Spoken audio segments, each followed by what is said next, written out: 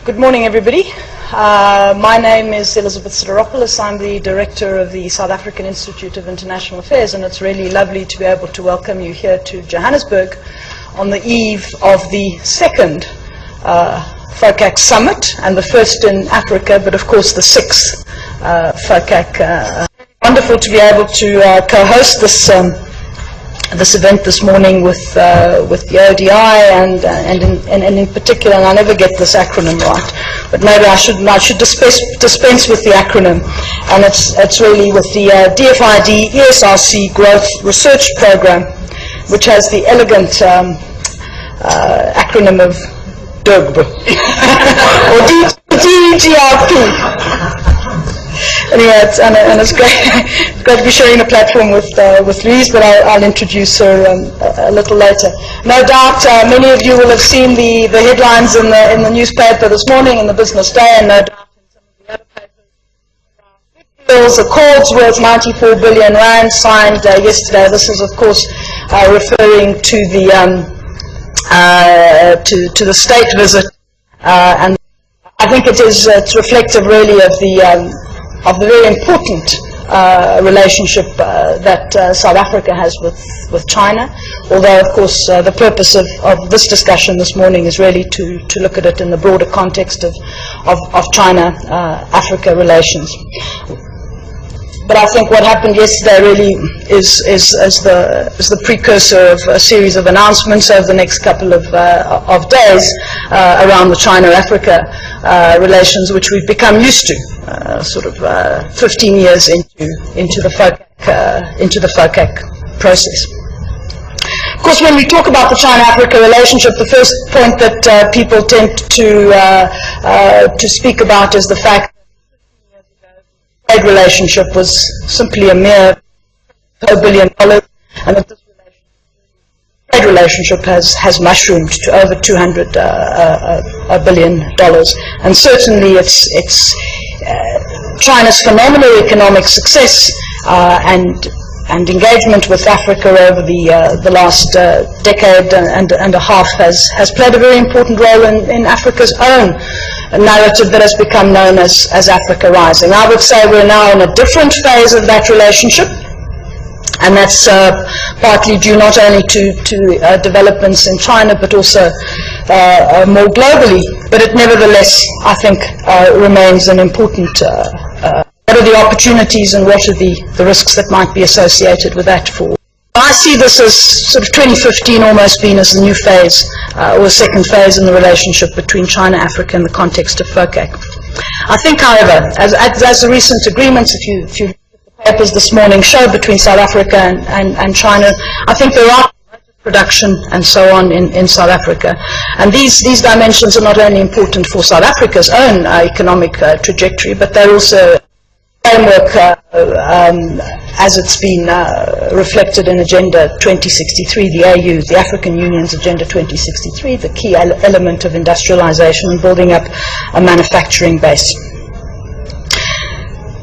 I end with the following points, that I think from an African perspective, it is also very important for us to ensure that we have the right policy frameworks in place and that these are able to respond to a dynamic environment. I think if that's the one, if there is one lesson to learn from the way in which China's phenomenal economic trajectory has played itself out over the last 30 or so years, is its ability to be dynamic and to adapt to changing circumstances. I think that those correct policy contexts are important so that we are actually able to. But I am not the expert on most of these things. I think we'll have a series of very good presenters and discussants over the course of the morning and in the afternoon.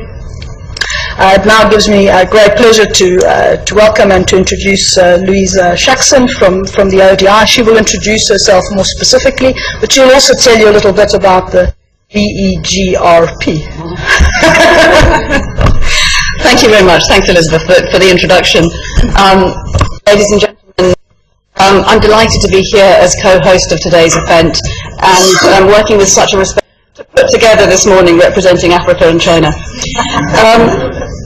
As Elizabeth said, there's been a massive amount in the papers yesterday and today about this. DFID-ESRC Growth Research Programme. It does have a difficult acronym, but I'm sorry, bear with us, we're stuck with it. It's funded both by the UK's Department for International Development and by the UK's Economic and Social Research Council. And it supports world-class research on inclusive growth in low-income countries. It's specifically research that emphasises structural economic transformation and research that has a high potential for impact on policy and practice. So our programme has 4 main themes, and China-Africa is one of those related questions. First of all, what are the similarities and differences between finance and innovation? And what's really interesting is to note the emerging links between the different areas. So, for example, we recently hosted an event on innovation in Africa, and we discussed what types of innovation help spur inclusive economic growth. Growth that reaches the poor, growth that reaches the women, and growth that reaches other marginalised groups. And interestingly, I think what we heard was that these may not necessarily be the high-tech innovations that people are talking about, that you see a lot of in the newspapers. Innovations that support inclusive economic growth may be the technologies that are not necessarily all that environmentally friendly, that are low-tech enough to be adapted to the African economic and business context, particularly in the low-income and the emerging economies. Rise to further questions that I think are of real relevance today. As relations between China and Africa intensify, how can we ensure that they help to put African countries on a path to inclusive economic growth? So I don't want to say much more than this. We have a very, very distinguished group of speakers, and I would like to hand over to Giles, who's going to chair the first session. Thank you very much indeed. Well, thank you very much for the opportunity to share some of my excitement about the opportunity in Africa, and that is the industrialization and structural transformation, and how to have quick wins and to make success breed success and transform the destiny in Africa. Currently, African countries are trapped in poverty, and but I strongly believe poverty is not a destiny, because personally I was born in Taiwan in 1952. At that time, Taiwan was as poor as almost every country in Africa. But now, Taiwan, China is a high-income economy. I went to work in mainland China in 1979. At that time, per capita GDP in China was less than 1/3 of the average in sub-Saharan African countries. And today, China is a high middle-income country and on the way to become a high-income country by the time maybe 2020. And not only the places where I was born and the places where I work, and you can see some other East Asian economies like Korea. In the 1950s, Korea was one of the poorest countries, post-colonial economies in the world. And now, Korea is a high-income economy. And so it's possible to get rid of poverty trap and to grow dynamically for decades and become middle income and high income. And we know that once upon a time, all the countries in the world were poor, including the high-income country today. And when they were poor, there's one unique feature. They all rely on agriculture for their livings. 90%, 95% of their population live in rural areas and rely on agriculture for their livings. And there's also one unique feature. All the countries now become high income. They all rely on the transformation from agricultural to manufacturing and then to the post-manufacturing stage. No exception except for a few oil-producing rich countries. And those are just a few exceptions. And Africa is poor because African country has not completed the transition yet. As you can see, the export of African country today, over 75% of them were primary goods, either agriculture or the resources. And especially in the resource-rich country, their government, budget rely heavily on resources. And we know that resources is a lot of, boom and bust. And so it's not only the productivity level is low, but also it's very volatile. And so I think that we all agree with this. Otherwise, we won't have this seminar today. But the issue is how to achieve the transformation from agrarian primary-based economy to the industrialization and climb the ladder to become high income and post-industrialization. And for this, I think industrial policy will be necessary, because in this structural transformation, you need to have a first movers. And the first movers, certainly, it has a lot of risk. And they can be either a failure or a success. If it's a failure, the first mover bear all the cost and send a signal to other people, we are not ready and the direction is wrong. And other people don't have to encounter similar failures. And it can be a success. If it's a success, then you're going to have someone to follow to entry. And then competition comes and the first mover will not have a monopoly rate. So you can see there's some kind of asymmetry between the cost of failures and the gain of success. And no matter it's a failure or a success, it produces useful information for other peoples. And under this kind of situation, if agents are rational, it would be better for them to wait until to see someone is successful. But if you do not have a first movers, then you cannot have the structural transformation. So you need to have the government to compensate for this kind of externality issues. And secondly, the probability for the first mover to be successful not only rely on the entrepreneurship of the first mover, also rely on many other coordination in the improvement of some kind of hard and soft infrastructure. Because, for example, if you want to move from agriculture to manufacturing sectors, you need to make investment. And the capital requirement become larger than agricultural households. So you need to have a financial institution to mobilize the financial resources for the investment. But also, this new industry can be risky, so you need to have financial institution to spread the risk. And individual entrepreneur will not be able to make this kind of financial improvement, that institutional improvement by itself. And not only the soft infrastructure like human capitals, and also the hard infrastructure like you need to have electricity, you need to have transportation, you need to have port facilities. Those kind of things cannot be indigenized in the individual's effort, internalized in the individual effort. So you need to have the government to coordinate those kind of changes, either by different private sectors, or sometimes the government need to provide those kind of coordination itself. And so that is the reason why the government need to play this kind of coordination role, and as well as to compensate for the externalities. And for the government to play the role, industrial policy will be required, because sometimes the coordination will be sector specific. If you want to go to certain sectors, the infrastructure for those kind of sectors will be different from the infrastructure for other sectors. For example, human capital. If you want to go to agro-processing, the human capital requirement will be different from go to that manufacturing. And infrastructure can also be different. For agriculture, you need to have irrigation, but for the industrial sector, you need to have power, you need to have port facilities. And if the government has unlimited resources, then it will be easy. The government improve all necessary infrastructures. But resources for the government is limited. And also implementation capacity for the government is limited.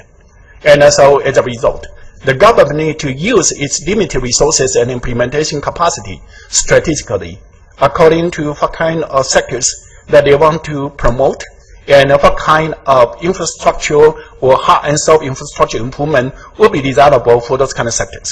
And that is what we call industrial policy. And,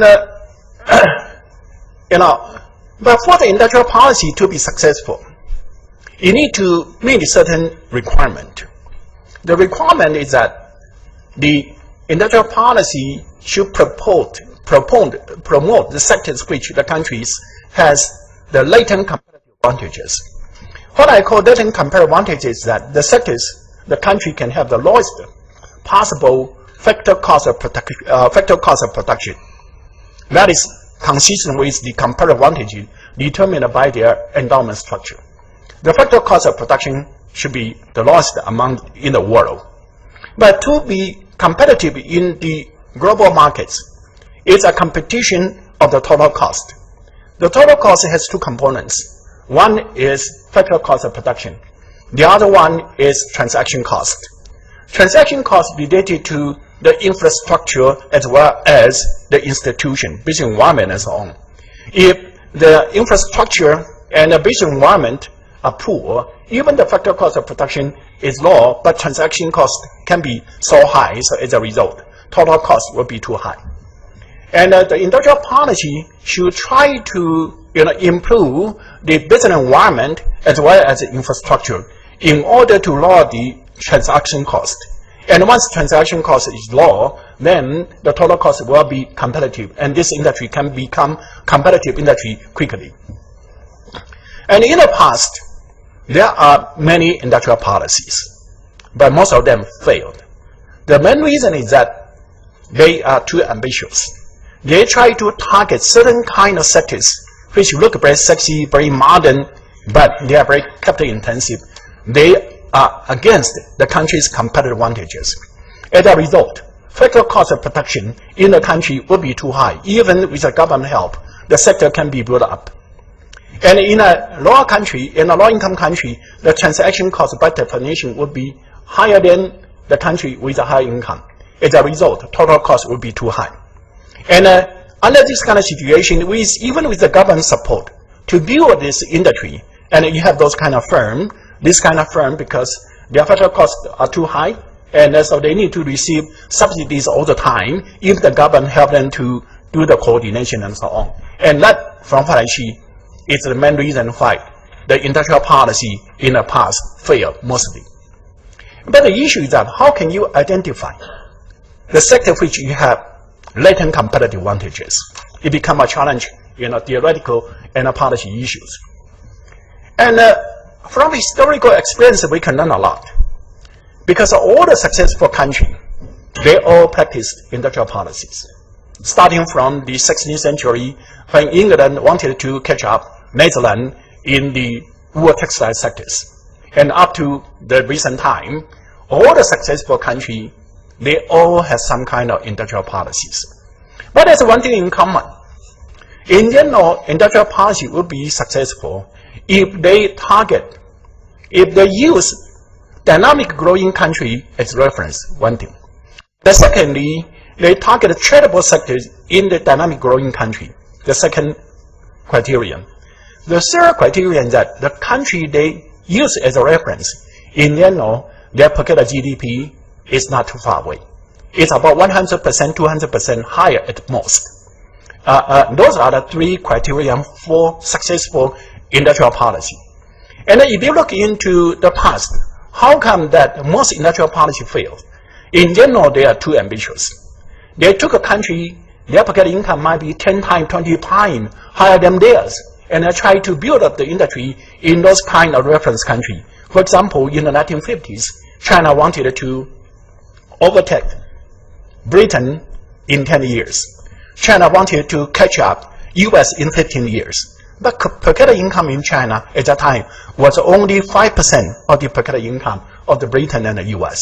And as a result, even China was able to build up those kind of industries, but they were very uncompetitive because factor cost as well as transaction cost in China is too high, and they rely on all kind of protection to survive.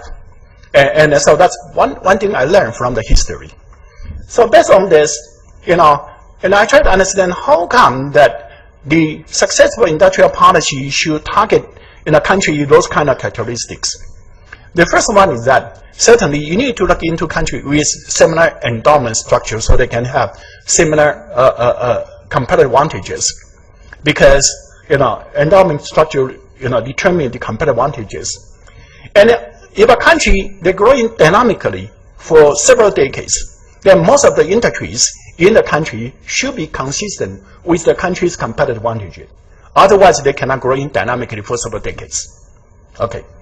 But if they are growing dynamically for several decades, that means they must accumulate capital quickly. So industry in the past, they used to have competitive advantages. They are going to lose competitive advantages. And so they are going to be their sunset industries. But if your competitive advantages, endowment structure is not too far away from the reference country, their sunset industry will be a sunrise industry. So that's the basic principle to identify the latent competitive advantages. The country growing dynamically and their per capita income is not too far away from yours, then they are tradable sectors. Latent competitive advantages. And follow these ideas, then there's a golden opportunity for industrialization in Africa.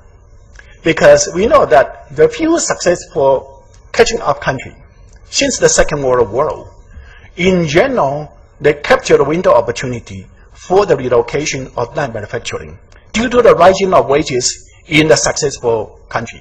For example, in the post-World War II, the U.S. wage rate rose, and so U.S. lost competitive advantages in the light manufacturing sector like the garment, textile, and electronics.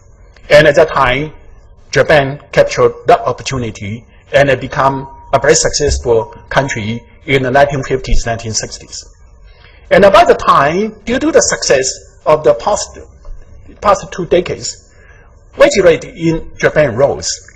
And at that time, the Korea, Taiwan, Hong Kong, Singapore captured that opportunity to enter into the light manufacturing sectors. And they became the Asian tigers. And about the time of the 1980s, their wage rate also rose. And they lost competitive advantages in those kind of light manufacturing sectors. And China, at the time, captured the opportunity and growing dynamically for 3 decades now. And China now reached the same stage as Japan in the 1960s, and the Asian tigers in the 1980s, China is about to relocate its light manufacturing sectors. And this idea actually already practiced in Africa. One of the most successful African countries is Mauritius. In the 1960s, everyone thought Mauritius was a hopeless country. But actually now, Mauritius is most successful African country. Its per capita GDP is already exceeding $10,000 US.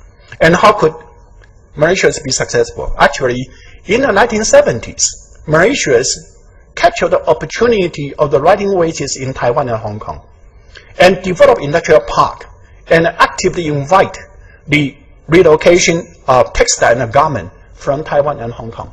And at that time, Mauritius per capita GDP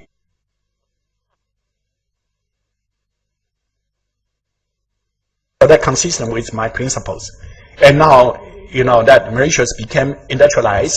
It transformed from a mono economy of sugar production now to be an industrialized African successful cases. And as I mentioned, the rise of China will be a huge opportunity for Africa, because in the 1960s, the total employment of workers in manufacturing sectors in Japan was 9.7 million. In the 1980s, the total employment of manufacturing workers in Korea was 2.3 million. In Taiwan, about 1.5 million, and Hong Kong, about 1 million, and Singapore, 0.5 million.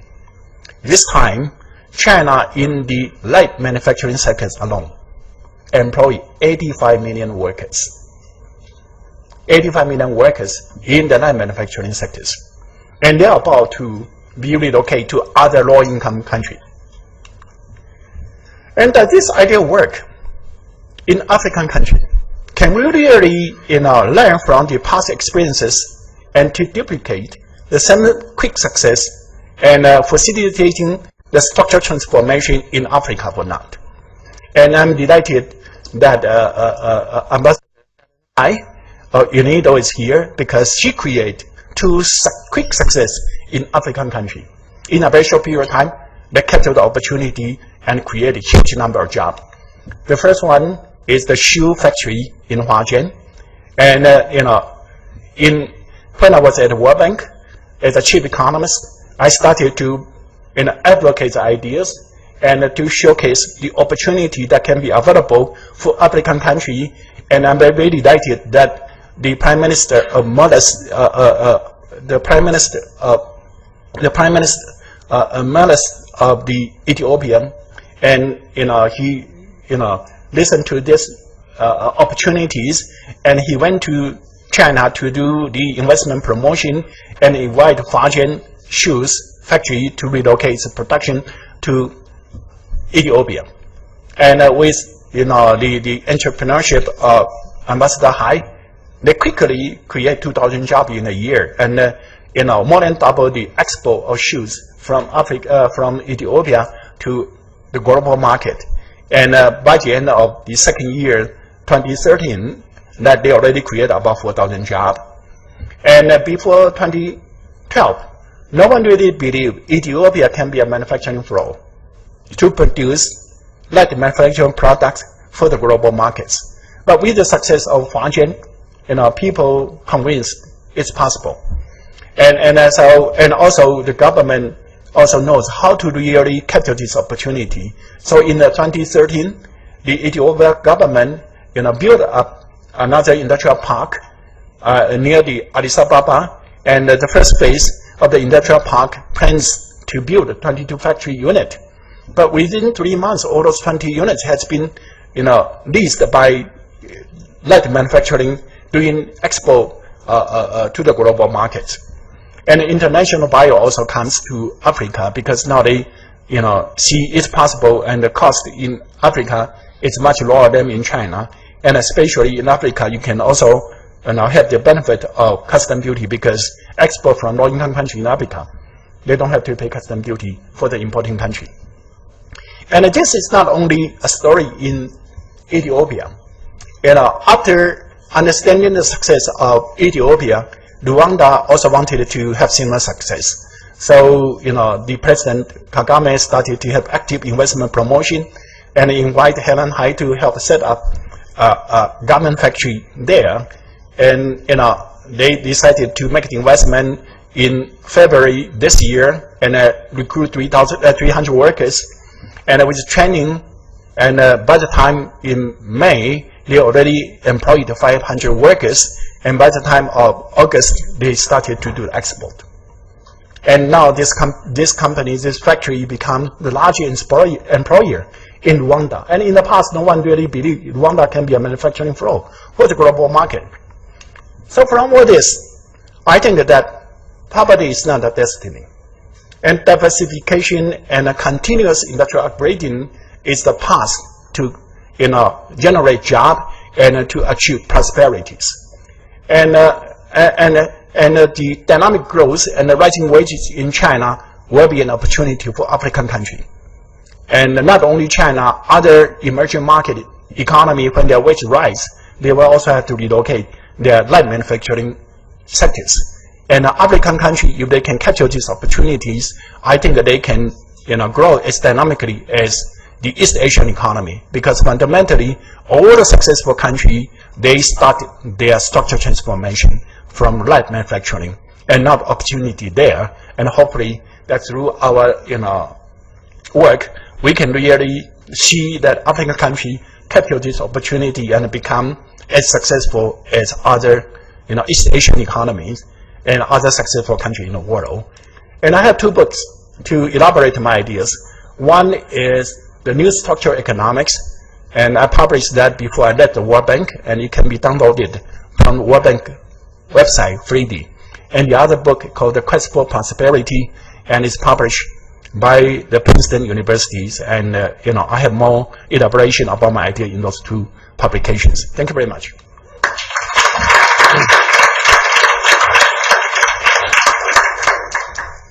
Thank you very much, Justin, and who set up our next speaker fantastically well. Helen Hai, who, as you heard, has been very active in the industrialization in East and Central Africa. She trained as an actuary, worked for a series of FTSE 100 companies, and then became the CEO of her own company, which was behind setting up the CNH and the the shoe company that we heard about. She received in 2015 the World Economic Forum's Global Young Leader Award, and in 2015 the African Business Icon Award. So I think we have a really hands-on kind of insight to kind of flesh out some of the kind of big macro picture that Justin has set out. So thank you very much, Helen. Thank you, Justin. Good morning, everybody. Before I tell you the story of Felix, let me start a story of Huajian, what is happening on the ground. I came to Ethiopia back in 2011. It took us 3 months from design to investment to actual production for export. In the following 6 months, we doubled Ethiopia in the shoe sector. By the end of year 1, we recruited 2,000 local workers. By the end of year 2, we recruited 4,000 local workers. Prior to this success in Ethiopia has an industrial zone called Eastern Industrial Zone. Prior to 2011, they struggled 5 years to attract any single manufacturer from the world become a residence. After we created 4,000 jobs, I'm being asked by the government of Ethiopia advisor to work together with the government to promote the first industrial zone owned by Ethiopia, which is in Addis Ababa, Bole Lamin.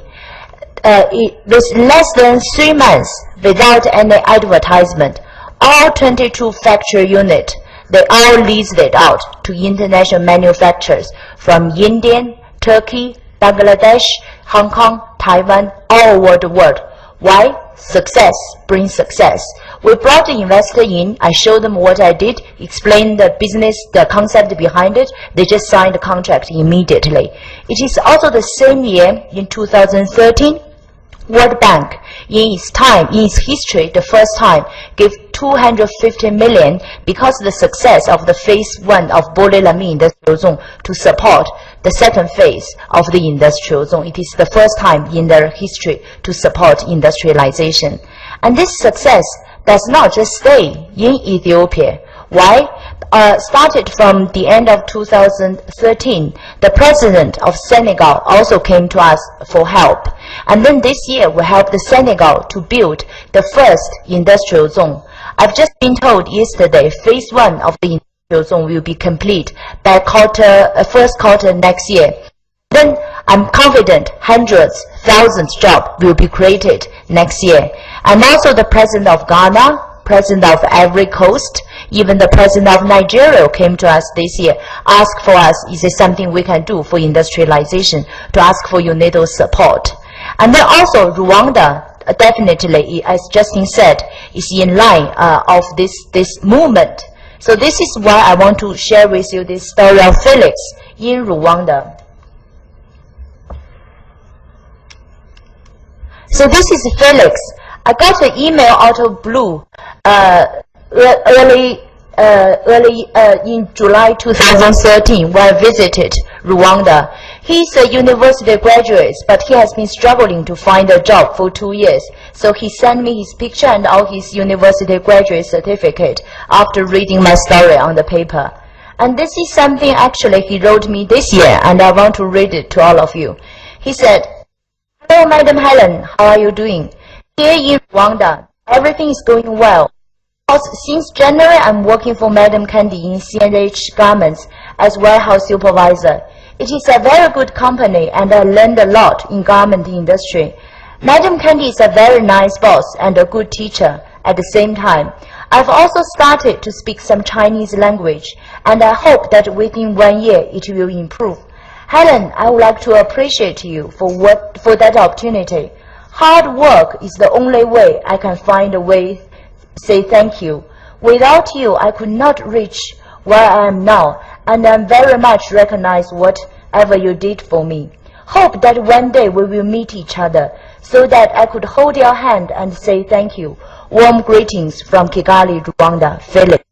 How does it take a young people which 1,000 miles live where I came from to write me something like this? Because this, like I said, this is what we created.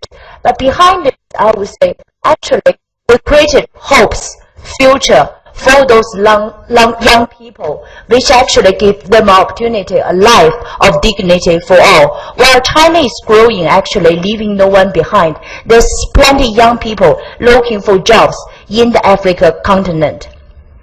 So today I want to share with you several things behind those stories. First, how the story started in the first place back in Ethiopia. What it took me. A lot of people ask me, why did you choose Ethiopia? So the first thing I want to share with you is, I did not pick Ethiopia. It was Ethiopia who picked us. The story started actually in March 2011 when Professor Justin met the late Prime Minister Meles. And then Meles asked Justin three things. Number one, what is the key for poverty reduction? Justin advised him, for poverty reduction, the only key is the job creation. Secondly, the fundamental secret for economic transformation for China in the 1980s and Asian for tigers in the 1960s, because they capture the window of opportunity during industrialization shifting, which enabled those countries created millions of jobs. This gave them the power for jump start in their economic transformation. Meles liked the story and he asked Justin, how can we do it? And Justin said, you need to create a quick success story, because that is the best way to bring inspiration, leadership, confidence, experience to the country and to the continent. That is how the story started. 6 months later, Meles took his advice and went to China, invited a group of investors. We are among them. That is how the story started.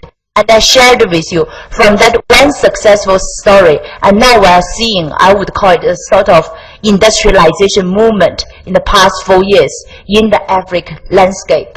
So the first point behind this, I want to say, it is vision and leadership behind all of this. And secondly, you're probably wondering, is this sustainable? I want to say, private sector, Africa to do aid. They come to Africa to do business. But through business, they achieve the development goals. In order for the development to be sustainable, there have to be a sustainable business reason behind this. And as an entrepreneur, I want to share with you, this round of industrialization to Africa, there is a solid business reason behind it. Why? We need to look at the supply chain. There are 3 components in the supply chain. There's manufacturers, there is traders, there's retailers. First, manufacturer. What's the business reason for them? The factory I ran in Ethiopia and in Rwanda, the labor cost in China is about 22% of its overall cost. In China, each labor is about $500 US. In Ethiopia, it's about $50 US. In the past, there is a myth saying Africa offers competitive labor, but there's no efficiency. Is this true? It's not true. Why? When I first came to Ethiopia, I went to the local manufacturers. I asked them, what's the efficiency? They told me, the day you give the salary to the workers, the next day a quarter of them will disappear. 15 days after they spend all the money, they came back to the factory again. The efficiency is very low. So even though there's a low wages, it still does not make sense. But what happened is, in China, we experienced exactly the same problem 20, 30 years back. But over the years, we developed remedies and trainings to overcome that. So when I came to Ethiopia with the right training, I can achieve 70% of the efficiency, which means I can bring from my labor cost, direct labor cost, from 22% down to 3%, which gave me 19% saving. In the past, a lot of people argue the infrastructure is not there. Africa is not ready for industrialization. That is not true either. Why? In Ethiopia, people always ask me, you must take all your raw material in Ethiopia because they have leather. Of course not. I was exporting 12 containers from Ethiopia every month to the EOS. In order to do that, I import 8 containers of raw material in order to do the export. And a lot of people in the past saying, it does not make sense for your cost. Then let's look at the figures. In China, the logistic cost is about 2% of its overall cost. While I was importing 8 containers in order to do 12 containers, I have to pay 4 times more, which is 8%. But then the absolute number matters. From 2% up to 8%, there's only 6% more. The 19% saving with the labor cost, with the right training, minus the 6% more on the logistic cost, there's still 13% saving. So the first point I want to say, today, under the current infrastructure, there is profit to be made for manufacturing. That is the business reason behind this kind of movement. It is already there, but with the right infrastructure, it's going to make actually it's even more attractive. But the manufacturer saving is only one part of the jigsaw. There's also the second component is very important. What is that? It's the import duty.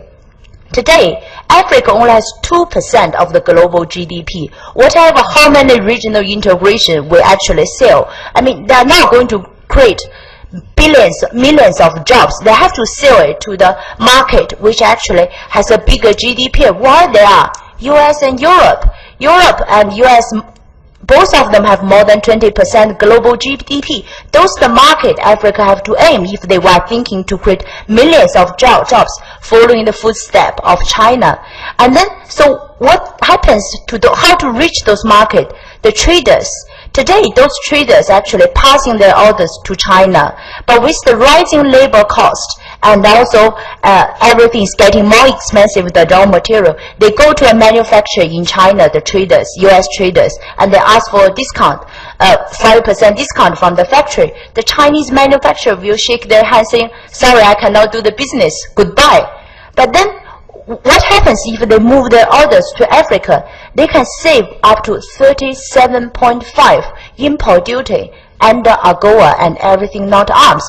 This is a big incentive for the US and European traders to shift their orders from Asia to Africa. This actually is even bigger profit than the manufacturing profit in this.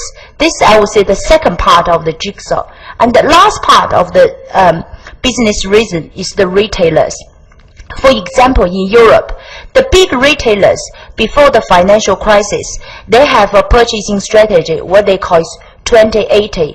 What does that mean? That means they purchase 20% around home country, 80% in Far East, China, Bangladesh. But during the financial crisis, the purchasing power in Europe has been reduced. Retailers cannot sell as quickly as they want. The shelf time of the goods are normally 6 weeks, but they have huge container of goods from China reach to the port of Europe. That's why we're seeing in Europe, retailers have to discount everything to half price at the end, even for £1 or €1, to get rid of the goods off the shelf, because otherwise they have to pay huge fees in the port for those containers. So this is why actually after the financial crisis, a lot of retailers realized, I cannot do this 20-80 purchasing strategy anymore. I have to look for some market geographically closer to me. That's why we're seeing actually quite a lot of them change from this 20-80 purchasing strategy to 40-60, 5-6 years ago already, and are desperately looking for new manufacturing locations.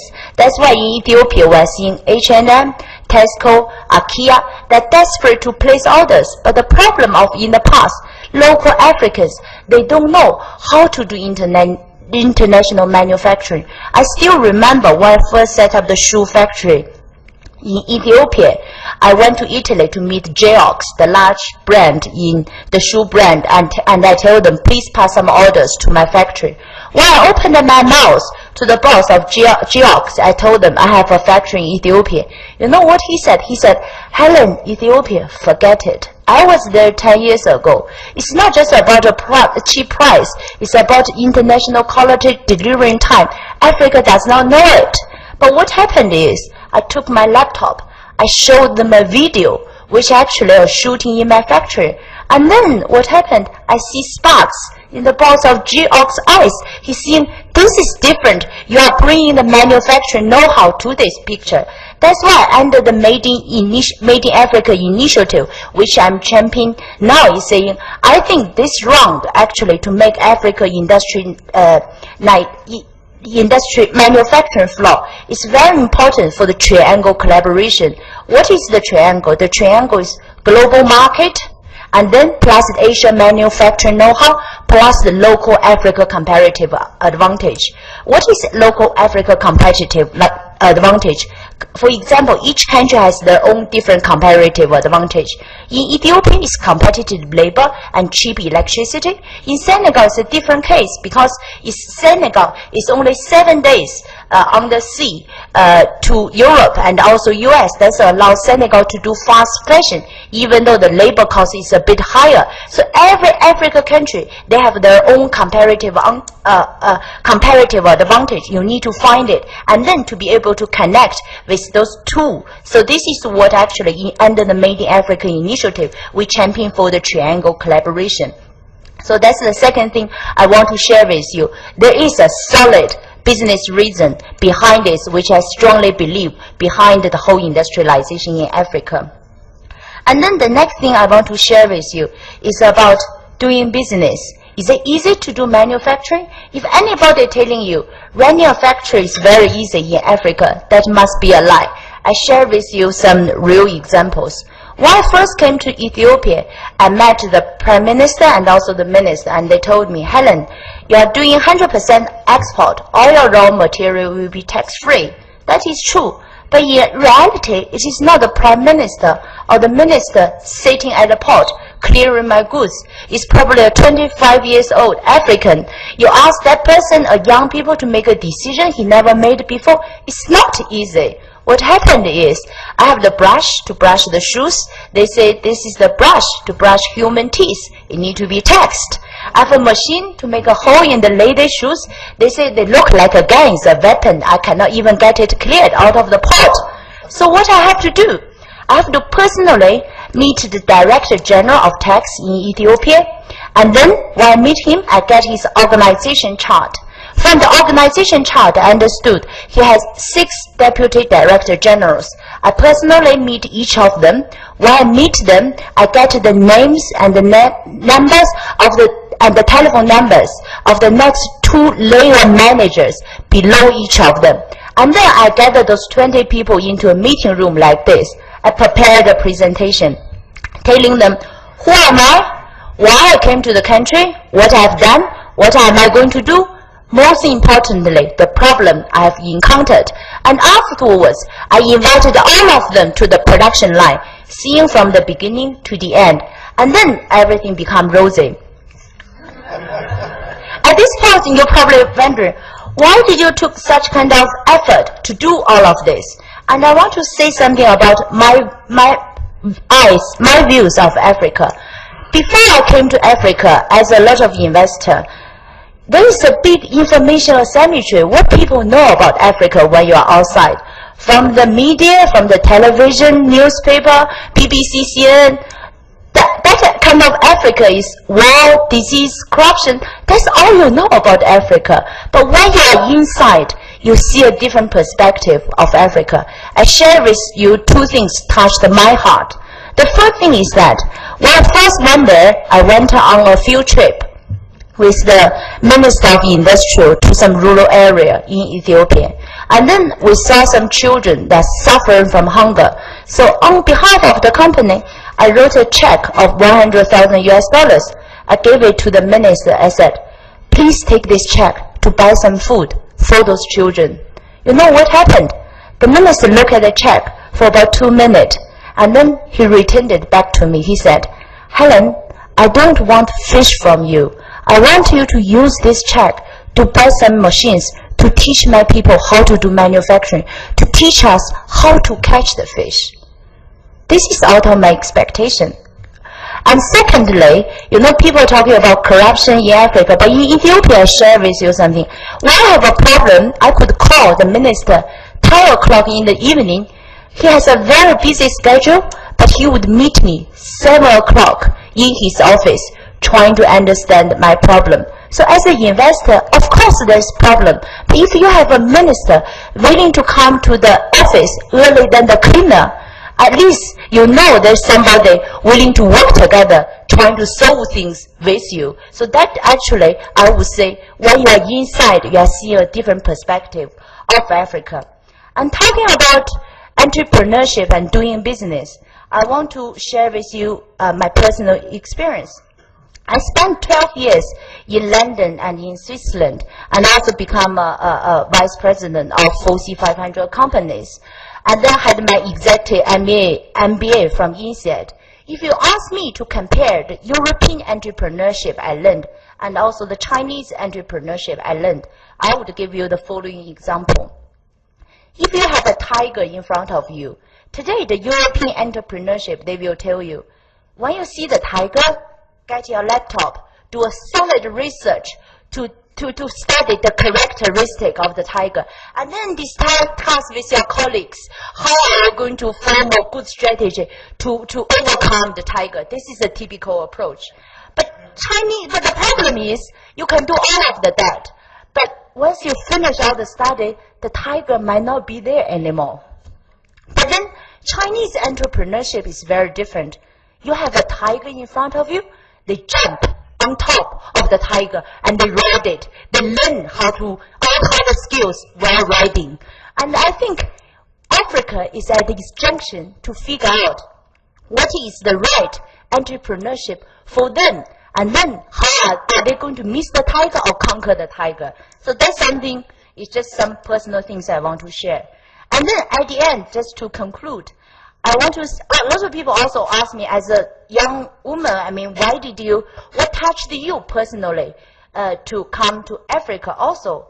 And actually there has been a moment, it's deeply down in my heart. It's the first time while I was in Ethiopia, I was staying in the Hotel Sheraton. I'm sure probably some of you have already been to Addis Ababa, stayed in that hotel. It's a beautiful hotel. After seeing what I've seen after 2 days, I was really digesting my thoughts. So I had a walk in the evening in the garden. And I suddenly hear some music. So I followed the music to the back of the hotel, which lead me to the bar, the office bar. And that is back in 2011. And what I saw in the bar is I didn't see any local people. I see a lot of Europeans, US people that are singing and dancing in the bar, which brought me a personal story 30 years back. When I was 7 years old, it's the first time my father took me to the capital of China, Beijing. And because it's my birthday, my father wanted to give me a treat to stay in the best hotel, the only five-star hotel in Beijing, Beijing Hotel. We went into the check-in desk, and my father asked, how much is it? They told us, $100 US. My father immediately said, it is too expensive. So he was just about to take me out of the hotel. As a young girl, while I was leaving the lobby, I turned my head back. And then in the lobby, I saw a lot of Europeans, I would call so white people in the lobby. At that moment, I thought, that is a world does not belong to me. But what happened in the following 30 years? My life changed dramatically because China's growth. I went to England when I was 17, get a good education, and then become a senior executive. So what actually, going back to that moment in Sheraton, what actually happened in my mind is that outside the big gate of Sheraton, there must be a lot of young girls exactly like me. They thought inside of the gate, it's a different world for them. What they don't know is if their country can develop, their future would be completely different. So to summarize, I would say, let's work. I'm a strong believer in strong leadership, sustainable commitment, successful examples. I believe that is going to bring Africa from vision to action, dreams to reality. Thank you all.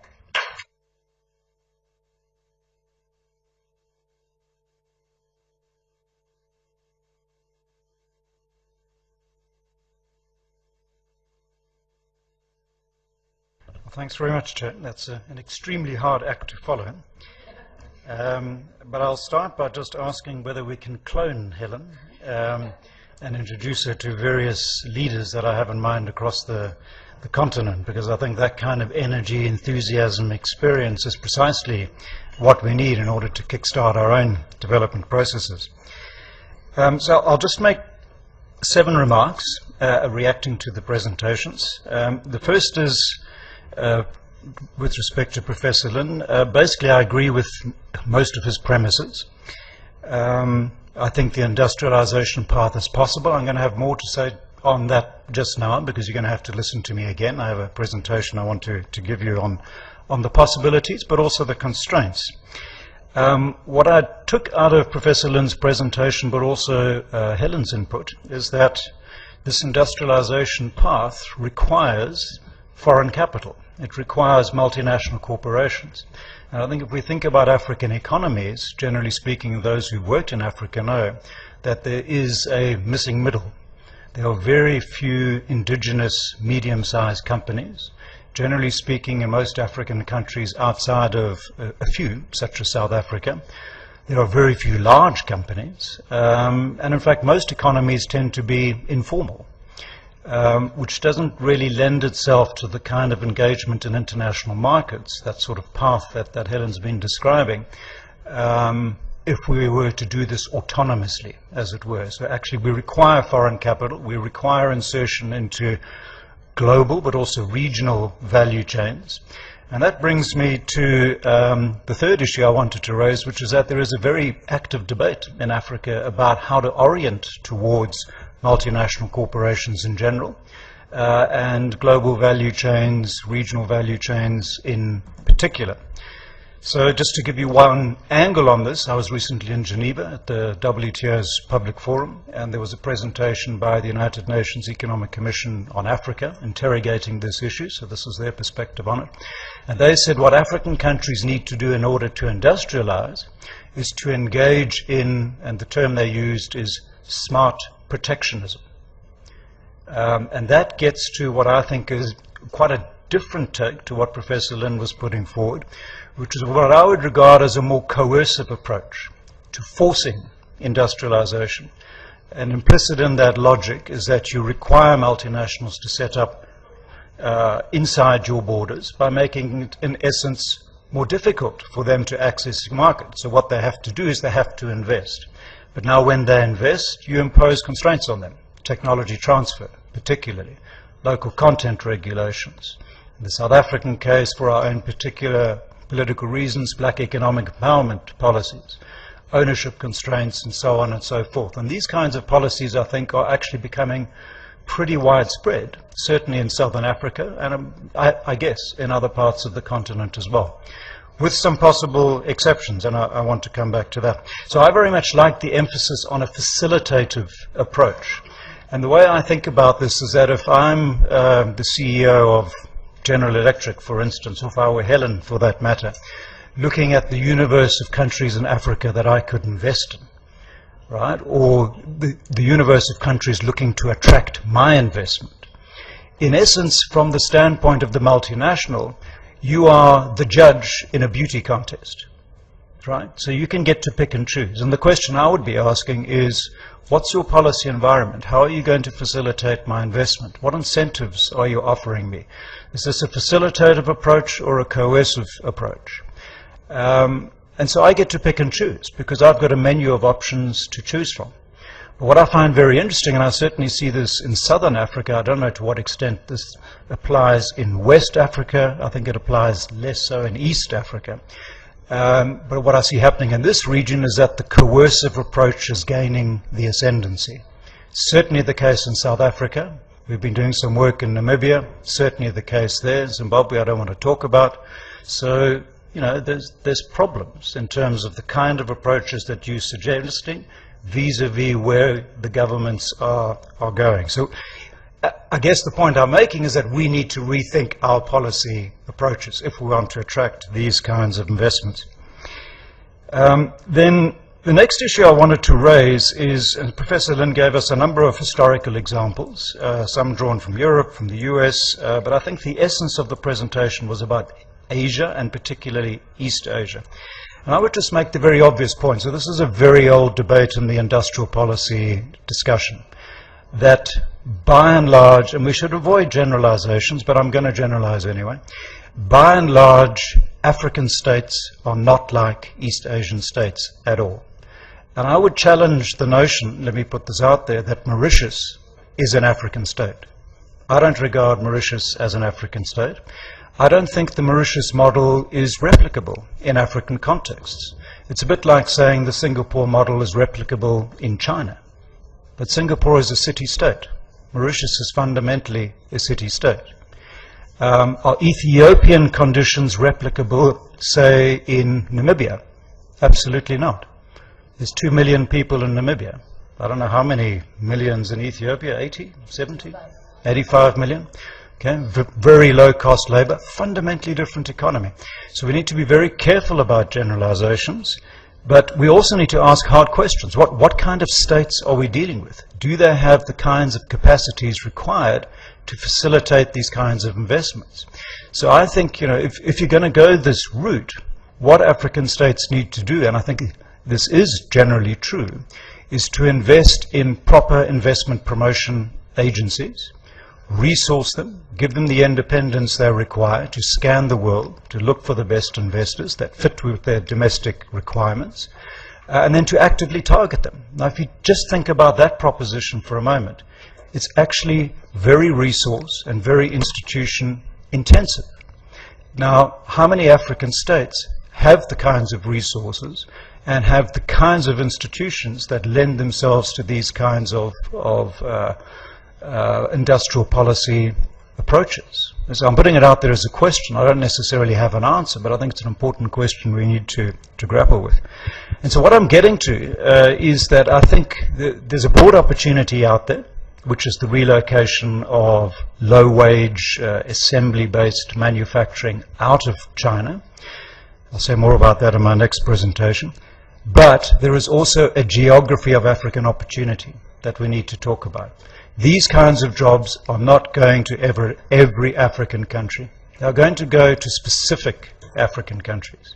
So which are those countries, why those countries and not others? Those are important, actually I would say fundamental questions. And then a final point, and I'd really like to throw this out there, I'm not an expert on this, is that we're talking essentially about low-wage assembly-based manufacturing, which I think is appropriate.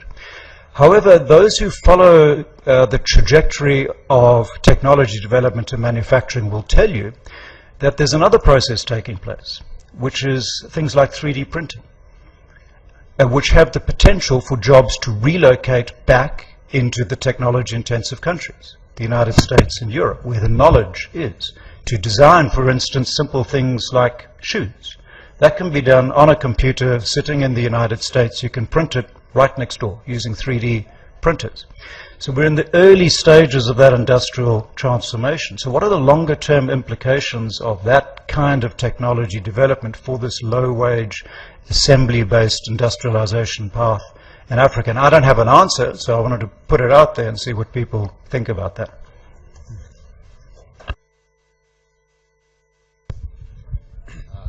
Hi, my name is Chen Shenyan. I'm from the Institute of International Relations at Taipei. Because I'm listening to Justin's question as well as Peter's response, I wonder whether, because you mentioned about the population differences between those huge countries, including some of the countries that are seeking China help, like Rwanda, Ghana, or Nigeria, big population. But also, Justin mentioned about all this advantage in Africa, the lower labor cost. But to me, it's almost the key issue is I call it the population dividend. It's the young population in Africa. This is the extra one we have in East Asia before, and then East Asia becoming rich, and nobody want to have kids. China, right now saying, we're going to have 2 kids allowed. People say, we're not interested. Okay, so my question is, for Professor Lin, maybe it's the population thing that Africa will have an advantage in the future for its industrialization.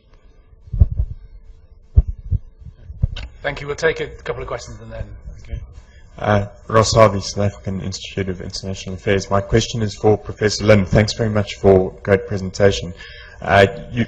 You made the point that sunset industries can become sunrise industries if there's sufficient skills and technological transfer into other industries.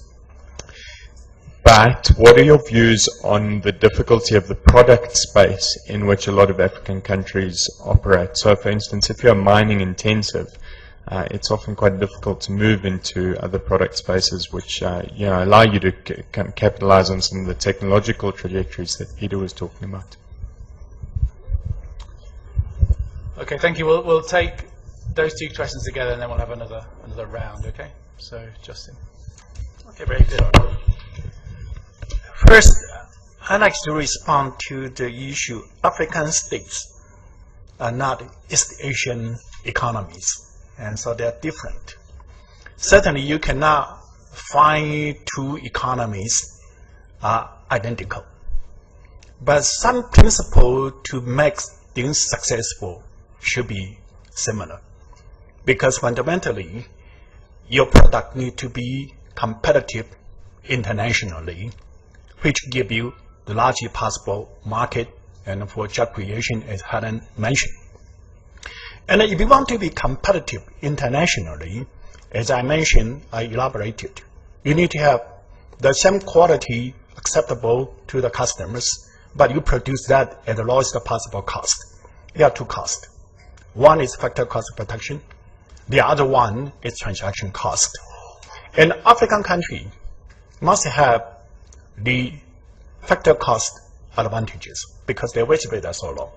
As long as you give them some training discipline, then factor cost of production can be lower. But you also need to reduce the transaction cost, and that related to infrastructure built environment.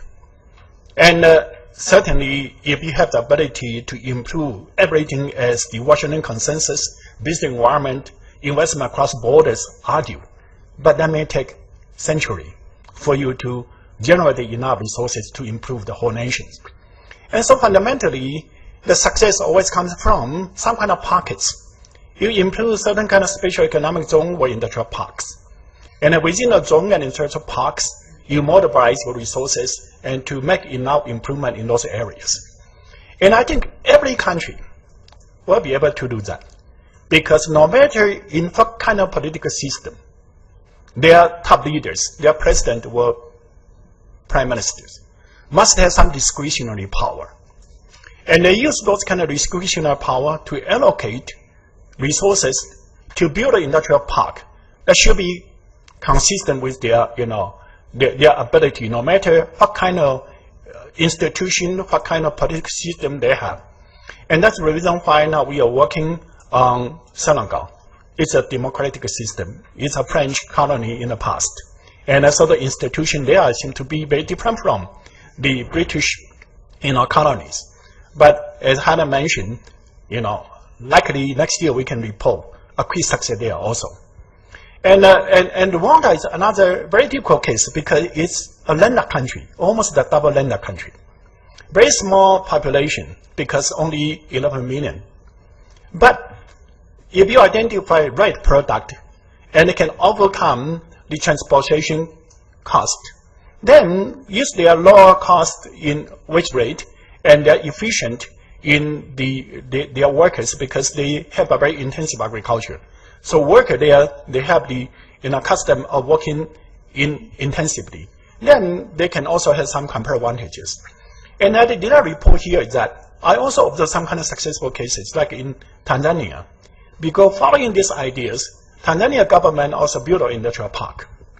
And now they have already two successful stories. Two garment factories. One built by Singapore owners in 2014. They already employed 2,500 workers. And the other one is the Chinese, also garment producers. They also started in January of 2014. They already created 1,300 jobs. And the second factory will be built. And they told me that they will finish the second factory October this year. And by completion of the second factory, they will employ again 2,500 workers. And you can also look into Madagascar. Madagascar actually have one Chinese firm employ 8,000 workers in Kashmir, already there. But because in the past, people did not really try to understand that to promote the success, the possibility of that. So you have a whole range of different countries in Africa. They actually are setting part on the same path as we see the success in Asia. So I think, yes, it's a Chinese story, it's an East Asian story, but the spirit that the economic fundamentals, once they are right, they can also be successful in Africa. That's one thing. And secondly, the population, certainly, I think that is the advantage of African continents. You know, you have 1 billion population, about 700 million of them are young people, and actually the education of them, actually, a lot of them are much better than the education in East Asia in 1950s, 1960s. And just like Felix that I had mentioned, college students, and they could not find a job. They are willing to work in the factory floor, and you cannot find those kind of work in East Asia anymore.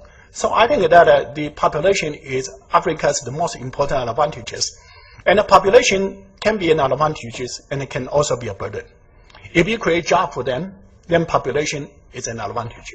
If you could not generate quick enough job for them, then it can be a burden for the social stabilities.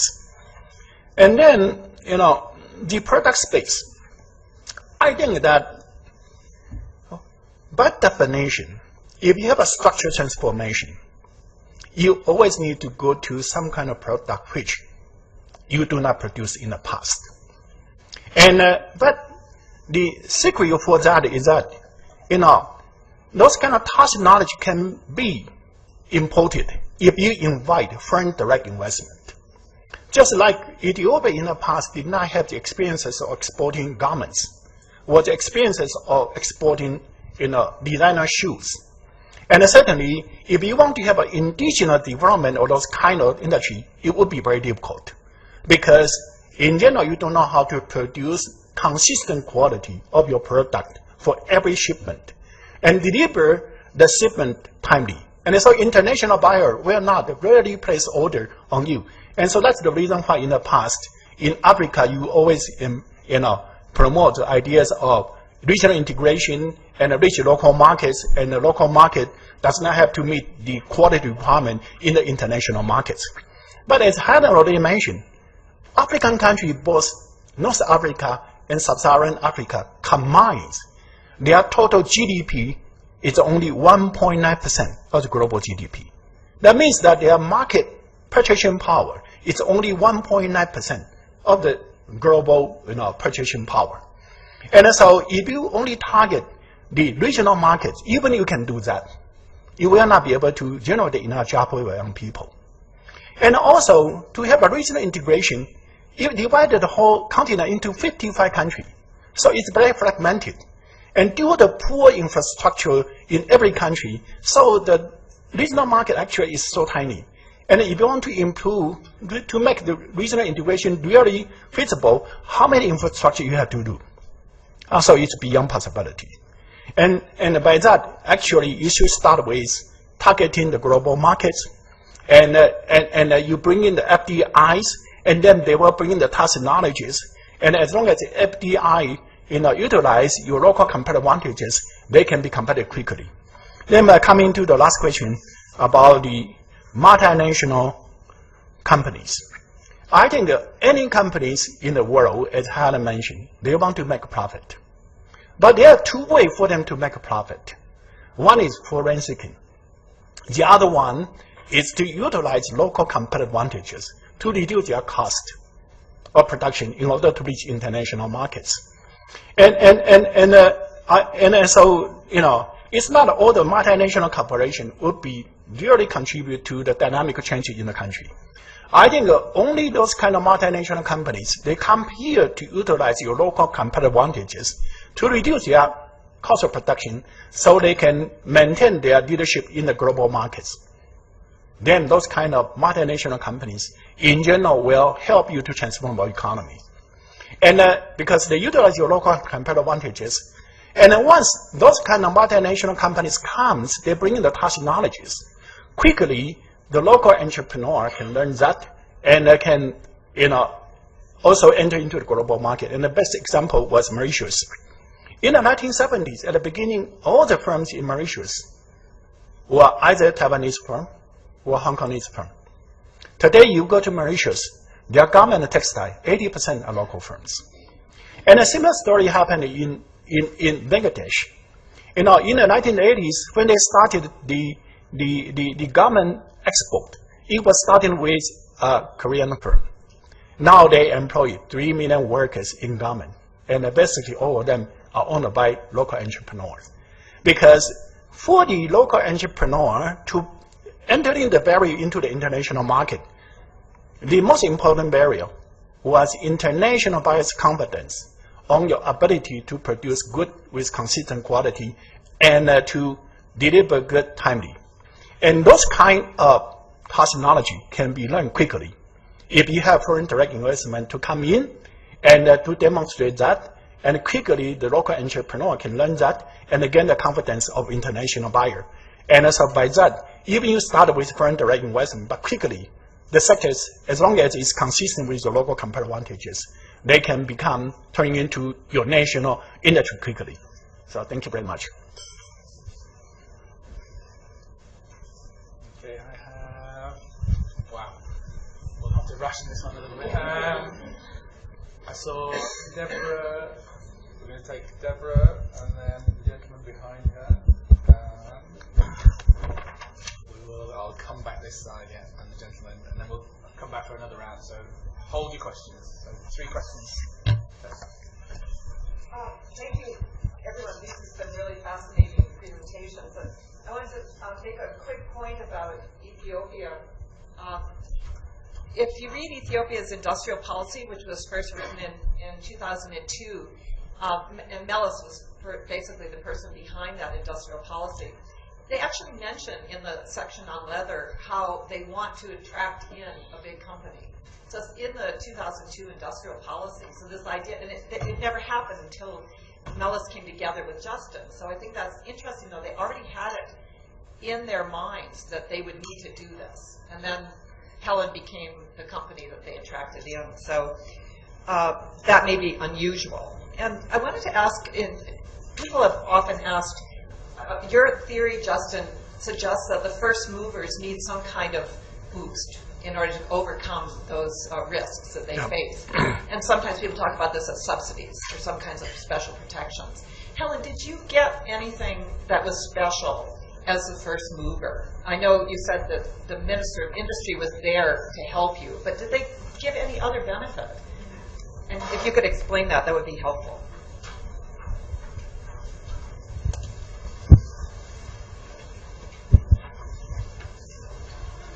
Thank you. I'm Danny Bradlow from the University of Victoria. Thank you for very interesting presentations, which are very thought-provoking.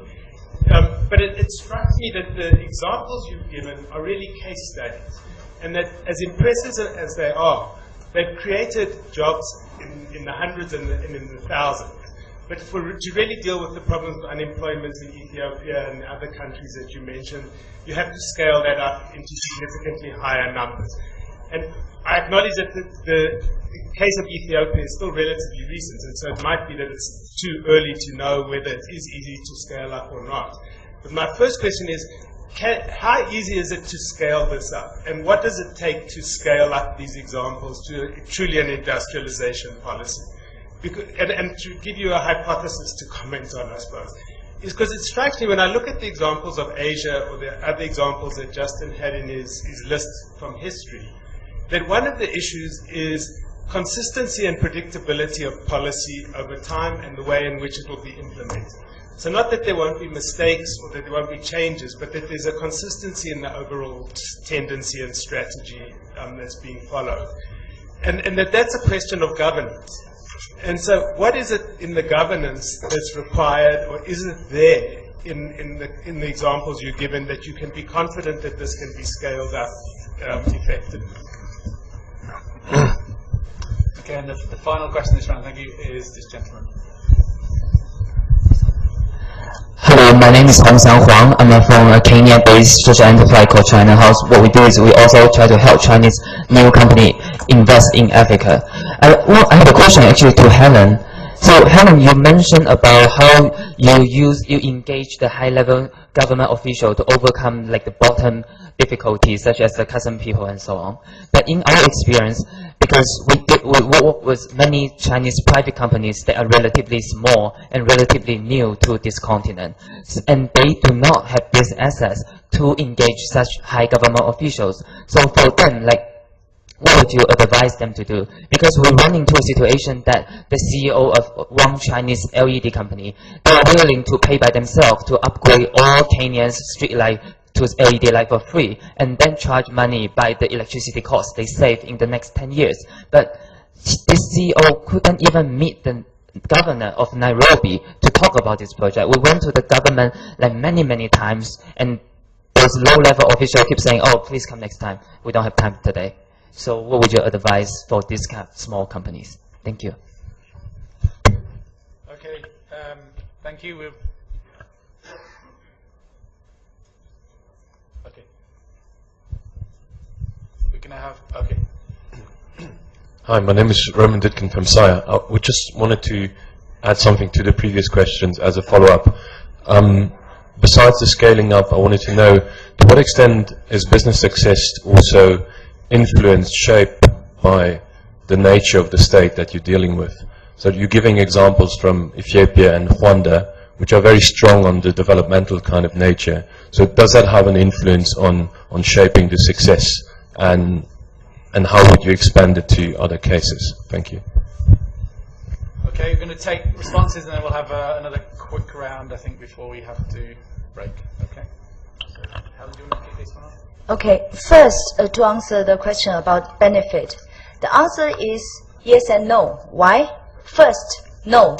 In monetary terms, not a single penny. I mean, all the investment is 100% foreign investment. For your question, actually, we didn't even borrow a single penny from Africa country or any European country. It's 100% Chinese capital into Africa. So, in monetary and government, did government give us any benefit in terms of rent, electricity? No, everything is transparent. And for that point, I also want to mention actually how important the private sector actually playing. Why? I give you an example. One of the problem in Africa, they always say logistics. When I first came to Ethiopia, in terms of logistics, it took me my first container in terms of time and cost. It took me 40 days from China to reach to the factory in Ethiopia, 40 days. Today, when we talk about international lead time, the day actually they place the order, for the day actually the order, the goods have to be on the shelf. We say lead time, 89 days. You know, so the time, you have to allow in the time, the goods coming into the factory production and also airing out.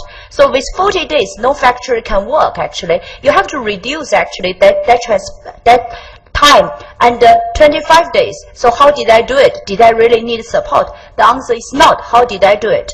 It took me 2 months of effort. I was able to reduce it from 40 days down to 25 days without any policy change. And in terms of my cost, my first container was $4,000 from China to Ethiopia. I was able to cut it down to 2,500, also without any policy changes. As a private entrepreneur, how did we do it? First, I have assembled my team, understand what's the procedures. We broke down actually from the moment the container left to China to the moment it reached the port into 13 steps. And every steps actually we put actually one person to be responsible, and we time to manage it. So we realized that two big bottlenecks actually has been doing the big delay in terms of time. First, Ethiopia, because logistics, they are not open to public. Everything has to be by the local employees.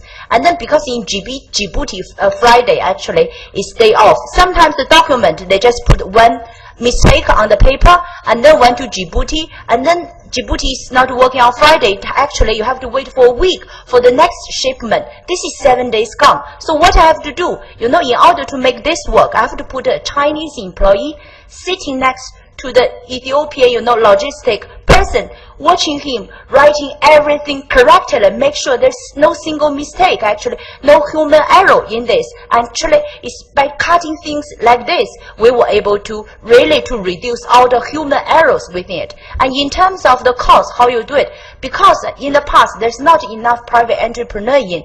There's so many counterparties, we would say brokers, to make the cost high, trying to dealing with it. When people like me coming in, I just work directly with Maersk, with the large, actually, the big shipment company, and we negotiate deal. So we actually cut down all the middle brokers. That was very easy, just to reducing down the cost. This does not need really policy change. This is number one I want to say. But then I also say, yes, in terms of benefit, what did we give?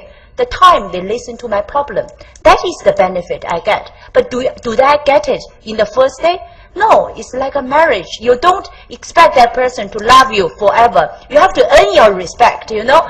You first have to come to the country, create 600 jobs, and then people understand you are serious. You have to let people know you are not going in there to bribe people. Actually, you are trying to help them to solve the problem. That's how you earn your respect from the government, and they keep giving you more attention to support you going forward. So that, I would say, is actually is a building up. It's a two-way street. You have to keep it going. So that is in terms of the benefit I want to comment.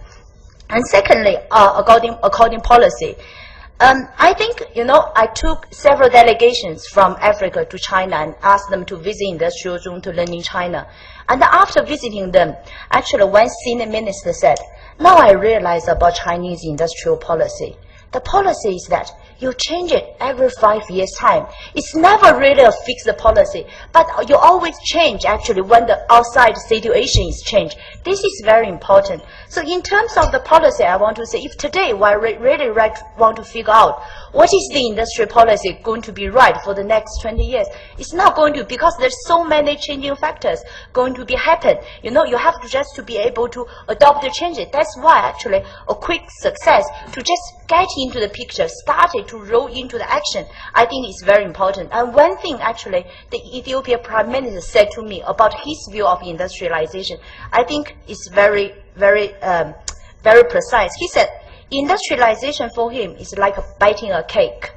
You have to bite it, taste the sweetness of it, and you want to keep biting more. And I think that is also to do with the policy. You have to also to test it. Once you feel the sweetness of it, you do some policy testing, and then you feel it's right, and you have to keep changing it and until you know what is the right one. That's the second thing I want to say about policies.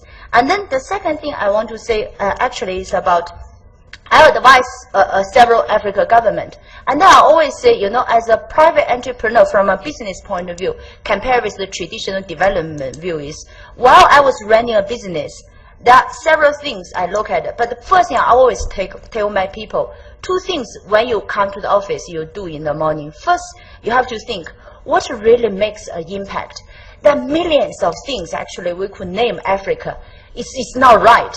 And then if you focus, you have to focus on the things really making a big impact. You have to get a long list into a short list of the to-do list. And second thing, with the short to-do list, you have to prioritize what is the most important thing. I think it's a deep ocean of development things you can do in Africa, but you have to pick what you truly believe and make a big impact. And from my point of view, I think at this point, job creation, for me, it is the fundamental issue for Africa development. People talking about flogging, you know, developing service industry. Rwanda, they want to develop service industry because they think maybe a few years back, they're similar like Switzerland. They can just replicate the Switzerland story. But it's not right. That now they understood. I'm sure Justin can share with you the figure. He did the calculation. Indian, the GDP per capita back in 1978 is 25% higher than China.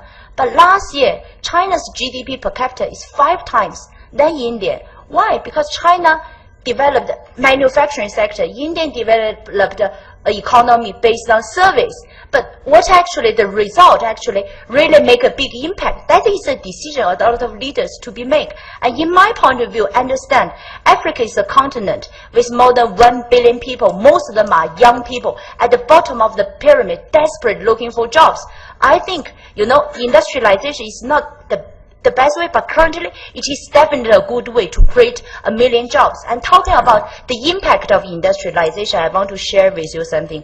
Why had 2,000 workers? You know, in order to make the efficiency, I'm the first company to provide free food, free clothing, free transportation, even part of the accommodation to my employees, local employees. In terms of food, you know, just to feed 2,000 employees, I bought all the chicken in the 2 nearby villages. You know who's are very happy? You know the people who are in the chicken business. Because of me, you know, they have to expand their production. The 2 local villages are very happy because when 2,000 people, they get their salary, the first thing is they go to spend in those villages. This is actually how you started, you know, like the economy started to moving. So I think actually you should not just only looking at industrialization. It actually created direct jobs. They're indirect. There are also a lot of jobs can be created in the circle. And then also in terms of the advice for, you know, talking about, you know, how to work in Africa.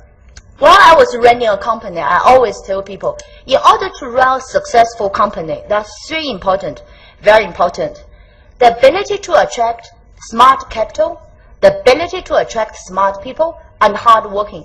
That's the 3 key to run a successful company. And then I think it's the same thing in Africa continent. We also, at this moment, I think a lot of smart capital actually are going into Africa continent, if you look at some figure. Secondly, I want to also draw people's attention in terms of talents. First, African talents. I've been told, I don't know whether this figure is correct or not, but that's the number I've been given. They told me 10 years ago in MIT, only 10% of the African graduates, actually they will return to Africa. Most of them will stay in the US and Europe. But you know, in the past few years, because the economic situation in US, what happened? At least 65% of them will return to the continent. At this round of young talent returning to Africa, I think it's going to really change a lot of dynamic. Because as the people who was born in China, I think for the China's economy to develop, fundamental that people driving it. People who are born in the 50s and 70s in China, they have been the fundamental people driving the last round of the China development. And people like myself who are born in the 70s and people who are born in the 80s, we have the privilege to have the international education. And now China becoming an international economy. I don't think actually I'm a unique case. I think a lot of people like me is going to come to the Africa continent, becoming actually the contributors in this round of move. And I think that is going to be a very powerful drive for this round of development. And then in terms of the advice, you cannot say which business is going to be successful. Definitely, you have to find your way. There's no fixed formula to say how to write the figure. This is why I think to engaging in private sector in this round of development is very important. Thank you. Maybe I can shall respond to the question that Barbara asked. What kind of incentive that the Ethiopia government gives? I think the most important incentive to the investment that Helen Hai involved was the low wage cost, as she explained. Once after 6 months of trainings, their productivity reached, 70% of China's productivities. Then there's the 19% savings in the overall cost. That's one thing. And the second, for the first mover, the most important incentive is tax holidays, corporate income tax holidays for a certain period, from 5 years to maybe 10 years.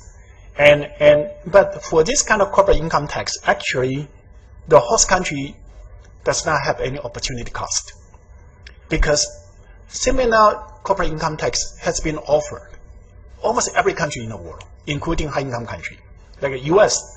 To attract foreign direct investment to the U.S., the state government in the U.S. also offer corporate income tax. So it's consistent WTO principles. And so actually, the government's for the first mover is tax holidays is universal.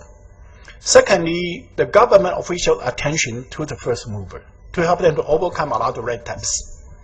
And that is the most important incentive. But in the past, because government often are too ambitious, try to attract the industry or the sectors which are too advanced. And when they come to the countries, if you look into the factor cost of production, actually, they don't have any advantages to do that. So under the kind of situation, the government need to give them different type of subsidies. For example, to allow them to borrow in their domestic bank at subsidized interest rate. But even with those kind of incentive, you can build up certain industries. But actually, they are not competitive at all. So they rely on the government subsidies always. So that's different. So that's the reason why we need to really look into the sector which they have latent competitive advantages, and the government's function is mainly to help reduce the transaction cost instead of to give the subsidies. And tax holidays is just for the first mover. So once they come and you help them reduce the transaction cost, they can be competitive immediately. Then that related to the second question that you asked about policy consistency. In the past, African country, as well as many low-income country, they do have incentive to encourage foreign direct investment. But very often, those kind of policy will be changes once you change the government. And the main reason is that in the past, most industrial policy or investment promotion try to attract sectors which are too advanced to the country. And so you need to subsidize them, very high cost. And even with those kind of subsidies, you can build up a firm. First, they will not create much jobs. And secondly, even they create jobs, you need to give them consistent protection and subsidies, and the cost will be too high. And under this kind of situation, because their contribution to job generation, to the dynamic growth in the country is very small, and so the new government comes, in the end, they change the policies. They will stop those kind of bleedings, those kind of subsidies. But if the sectors are consistent with their comparative advantages, they create jobs, and they also generate export earnings. Under this kind of situation, even if you change the government, the policy will be maintained. For example, after Meles, passed away, the owner of Huazhou at the beginning was very worried, because in the past he also heard once you change the leadership, then they change all the policy. So he was afraid that maybe the government would not be as facilitating, as supportive as in the past. And at that time I told them, you already have 4,000 jobs there, and you are the largest exporting company in the country, and you did not receive other subsidy other than the tax holidays. There's no reason why the government should stop the tax holidays. Because if you stop the tax holiday, they are going to lose 4,000 jobs, they are going to lose huge export earnings. And this is a similar story like in Madagascar I mentioned. There's a Kashmir companies there already there for more than 20 years. They generate 8,000 jobs. And Madagascar was not very politically stable. But the owner told me, no matter which government can, the first thing they want to is to protect the companies, because they want to protect the job and export earning. So fundamentally, whether the policy is going to be consistent is that if the sectors are, really can really contribute to job generation, export earning competitiveness, then this kind of policy will be maintained. But otherwise, the policy can be changed because the new government does not want to bear the cost and did not have any, development impact. Those kind of policy will be changed quickly if they change the government. I'm also to reflect some of the work that we at the South African Institute of International Affairs have been working on, both in our foreign policy team and also in our economic diplomacy team over a number of years. And a lot of that work that we've undertaken on the China-Africa relationship from a SAIIA perspective, of course, has been working with a number of other African institutions and African researchers working on these or related topics. So what you see today is a combination of those two sets of engagements. So the panel or the session now will look at challenges and opportunities for Africa in the context of China's changing role in the global economy. I think we started off very well with some really good points that I think will feed into this discussion today now. And of course we have a very distinguished set of speakers this morning, starting on my slightly sort of extreme right, but not entirely extreme right. That's that. And that's Deborah Bratigan, who I think for any China watchers is extremely well known.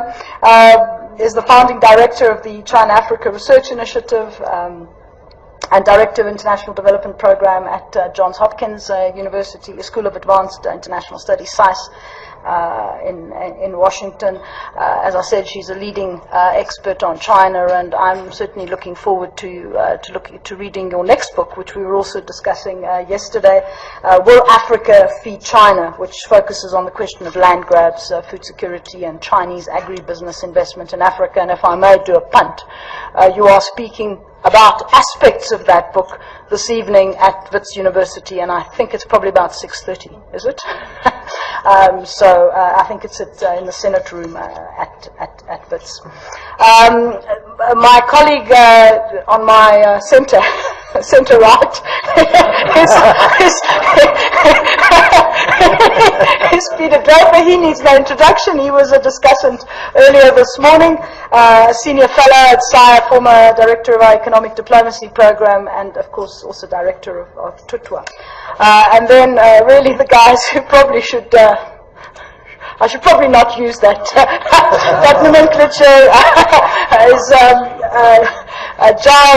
Giles Mohan, who is Professor of International Development and member of the Development Policy and Practice Group at the UK's Open University, also Principal Investigator of the DEGRP-funded project Chinese National Oil Companies and Economic Development of African Oil Producers, and then Terry McKinley, also from DEGRP, but also directed the Centre for Development Policy and Research at SOAS in London, and previously director of the International Poverty Centre, UNDP in Brazil. All their CVs are, of course, in your packs. I don't want to take up any more of your time, but I think really a group of people, I think we will have, I'm sure, a very good set of points and discussions following from there. So, over to you, Deborah. Would you use that? Yeah, I think I must. So Peter gave me the idea of standing up, so I thought I would take advantage of that opportunity. So I'm going to be speaking about Chinese investment in Africa, opportunities, challenges, and future directions. And this, I think, is a nice segue from the morning session. I'm also going to be focusing on manufacturing, because that's what my research is about, my current research, not the book that I've just published. So what I'm going to talk about here is a little bit, first about China's restructuring, and then an overview of Chinese FDI to Africa, the sectoral basis of that, and then the focus on manufacturing, and how will China's slowdown affect this FDI. So first of all, these threats and opportunities. What we can see in this slide here is the changes in the growth rate of trade. So we all know that China's trade with Africa is very large now. Last year it was $222 billion. Some people suggest that this year it's going to be 300. I don't see how that could possibly be true, given the declines in commodity prices and declines in Chinese demand. But nevertheless, the trade in absolute figures is high. But what this suggests is that the growth rate has been, in the previous years, from 2004 to 2008, the average growth rate every year was expanding by 40%. And then it dropped in 2009. It was negative that year. So from 2009 to 2014, the average has gone to about 6%, including that negative year. So that is a much slower growth rate. And I think that means that this is a normalizing relationship. So we don't have those really high levels, and I don't think we're going to go back to that anytime soon, if ever. So this is China's global FDI outflows up through 2014. And as we can see, this is still growing. The 2015 numbers, of course, are not yet out, but we can see a healthy growth rate there. In terms of what is happening in Africa, this has been, again, these are the official Chinese figures, and I'm going to talk briefly about why they're a little bit problematic.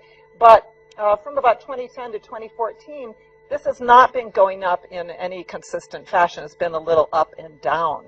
And again, this data is not very good, but it is what we have. I'm going back here to China Exim Bank. These are annual disbursements, and this again goes up to 2014. And what's significant here is that if you look at the figure up there, it looks as though it's all getting much, much bigger.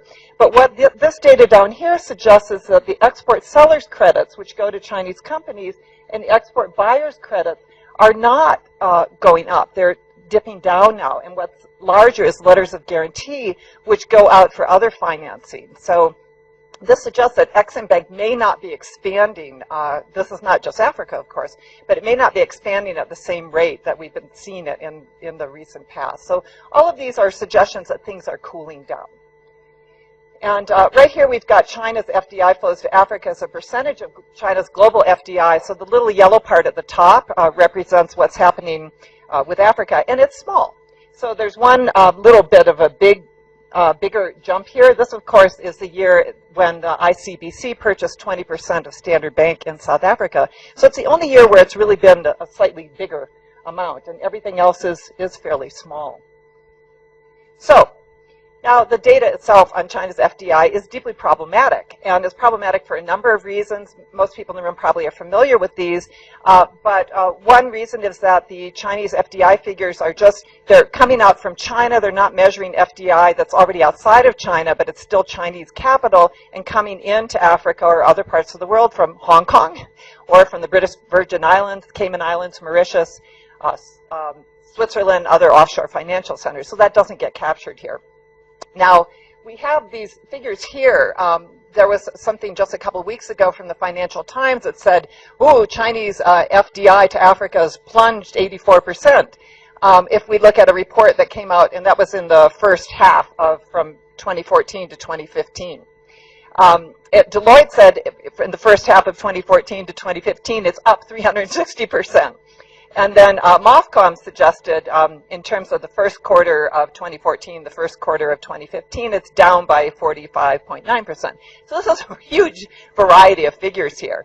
And what these are based on, they're all based on different things. So the first two are based on media reports. And so these are of companies that say they're going to make an investment of a certain nature, and how much that investment's likely to be. And then the Financial Times database and Deloitte both just put in that expected value. And so that's why these things can vary depending on how robust they think those figures are and whether they even put them in their database at all. But there's this huge variation. Now, this is looking at, again, over time. These are the Chinese official FDI flows. And down here is the China Investment Tracker, which is another database, which is done by Derek Scissors at the American Enterprise Institute in Washington. And again, you can just see the difference here. Derek has in 2013, for all of Africa, $21 billion in investment commitments. And then down to 2014, 5.7. And that's very different from what you see coming out in the official figures from China. So all of this is to say that we haven't a clue, really, what's going on here. But that the figures are large, and they're not going to be as large as the China Investment Tracker suggests, and the dip is not going to be as large as they're suggesting there either. So the problems also come out because people use different kinds of things, and they call them all investments. So, for example, this is from something that a World Bank presentation in Addis Ababa last July, and they looked at the value of Chinese contracts, which actually happens to be infrastructure contracts, and they said this is a proxy for committed investment flows, and it's no such thing. There's no relationship there between Chinese companies that are building infrastructure and then those that are making FDI investments. So that was so $82 billion. Again, this was Chinese contracts based on Derek Scissors, which is just the value of contracts that a Chinese construction company may have in Africa. So it has no relationship to FDI. So there's a lot of lack of understanding of what these different numbers are. So, and here it just shows that these are the official figures for the infrastructure contracts, and in 2013 it was between $45 and $50 billion. So it is quite high, but it's not FDI. This is just a contract. So the sectoral investments, we don't have very good data, but what we do have suggests that there is a lot of investment outside of mining, which is what most people think the Chinese are very actively doing. So we can see in terms of finance, that's again the Standard Bank investment. Agriculture is not very big, and I can tell you why if you come tonight to my talk. Manufacturing and the construction industry. And this is, the construction industry is companies that have set up in the value of the overseas offices that they have in the manufacturing. So manufacturing in 2012, the stock was $3.4 billion, according to the official figures. We're not sure, again, how accurate that is. So what we've done in our project is we've looked at the MOFCOM approvals data, how many projects per country have been approved that mention that they want to do production of something. Now this again doesn't say that they're actually going to do this. So we're tracking down from these approvals data, we're going and doing field work and scoping studies to find out how many companies have actually set up factories. But this is what they said they would do. And so this is as of the end of 2014. So you can see Nigeria, Ethiopia, South Africa, these are some of the biggest places where Chinese companies have the intention to set up manufacturing. As we heard earlier, Ethiopia is one of those places, and there is a lot of interest there, and Nigeria is the largest. So we've done scoping studies already in Nigeria, Ethiopia, Ghana, and Tanzania, and we found that the actual investments are a fraction of this. They're not nearly as high as this for many reasons. This is a picture I took in Nigeria, and this actually is not a Chinese investment. This is a Nigerian investment, but he's purchasing his machinery from China, and this is an important avenue which is really kind of underexplored of technology transfer. So it's African manufacturers buying their equipment and then having it set up and the training done by Chinese companies. So we can talk about more of this. The flying geese model is this idea, and Justin Lin has publicized this, I've also written about it, that there are lead manufacturers, and then that as they move out of a sector, those opportunities open up for others, and so the lead goose can change over time. And so I've got this idea in Africa that there are 4 different kinds of Chinese geese coming. It's not all the same kind. So there are the geese seeking raw materials, there are the vertically integrated geese, there are the geese traveling together, and there are the strategic geese that are looking for local markets. So let's look and see what we have there. So the geese that are seeking raw material. In Ethiopia, we can see this in the leather sector, so we can also see it in cotton and textiles.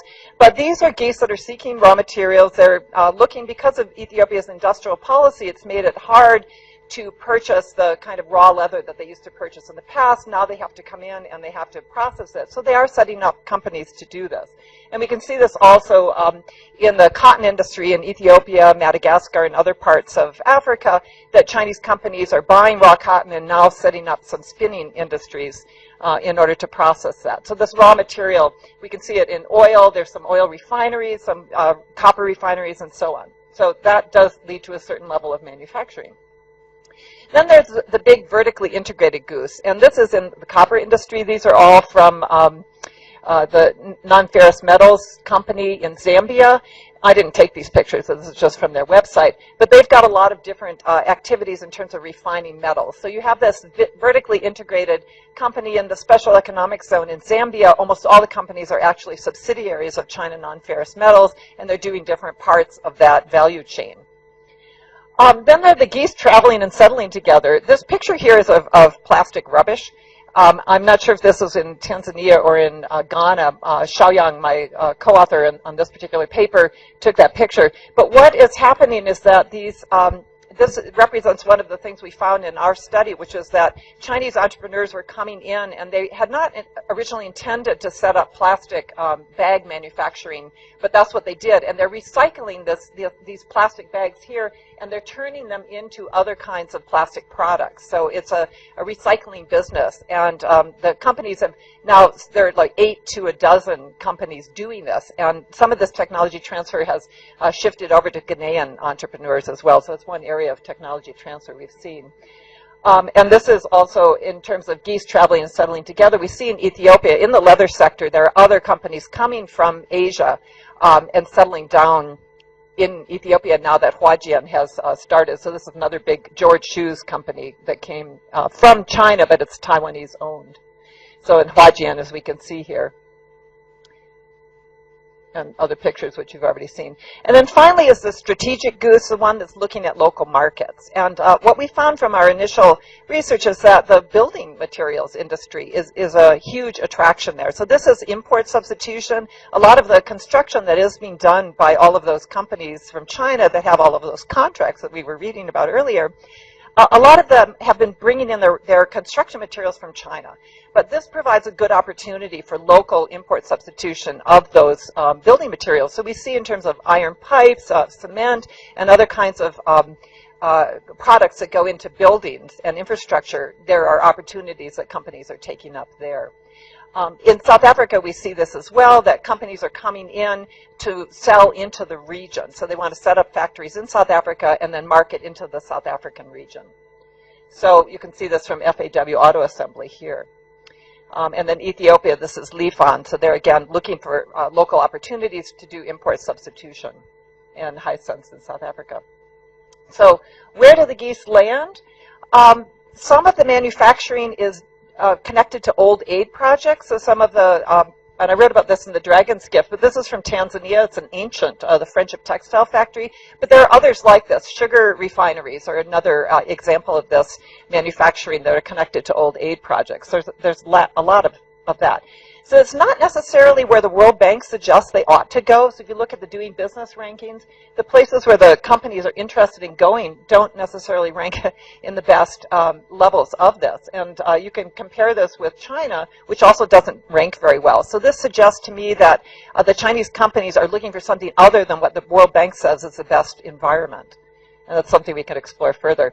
They're also looking at places where there's a big local market. And so if you look at this, it's the population density and the rank in Africa. So again, these are the top 5 places where Chinese companies want to go to produce things. And these are in terms of the size of the populations in Africa, the 1st, the 2nd, 4th, 5th, and the 7th. So it's big local markets. And then finally, where they have contacts. So this is, they have guanxi there. They already know people through raw material supply or global value chain. So in leather in Ethiopia, it's not just Huajian. It's companies that are not Chinese owned that are coming in there. We see companies coming from Germany, from Italy. I mean, these are Italian companies, German companies, Taiwanese companies, Hong Kong companies owned by these, but they're coming from China. So they are relocating off, but they aren't necessarily Chinese owned. And we saw this also in Mauritius and Madagascar, this cotton value chain with a Chinese spinning company that's been in Mauritius for more than a decade. And now they're setting up some backward linkages in cotton subcontracting in production in Madagascar. And then finally, where they built trust through long-term trading relationships. And this again relates to these the technology transfer, because the work we were doing in Nigeria, we found a lot of companies that were importing this machinery, and this is how the technology was transferred. They didn't actually there wasn't any FDI from China coming in, but there was a lot of skill building, because they would send technicians for a year or longer to train people in how to operate this machinery and how to produce these products. And so that's something that we're also studying through our project. So again, not just Chinese FDI, these skills transfers are coming in through other investors that are of other nationalities, but they're bringing their technical experts from China to come to Africa to teach how to do this. And this is an example from a British-owned factory in Ethiopia that has a Chinese team that teaches the Ethiopian workers how to do this. And then as they learn it, they move up to other products and up the value chain. So that's the end of, I probably went beyond 15 minutes, I apologize.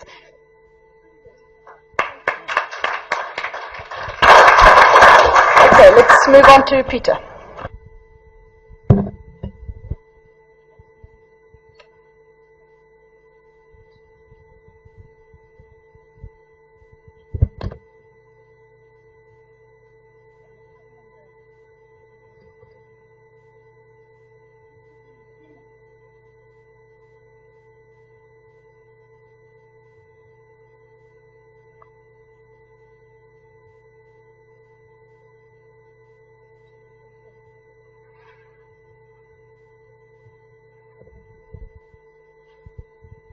Okay, so like Deborah, I also prefer to stand.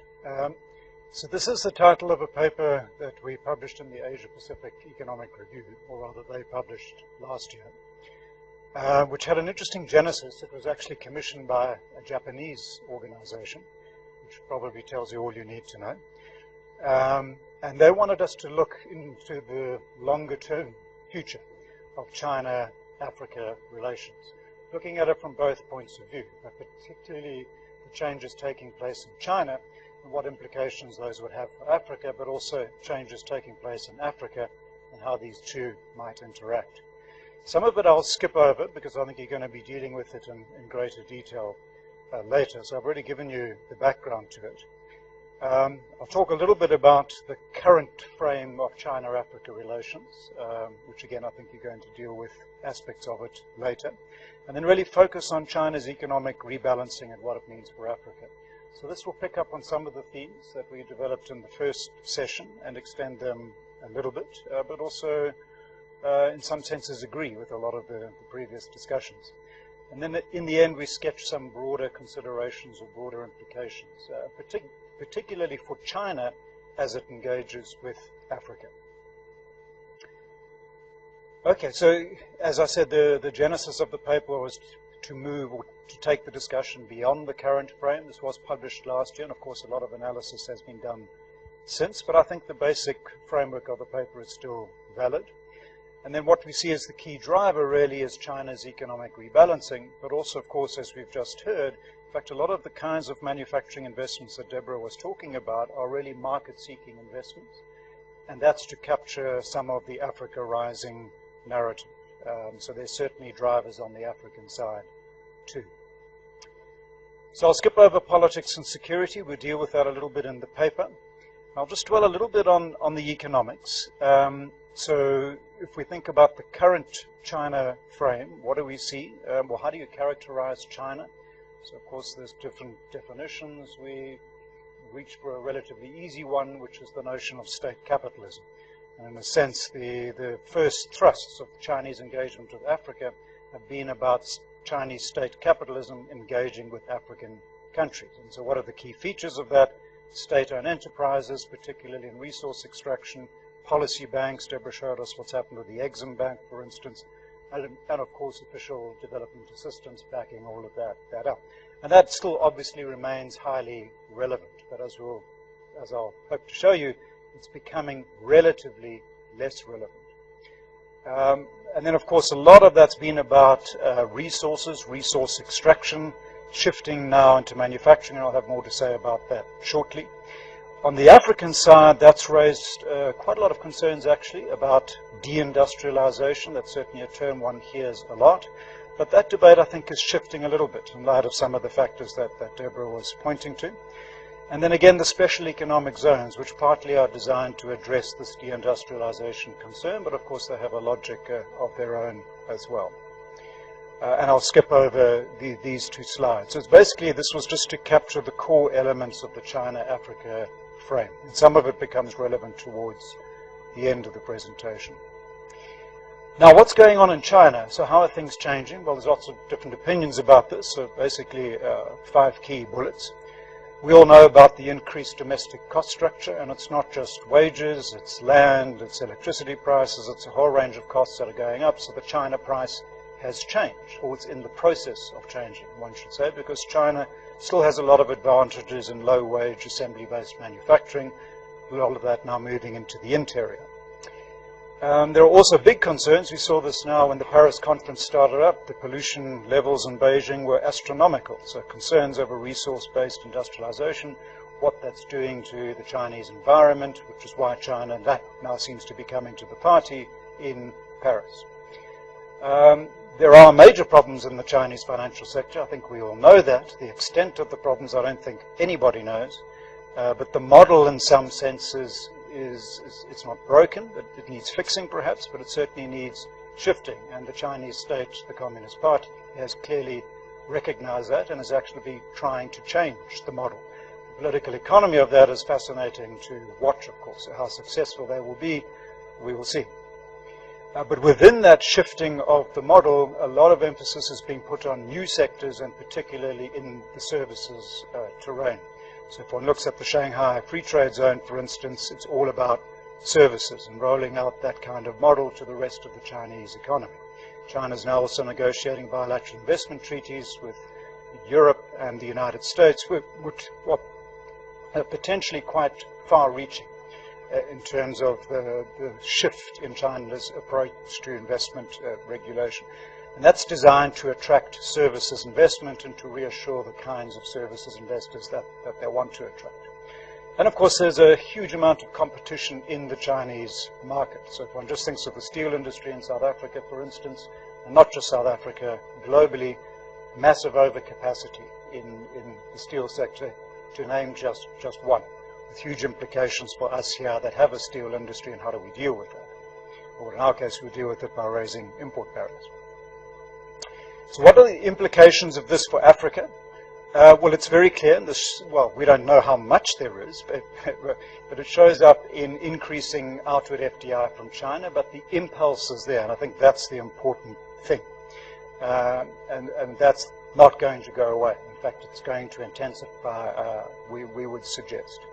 But what we're also seeing, and again, I think this connects with Deborah's presentation, is a changing composition of outward foreign direct investment, away, relatively speaking, from the big SOEs and towards smaller and medium-sized firms, and particularly in the manufacturing sector. I think we're just in the early stages of that process. So it's quite interesting to think about what the potential is for that process. So therefore, we think the role of state-owned enterprises will probably decline, relatively speaking. Now, obviously, they're not going to go away. They're still going to invest a lot, but the impulse will move towards these manufacturing middle-sized firms. And therefore, less emphasis on resource acquisition, relatively speaking. So manufacturing is rising on the Chinese agenda. And it's a private sector-driven phenomenon primarily. And therefore, relatively declining emphasis on the role of policy banks and finance. I was quite struck when Helen, I think you, Deborah, asked her what sort of support did you get. I think you asked in the context of the Ethiopian state, but she didn't mention support from policy banks or Chinese SOEs. In fact, the impression I got from her was that they've succeeded despite the state, by and large, in Ethiopia. Anyway, that might be too strong a conclusion, but that was my impression. So now this is what we were dealing with in the last session. Is Africa the final frontier for export-oriented manufacturing FDI? And I think actually the jury is still out on this question. I didn't elaborate on my views in the previous session because I thought I'll hold it over to now. So why do I say that? Well, firstly, I think, and I've made this point already, there are enduring Chinese advantages. Right? So there's still a huge labor force. The cost structure is relatively high. Productivity is high, but there's a huge investment in infrastructure, logistics, and all of that. Whether it will continue to support the Chinese manufacturing juggernaut, but it's going to move higher up the value chain, and we're already seeing that taking place. But also there are broader Asian advantages. So we're competing, right? We're competing with, for instance, Vietnam, Cambodia, Bangladesh, and others in East and South Asia. And who knows where India is going to go, whether India really will get its act together in this space or not. But if India does, think of the potential for low-wage, assembly-based manufacturing. So it's not a given that this is just going to come to Africa. And of course, I tried to allude to this in my remarks, there are a range of African challenges, particularly around governance, but not just governance. Also, if you're landlocked, for instance, or you have a small population, you're not going to be able to take advantage of this potential, we would argue. So Deborah's already spoken about the flying geese paradigm. So the question is whether the geese will land in Africa, and then where in Africa will they land? And I think for the low-wage assembly-based manufacturing model, that's largely a function of demographics, which we touched on in the last session. Not only, but largely a function. So just to refresh your memory, this is a chart taken from the UN, basically showing the rise of African populations up till the end of this century, the relative decline in Asia, and of course, stagnation elsewhere. So when I put up this slide in Japan, they did not believe me. I have to say, I was quite struck by that. They were not aware of this dynamic. And they all immediately got out their laptops and started looking up the databases just to check that I wasn't trying to sell them some false story. I have to say, this is largely an East African and Nigerian phenomenon. Right? And we need to be clear about that. That's where these growth rates are concentrated. So here's the next slide I wanted to show you. And this is taken from an African Development Bank report. And it's really a heat map. It's showing population densities. Okay? Now, if we look at our part of the world, let's start down here, very sparse populations. Concentration along the east coast, so KwaZulu-Natal, my home province, does have some manufacturing capacities and some advantages around the port of Durban. But the wage structures, the wage costs in South Africa are roughly equivalent to the Czech Republic. Now, the Czech Republic is hardly going to compete with China in low-wage, assembly-based manufacturing, I would suggest. There's Ethiopia and other parts of East Africa, so that's an important nexus for this kind of manufacturing, and we've heard about that story, and I think that's interesting. It's growing. And then there's West Africa, but particularly Nigeria, and let's just leave North Africa out of the frame for now. That, of course, is the Sahara. So this is why, I said in my remarks that I think we have to think about the geography of this possibility. It is not going everywhere. It's going to be concentrated in particular countries, and particularly those that grasp the governance reform nettle. And I think we should unpack that. What does it mean to attract this kind of manufacturing? What kind of state do you require? Is it hostile to this kind of manufacturing? Is it in favor of it? Is it going to go the extra mile to please multinational investors? A number of countries in this region, I would suggest, are not. In fact, they're going the opposite direction. I don't know about East Africa. Nigeria, I would say, has to be a very difficult environment to do business in. Just to give one example, before the current president came to power, the central bank governor in Nigeria drew up a list of 40 products out of the blue and imposed import restrictions on them.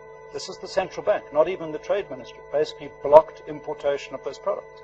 And the companies affected all said, why is my product on this list? Suddenly I can't import it. So that's the kind of arbitrariness in trade policy making that if I were a multinational investor, I would be very concerned about. So I think that's about the governance reform nettle and much more, of course. Secondly, those countries that are favored by geography, and there I mean particularly coastal locations. So for this kind of manufacturing, you need to get your goods to port competitively. Ethiopia is close to Djibouti. It actually doesn't have direct access to the sea, but it is close to Djibouti.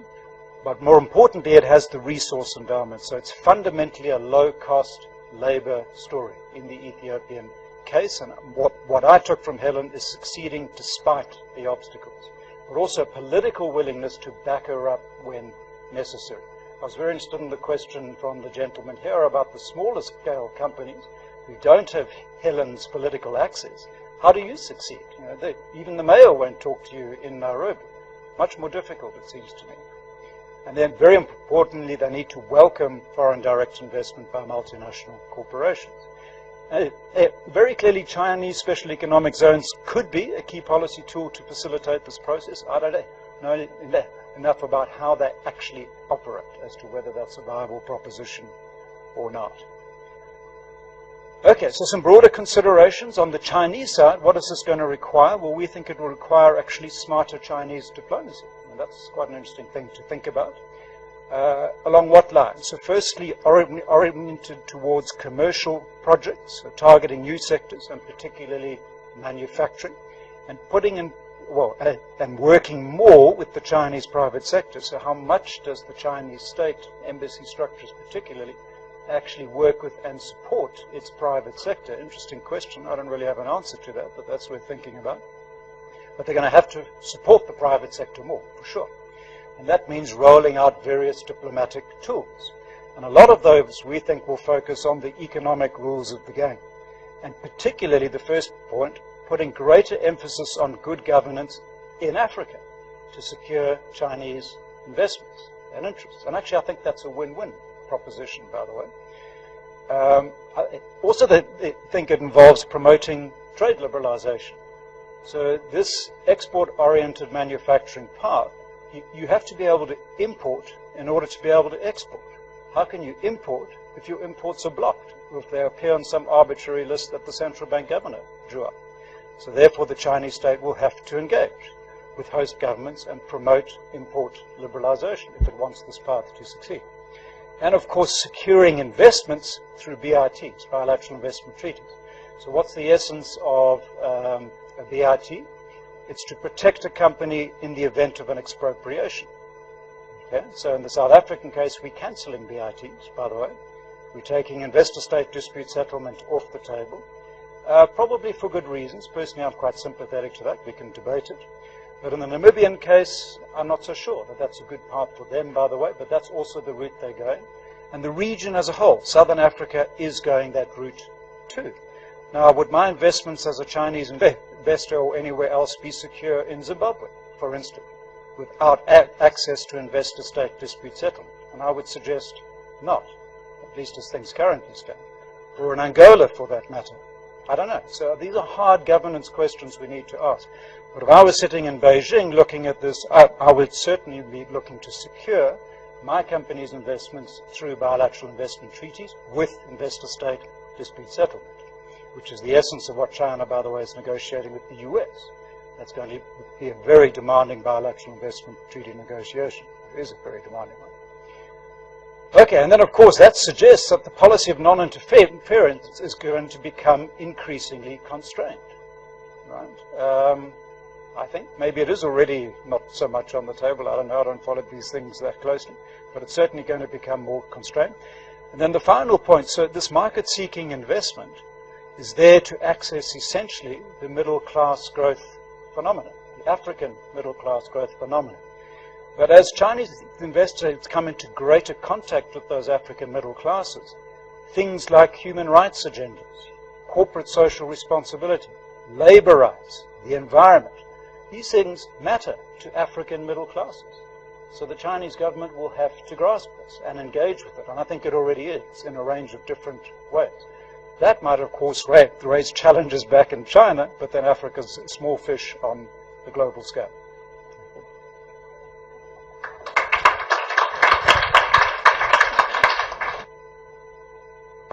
Okay, great.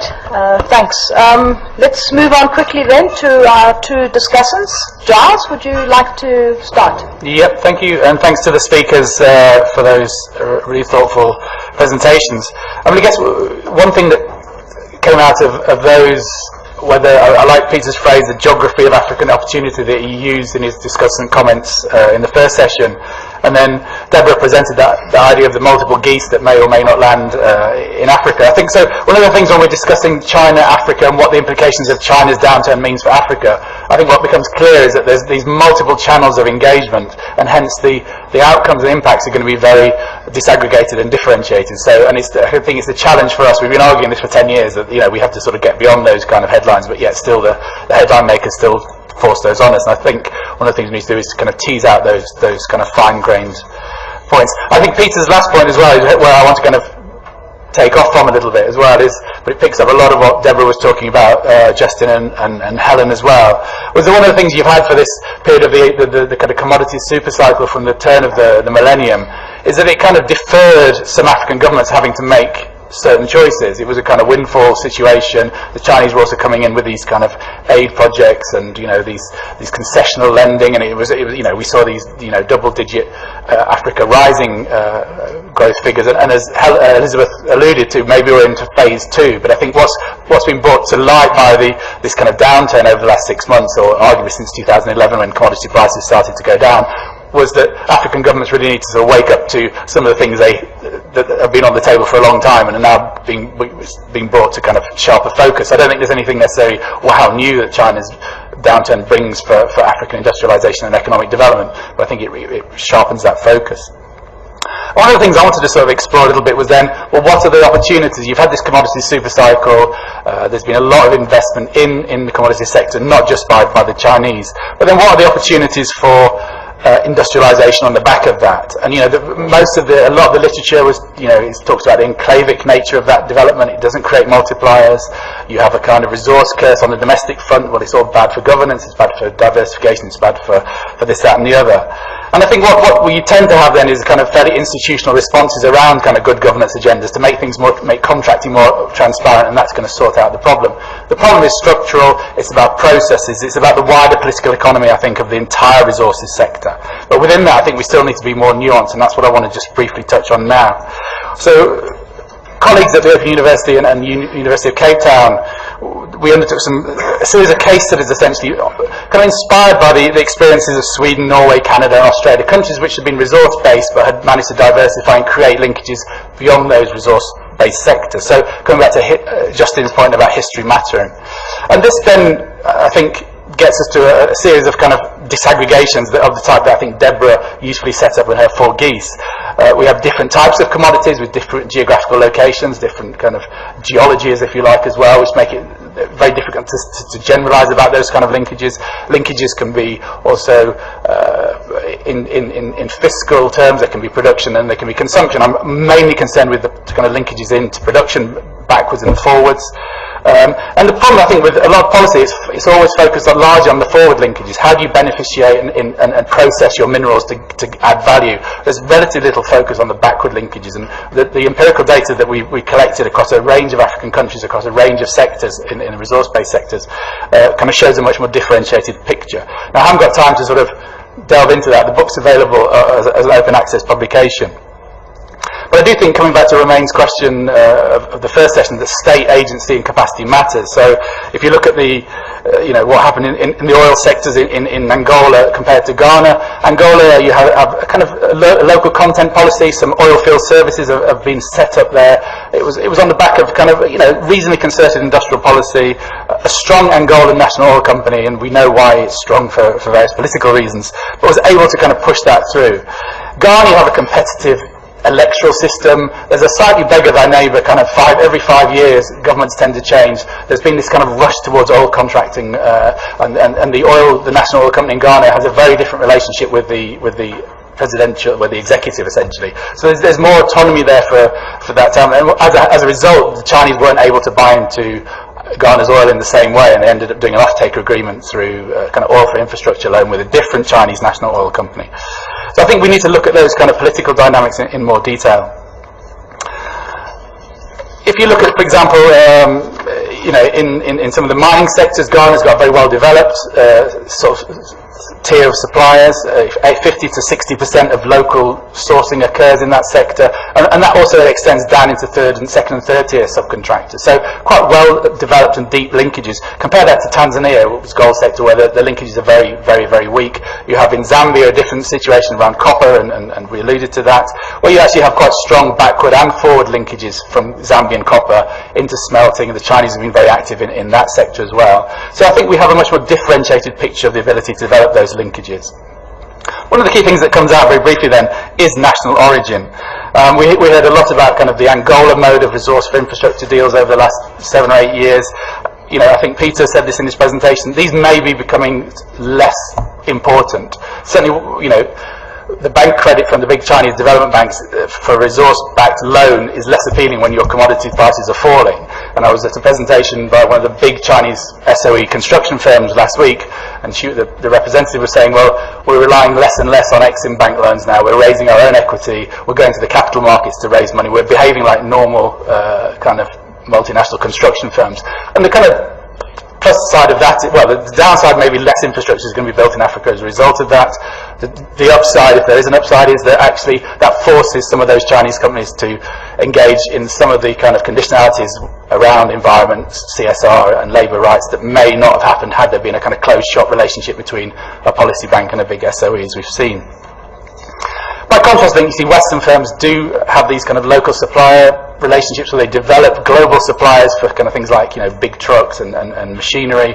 The Chinese seem to be less, so far, but I think things are changing, less into developing local suppliers in the same way. So I think there's issues there about how Chinese firms may encourage local suppliers, but we're already hearing on the ground from sort of Deborah's work, and I think we'll hear some more later about how those supplier networks might be developing. But certainly evidence from Ghana, which we've been looking at, suggests that Chinese firms are localizing their labor, Chinese state-owned enterprises are localizing their workforces in the same way as Western multinationals. So I think there may be seeing a convergence. I think we've had a kind of Chinese exceptionalism argument for a long time, that Chinese state-owned enterprises, because they're state capitalists, do things differently. I think that picture's changing, and we're seeing kind of more normal business behavior. But I think, policy can play a role. I think, there's some things that are intrinsic to the way multinational companies operate, things like their outsourcing policies, which are more difficult to influence. But certainly things around training and infrastructure within the ambit of African governments to change. And, if I wanted to kind of be upbeat about the possibilities and sort of speaking into what Justin in particular and Helen were talking about, quite often the industrial development policies are kind of strong on vision and poor on implementation. So we heard about the, 2002, the Ethiopians were saying we're going to do this, and it wasn't until, for whatever reasons, 9 years later, along comes Helen and Justin, and kind of things all kind of get going. So we were, and again, I think, the findings from this research would suggest, in support of Justin's point, that it takes time. You shouldn't be too ambitious, to go for low-hanging fruit. So things that, I was in Ghana and they were talking about the local content policy and what they could do in the oil sector. They were kind of focusing on how do you get jobs on the rigs. There's very few jobs on the rigs, but you do need toilet paper to wipe your, derrieres, you need TVs, you need fresh fruit and vegetables. Those could be the early entry, and people weren't thinking in those terms. They were thinking, how do you get the high-tech stuff on the rigs? No, start at the local, those kind of more small-scale things and work up. And don't go for the things that are beyond feasible, as we put it, but over-ambitious, I think, in Justin's terms. So it's have that roadmap, work with multiple stakeholders and see what's possible rather than going for that kind of gold standard straight away.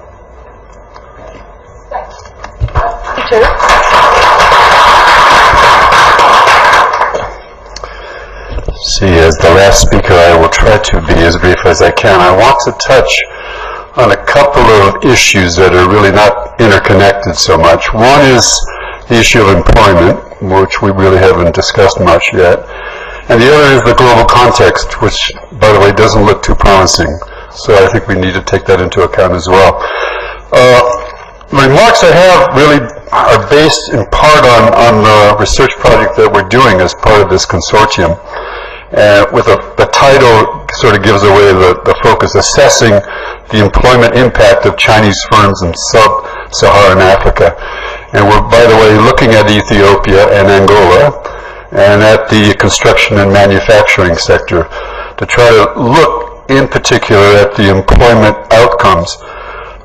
So we really want to do a number of surveys to get some concrete information on the number of total jobs provided to national workers in Africa, for example, as a share of total employment in Chinese firms.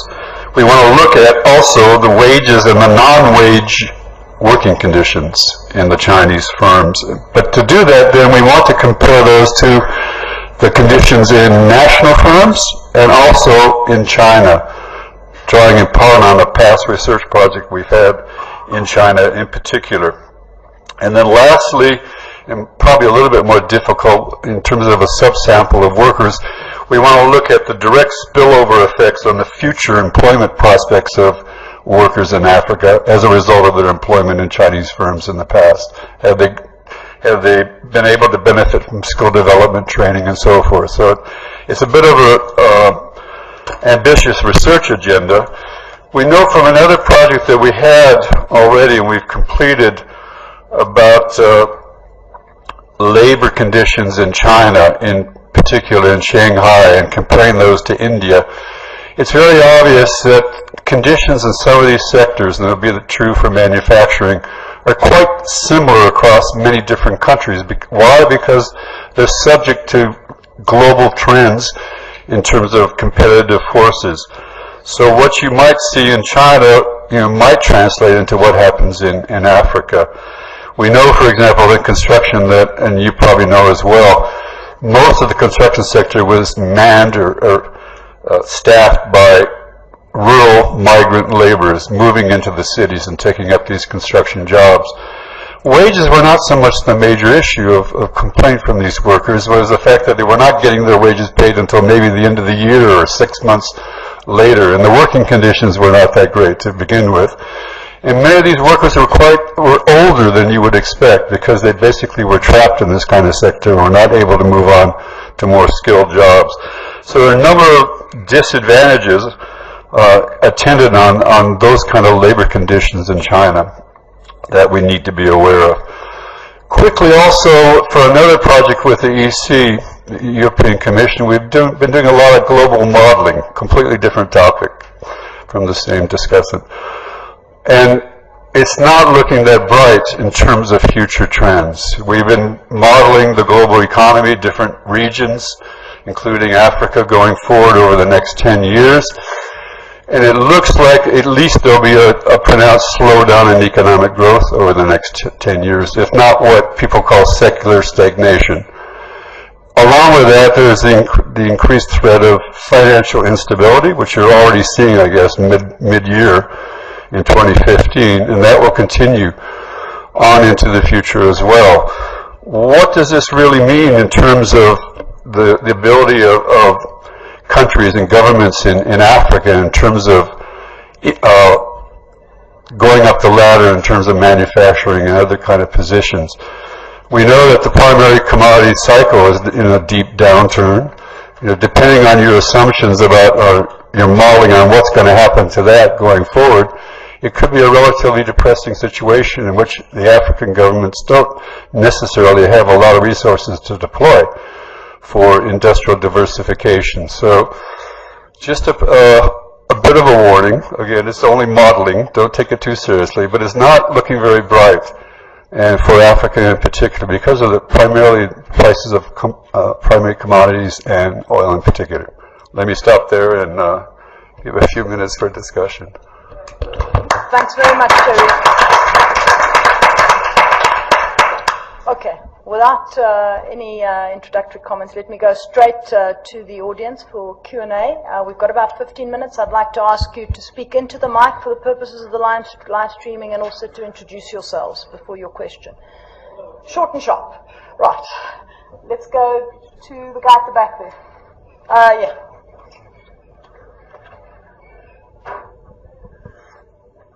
Hi, is this on? Yeah. My name is Barney Walsh. I'm from African Leadership Centre at King's College London. I wanted to ask this in the last session, but I think it's relevant to this too. I'm not an economist, by the way, so excuse my ignorance, but where's agriculture in this conversation, and especially smallholder agriculture? I know the importance of manufacturing and jobs, of course, is obvious. But, you know, millions of Africans are going to remain subsistence farmers for a long time to come, I would argue. So what, you know, do we forget about them until there's a job in a shoe factory? I mean, what's the plan there?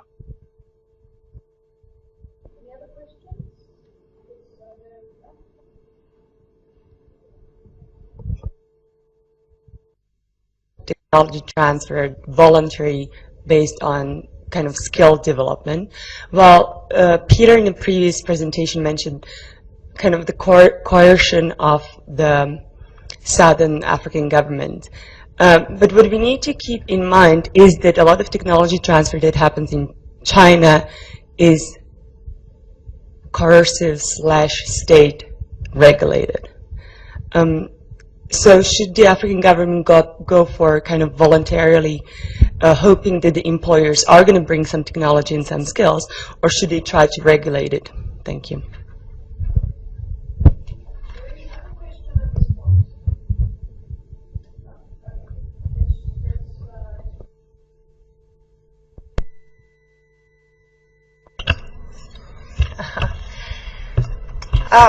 Well, agriculture is obviously hugely important for Africa. I think our panel wasn't focused on that, and I don't know if anyone else is going to be focused on that at this conference, because I don't know how many of our projects are focused on that.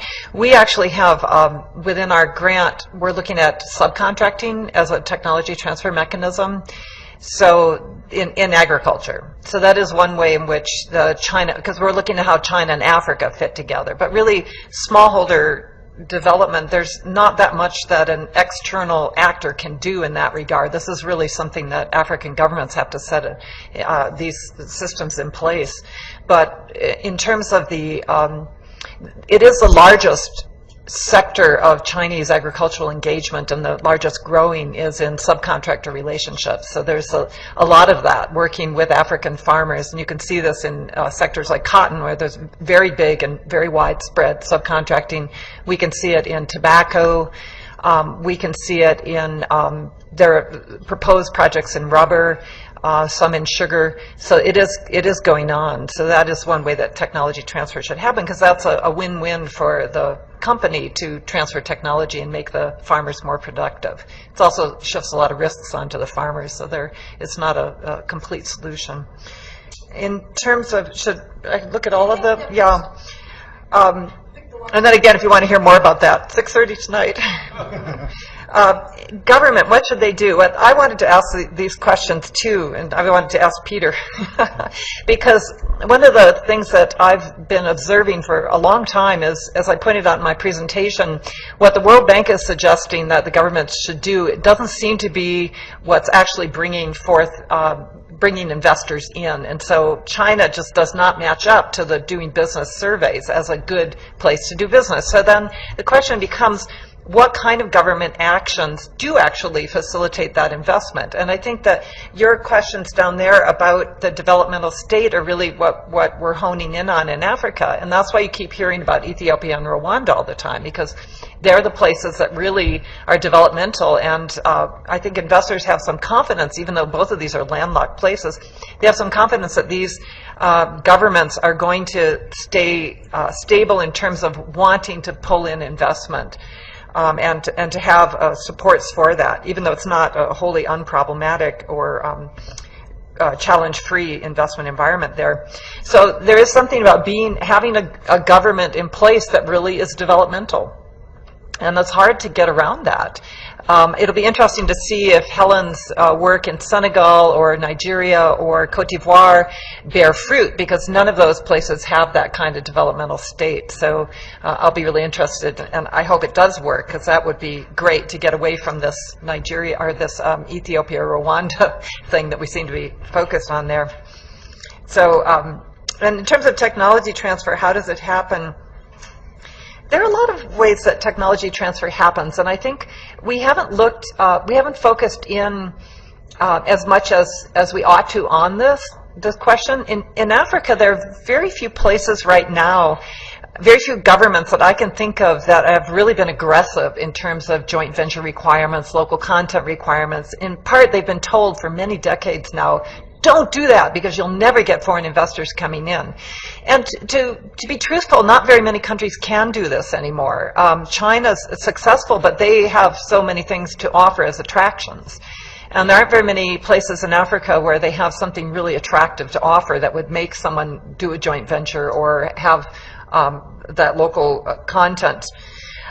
There are exceptions, of course. In Ethiopia, they have very successfully, in some ways, done industrial policy in the leather sector to try to move up from raw leather into processed leather. And so this is something where now you really don't find raw leather going out of Ethiopia, and companies have invested in moving up the value chain there. So it wasn't joint venture or local content, but it was an aggressive tax on raw material exports that pushed companies up the value chain. It was painful for Ethiopian companies and the foreign companies to do this quickly, but they did manage it. So there are some examples there, but not very many.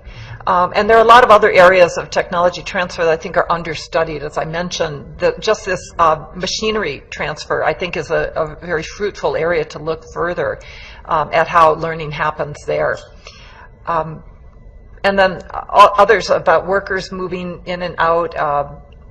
I haven't seen anything yet like what we saw in Bangladesh, this famous example of Daewoo coming in, and these famous studies of export catalysts that happened there in 1990. There's nothing like that yet. Maybe Mauritius, but nothing else. And I do think Mauritius is African. What else are they? Poor little place. They have to be at home somewhere. Mauritius is not African. It's, culturally speaking, it's primarily South Asian, I would suggest, with a European underlay of institutions. It's not African. It's also a small island and not quite the middle of the Indian Ocean, so geographically it's quite distinct from Africa. It's a very different example. It's not to deny their success. They've been obviously successful. but they're not African.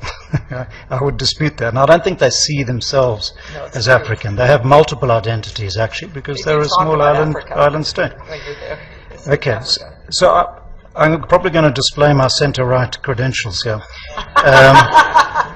So I want to talk a little bit about this goal of employment creation. And on one level, nobody could dispute the importance of the goal. It's obviously important. We're all concerned with that. But who employs people? It's businesses. Companies employ people, right? So how do you get companies to grow? That's where you need business environment reforms. And frankly, I'm astounded that people look at Rwanda and don't see the huge successes in business environment reforms that have taken place in Rwanda and have been a key factor, I would suggest, behind their success. So I think business environment reforms are absolutely essential, and they're essential for domestic investors. It's not just about the foreigners. Actually, I'm much more interested in domestic investors and encouraging domestic business growth. Now, how do you encourage your domestic businesses to grow if the business environment is terrible? It's very difficult. And as I already pointed out in the introductory session, a key problem, some would say the key problem we face in Africa, is that we don't have medium-sized companies. Our companies are largely informal, survivalist, or small scale. So it's very difficult to succeed in international markets, never mind regional markets, if that is your reality. That's where I think the export-oriented industrialization path that we've been talking about becomes important. Because if you want to engage in international markets, but you're faced with these huge constraints, you absolutely need multinational corporations.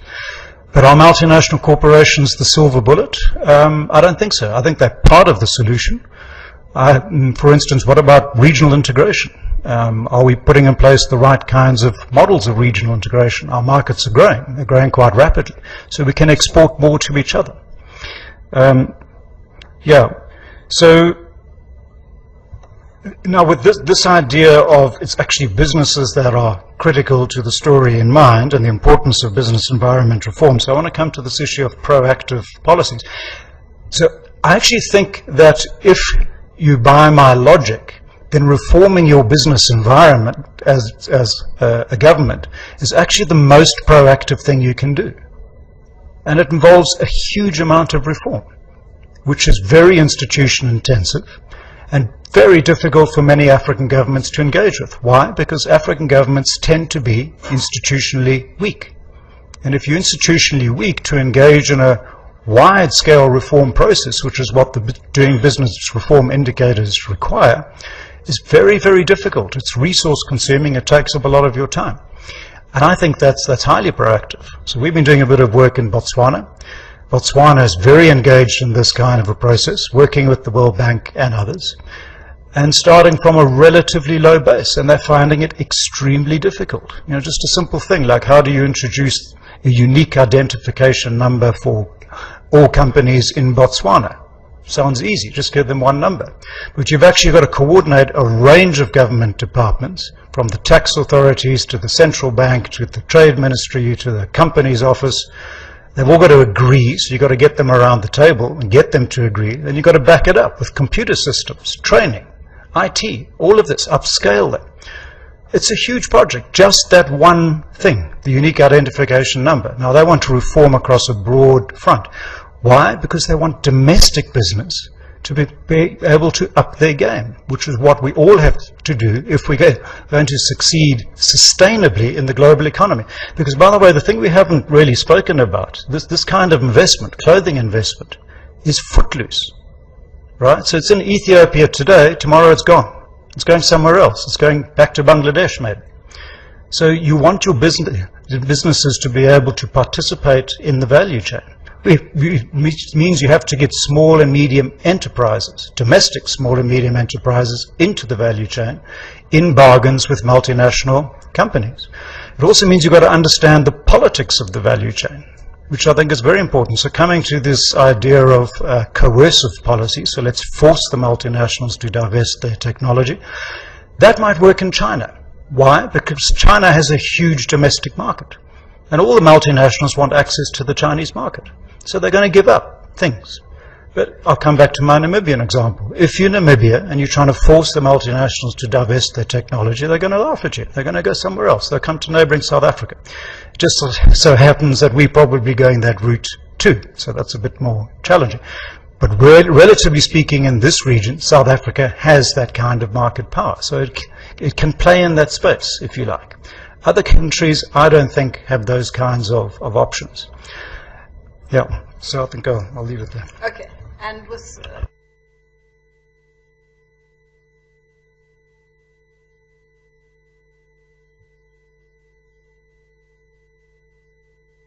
Yeah, I mean, I think the questions around the kind of relationship between governance and the state is important. I mean, you know, there's some work come out relatively recently by a team led by Tim Kelsall. He talks about developmental patrimonialism. He says, you know, we've got this kind of gold standard of good governance and we should be, you know, the agenda's been that for 10, 15 years. Actually, what works is not necessarily that gold standard, and you know, the policy choice for donors and others is, do you work with the kind of raw material, which isn't always perfect, and work out where you can work best with it, or do you kind of still push for this kind of gold standard?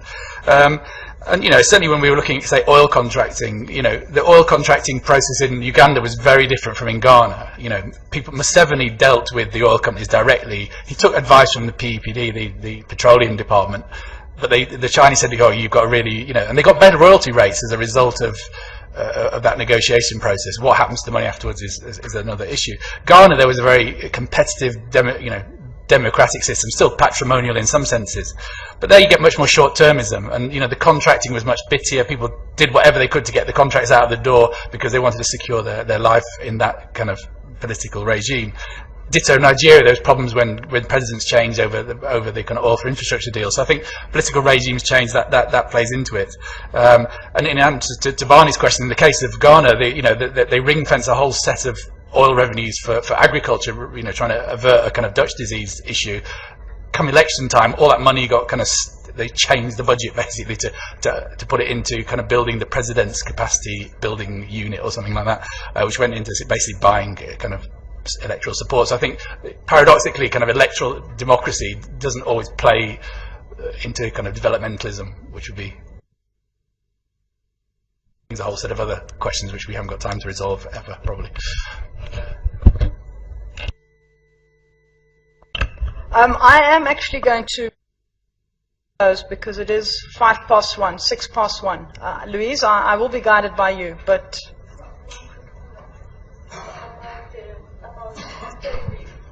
okay, if it's very brief. Okay, speak into the mic, please. And that's it. And I close it. And okay. Do you want to speak? Do you want to come here? Do you want to be? I don't need it. No. The live streaming needs it. Quickly.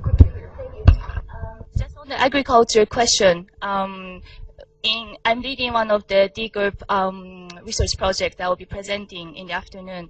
But I think hidden behind your question is about rural development in general. It's not only about rural farmers, it's about how 60% of Africa's population, I mean, for urbanization is only 40%, so how they will be lifted out of poverty. And I think we've had a really interesting panel in the morning about industrialization, but I would like to bring the focus back to the rural side in the afternoon. So. Great, thank you. That was short and sweet. Right. Well, thank you all very much, particularly to the panelists, both for excellent presentations and responses from our two colleagues on the other side, and also I think for a good set of questions. It's now time to take a bit of a break. Join us for lunch outside in the... Is it in the what is it called? Fresh restaurant, which is, if you walk out of here, you keep on the right, as always, and you'll find it on the right. It seems right is with me all the time. We will return promptly at 1400 hours. Welcome back, everybody. I hope you had a nice yet short lunch. And since you're not in your digestive phase just yet, so I'm very happy to chair the following session, which is entitled Peace, Security and Governance in Africa. How is Africa reshaping China's engagement in the region? ? My name is Roman Ditkin. I'm with the South African Institute of International Affairs. And I think as my background being in geography, I would read this title with a very strong focus on context. context matter? Does it really matter, and how does it matter? And so we're trying to move a little bit beyond the purely economic side of things, and we try to see how China is also, both officially and all the multiplicity of actors, are influenced by particular contexts in Africa. And so we're going to be looking at areas of peace and security, but also very localized governance, and see how different Chinese actors are dealing with instability and fragility in various African countries. And to do this, I'm very happy to introduce Elizabeth. I'm going to change it a little bit, so I'm going to say from your viewpoint to my immediate left. I'm going to be Marxist here. I have Professor Lina Song. She's a professor and chair in economic sociology and Chinese studies at Nottingham University. She has trained as an economist and a background in Chinese rural development. She is very interested in topics such as income distribution, poverty alleviation, unemployment and labor markets, but also state ownership, restructuring and rural industrialization. So I'm just going to, she's also the principal investigator of the strange acronym, the DEGRP, on local governance, economic growth and human development, Chinese lessons for Kenya and Uganda. So she's done a lot of work on local governance, both in China, but also see how this changes in various African contexts. On my further along, we have Professor Daniel Larch, who's at the Central European University. He served as a research director at the Africa-Asia Center, the Royal African Society at SOAS. He's also a research associate at SAIIA, and forgive me, I'm going to be cherry-picking a little bit in your bio. As a fellow of the Rift Valley Institute, he has been a deputy director of studies for its annual Sudan and South Sudan field training course since 2005. So I guess that's also very interesting from a policy perspective. And he was also the project director of its Sudan Open Archive. He's very interested in China's changing role in and impact on international development and security. Both speakers have been doing lots of research and consultancies for various stakeholders. And Dan has also, I'm just going to take out two publications that most of you guys might be familiar with. So he co-edited Sudan Looks East, China, India, and the Politics of Asian Alternatives, which was published with together with Luke Patey. And a couple of years before, he also co-edited together with Chris Holden and Ricardo Soares de Oliveira, a book called China's Return to Africa, A Rising Power and a Continent Embrace. So I'll hand the floor over to you. The mic over to you. Lina. Okay. Yeah, sorry. Right. This morning we have heard a lot about the micro entrepreneurship in Ethiopia and in Rwanda. Also, we have heard from Justin Lin about the micro picture of how China has been engaged in Africa and his famous comparative advantages. So there is a missing link, that is the governance. And then the question and answer period in the morning, talking about the government, and I'm glad that I'm going to fill this gap. My project is about local governance. And as you can say, what I'm going to do today is to look at local governance, and I also want to evaluate whether there are Chinese lessons for low-income African countries to learn or not. So the aim of this presentation can be three. The first one is to identify what Chinese local government have done to facilitate local development, and whether there are lessons, either positive or negative, to be learned. The second one is to examine the needs of local governments in low-income African countries. This is some kind of hypothesis at this stage, because our research is still based on the scoping work. We haven't been to Kenya and Uganda to start to have this kind of data collection on governance. Although the knowledge we have collected at the moment is all based on the teamwork. We have colleagues in Kenya and Uganda who contribute to this kind of scoping work. The third aim of this presentation is to consult with stakeholders to find out how our project could have impact on policy making and on the lives of the poor. I think this last one is my hope. I guess from this morning's experience, I think we don't have many stakeholders in this room, so it could be just somehow I would like to have a discussion later on to say whether something which can shape our project at the early stage that would help us to have some impact for the future research in the next 3 years. So, first, I would like to look at what lessons we can learn from Chinese local governments. As you can see, the Chinese local governments are one of the driving forces for China's remarkable development in the past 3 decades. And they have fostered GDP growth by attracting foreign direct investment as the first stage and promoting export-oriented manufacturing sector and encourage other economic activities which would increase the level of local employment. And they also manage local welfare allocations and oversee interventions to reduce absolute poverty. So there are 5 things that Chinese local governments have done well, and it's not on the slides. It's here. And then so the first thing is economic growth by attracting foreign direct investment, promoting export-oriented manufacturing sector. Second thing. The third thing is encouraging other economic activities, to increase the level of local employment.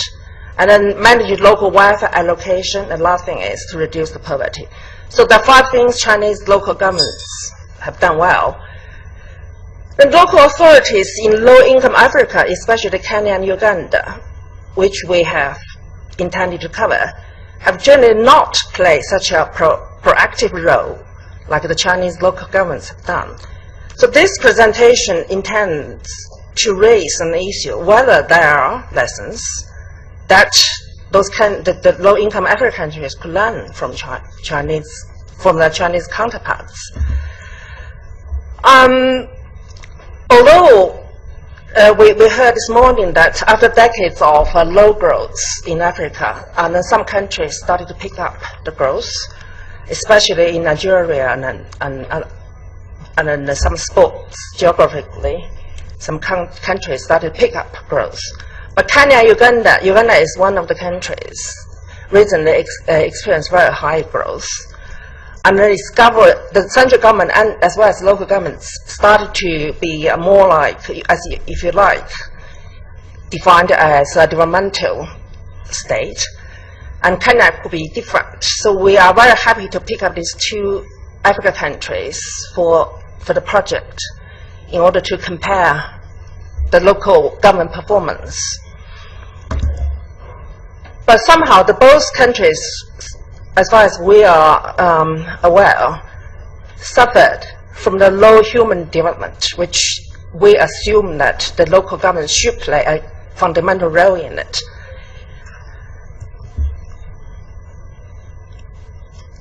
The second thing, the license, we think if we can sum up what's Chinese license, that is entrepreneur governance. What I've said, that these 5 things Chinese local governments have done well is can be defined as an entrepreneurial governance. The governments in China can behave like an entrepreneur, like running a firm, although they also have some roles in playing as a government. So what they've done is the Chinese local governments somehow managed in the past 3 decades to be quite independent of the central governments. They can manage a level, it's not completely autonomy they can maintain, but it's a level of autonomy. And also they have this capacity to negotiate with the superior governments, including the central governments. What happened is the central government allocate the budget quite strictly from the central, top down to the lowest government level, and then for education and healthcare. But that's not sufficient. The wealthy local governments in along the coast regions could actually create the actual budget. When the actual budget can created or attained, what they can do is they can use the money, use the funds for schooling and healthcare. Also could be used for other economic activities. This is the part that the local, the African country, local governments may not be able to learn. Should be learned, but still cannot do.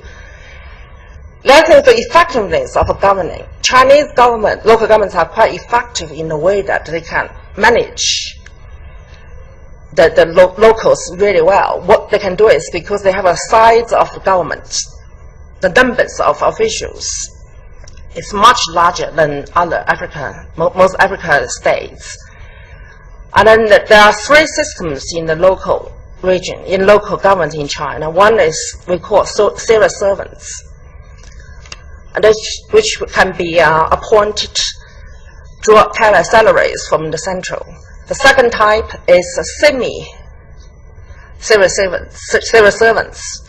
They don't draw the payrolls from the central government budget, but they can get the payment from the local government's created budget.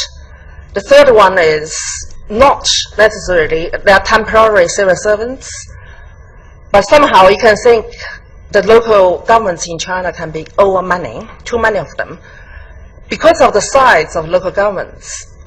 So they can actually specialize the roles.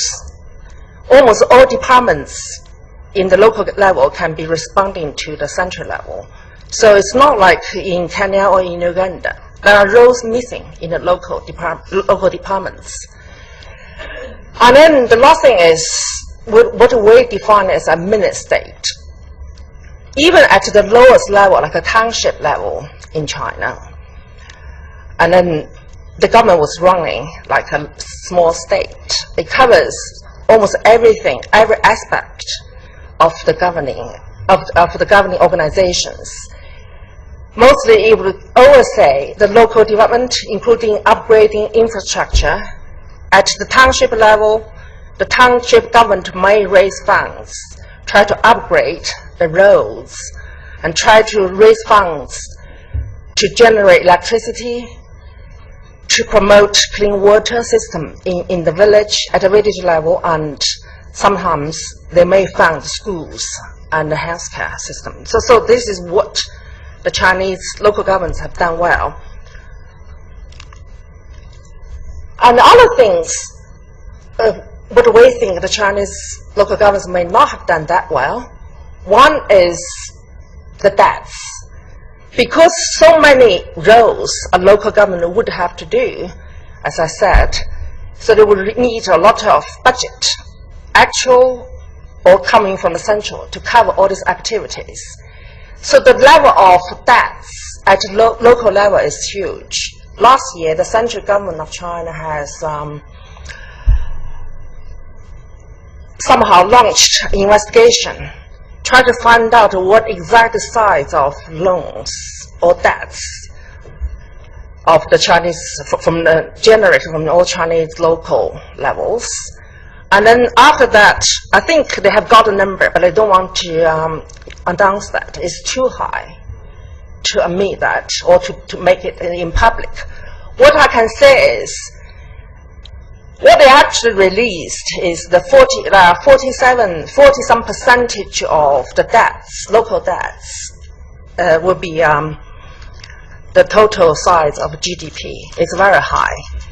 So in order to handle this huge level of government debts at the local level, the central government tried to issue some kind of bonds, try to rescue the local governments at the moment.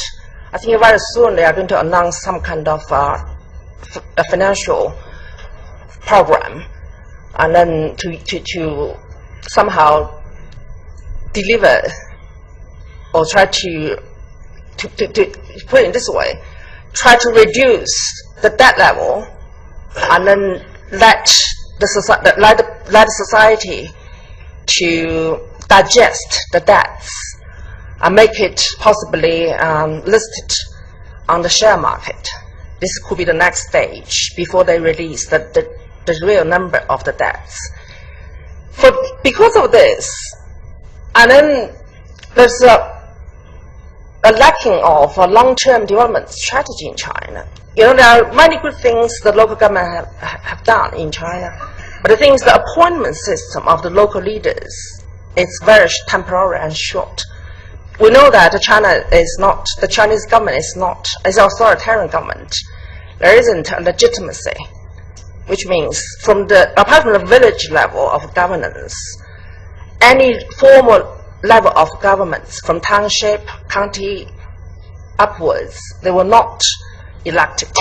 So the participation from the grassroots to policy making is almost nothing. So it's all from top down. And then the transfer of cadres or the leaders across the level is very common. Maybe at most 4 years as a term, a leader can stay in one government. So if that's the case, no leaders at the local level would make a long-term arrangement.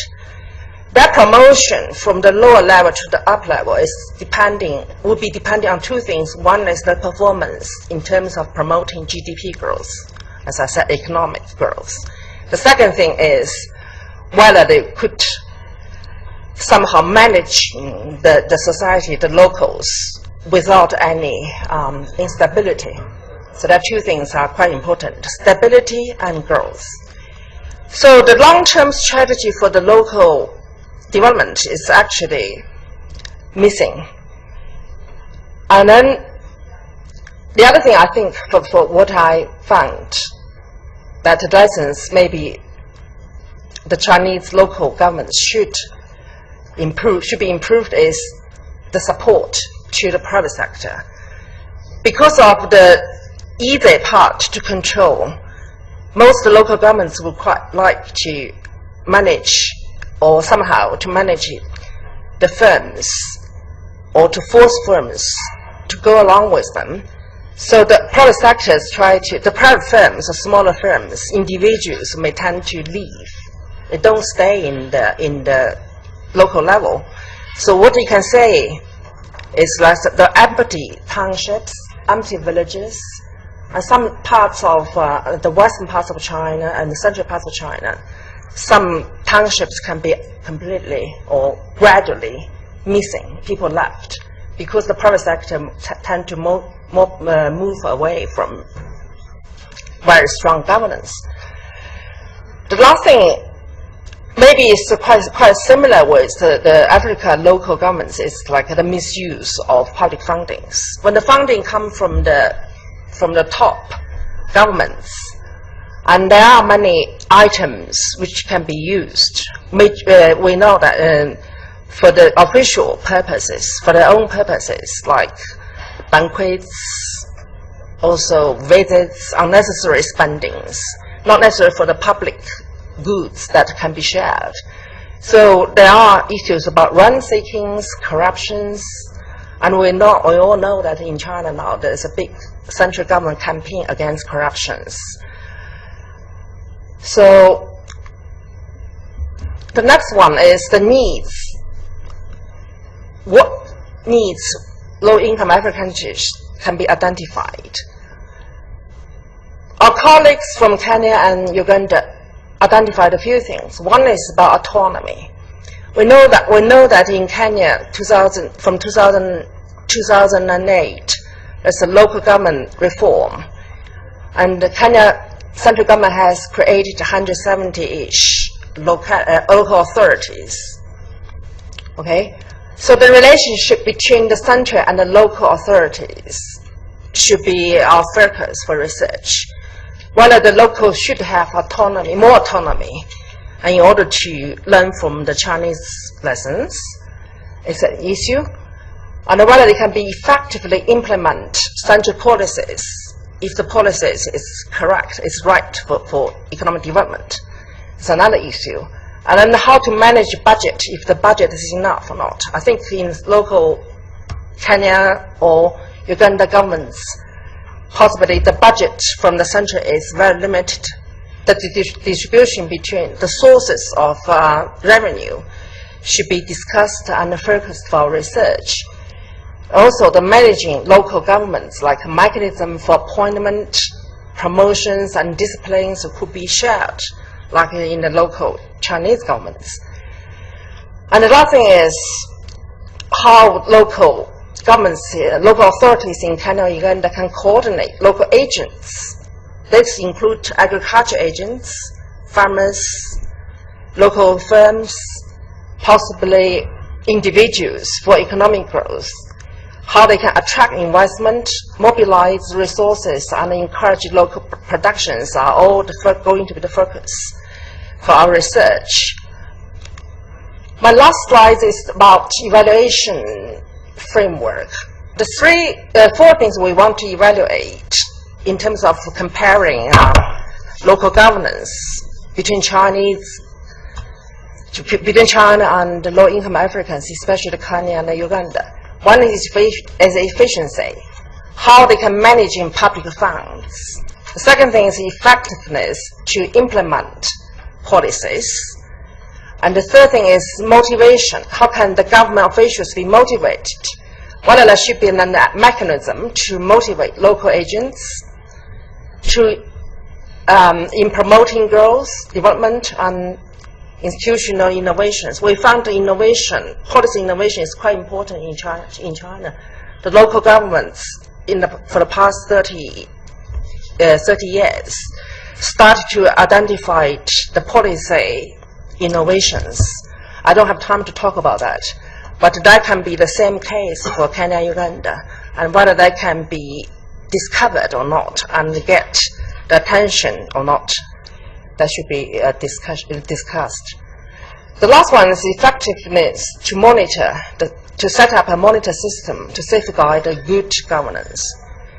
The good governance, I don't have time to talk about what is good governance, but our project is going to measure systematically the governance across the three countries, China, Uganda, and Kenya.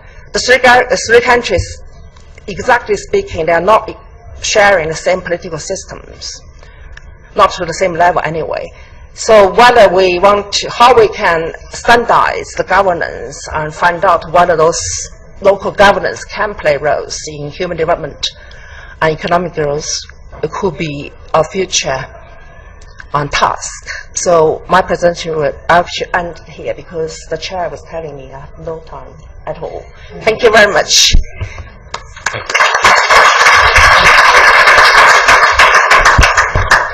Thank you very much for keeping the time and for telling us a little bit more about the complexity of governance at different scales. About a month ago I was in Ethiopia and a head of a political section at the European Union for the African Union told me that in order to maintain the tangibles, China needs to increasingly move into the intangibles.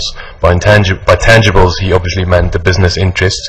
What he really meant by intangible, I wasn't really so sure. But I think maybe Dan will tell us a little bit more about how China operates within an open conflict situation in South Sudan, but also give us a little bit of more thoughts about China's peace and security approach in Africa more broadly.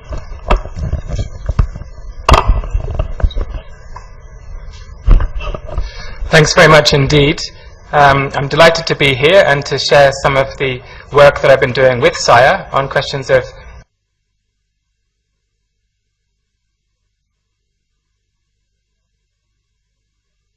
topical time to be discussing this subject, and what it boils down to of relevance to this workshop at least, I think, is the relationship between development and security in the context of China's changing role. Now, the past few weeks have seen a number of episodes which underscore the salience of security, starting with the deaths of 3 Chinese executives at a hotel in Bamako, and more recently featuring a renewed round of geopolitical speculation about China's military intentions in Africa by the story that China will establish a logistics facility in Djibouti, a story we've heard before, but we're now hearing in new circumstances. Beyond these dynamics, these surface manifestations, I want to suggest are more important underlying dynamics that we have to pay attention to from the perspective both of Africa's influence on China's engagement, and also how China's engagement in security is evolving in relation to development themes. To do so, I want to try to combine two important things, which is a bottom-up approach to a detailed micro case, and then a more top-level meta foreign policy approach about how Chinese foreign policy is evolving to respond to these two things. I won't have enough time to do proper detail, and as the slot after lunch is traditionally known as the graveyard slot, and the second presentation in the graveyard slot is the depth, the deepest point of the graveyard, I should say by way of a caveat that my use of PowerPoint is entirely how a drunk person would use a lamppost, which is for support rather than illumination. Okay, there's a lot of talk about South Sudan as a crucible of new Chinese foreign policy, and there are good reasons to regard it as an essential case because of this status as a testing ground of new experiments. This is for a number of reasons, including the fact that in South Sudan, like Sudan, China is by no means an emerging power. It's emerged. We're talking about a decade of oil investment, 2 decades of oil investment on the back of deeper relations beyond that. And then I think there are two things worth bearing in mind. First, this fundamental transition from market entry to the situation of established interests, which require different mechanisms to protect on the behalf of the Chinese state and the oil companies themselves.